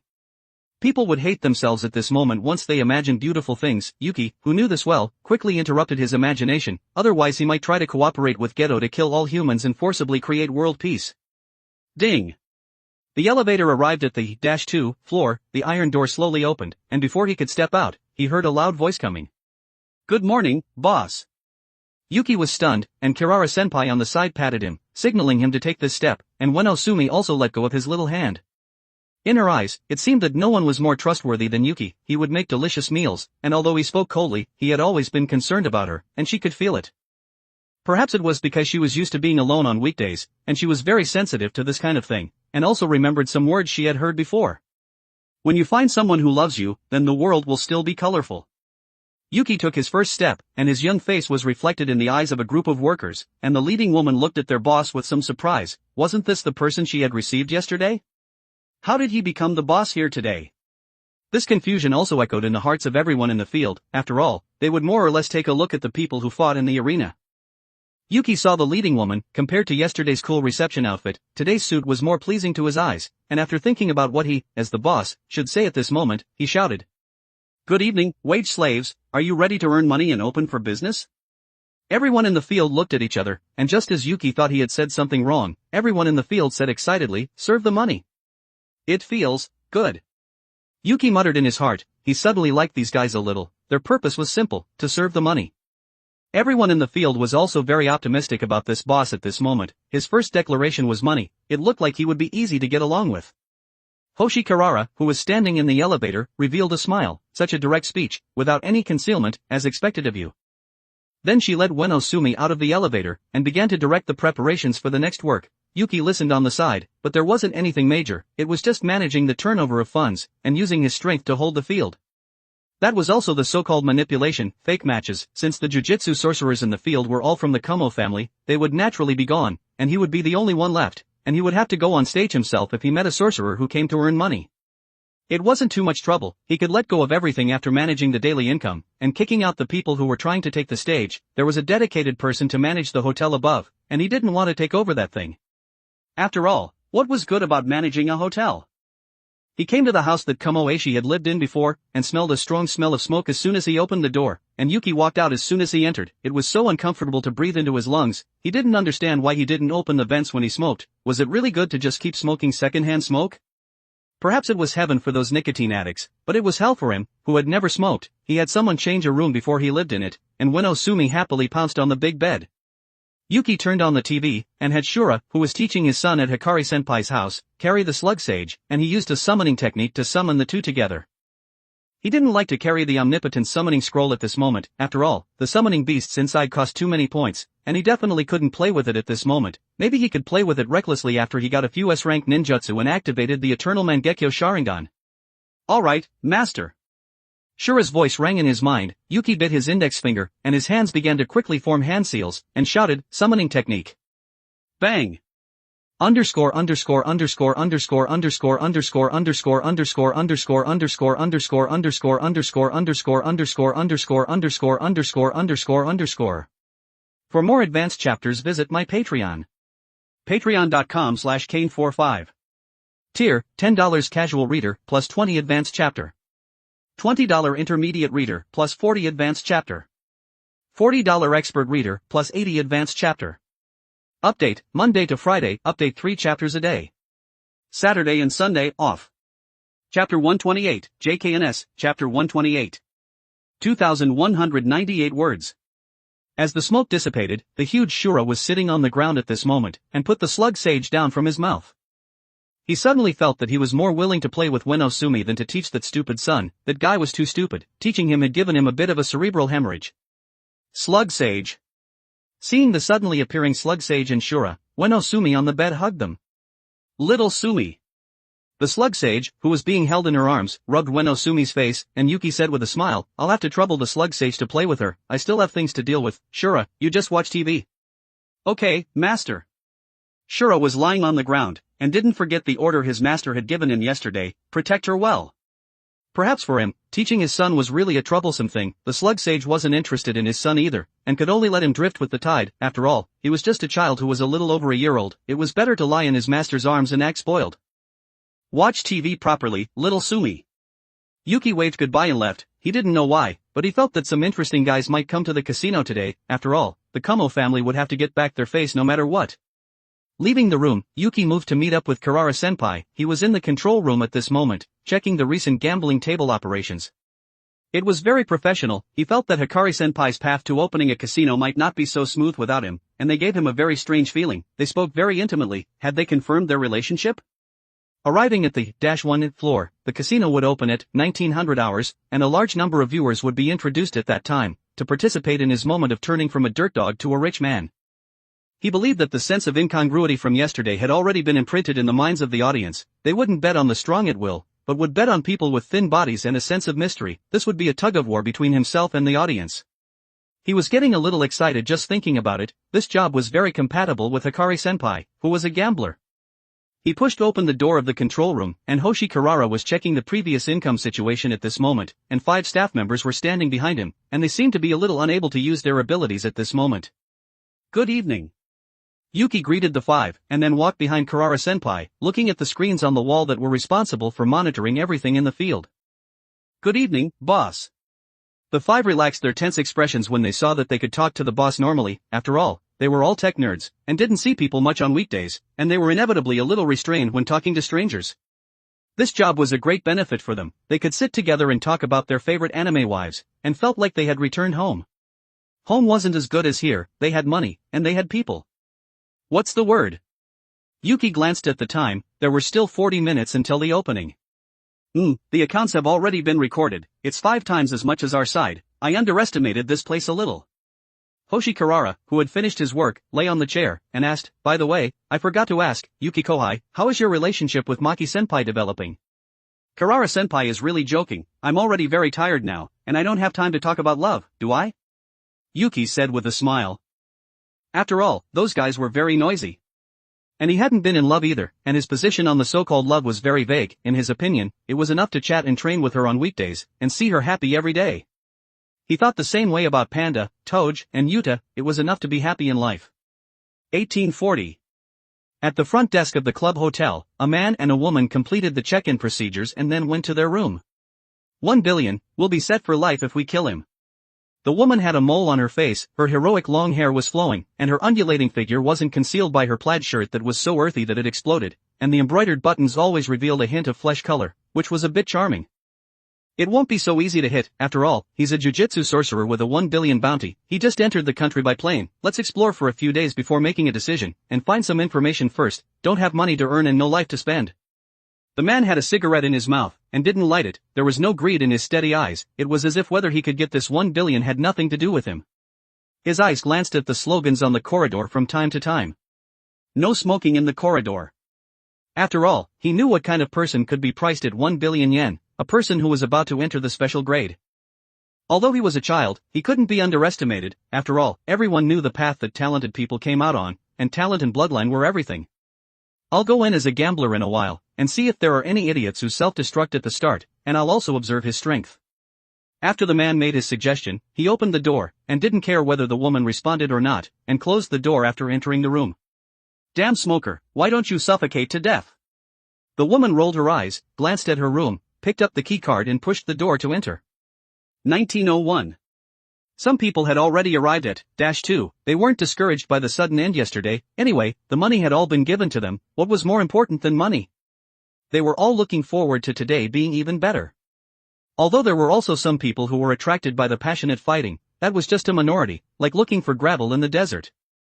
Yuki was sitting in the control room at this moment, watching the 5 people in front of him operating the gambling table skillfully, and Kirara-senpai was playing with Ueno Sumi at this moment. He also seemed to like children very much. In the surveillance, Ishikawa Eri was warmly receiving customers, that woman with soft red eyes. The old customers had already skillfully entered the arena, and her job was to stare at those unfamiliar people, which tested her memory, so the salary she was given was also very high. 300,000 yen a month, which was considered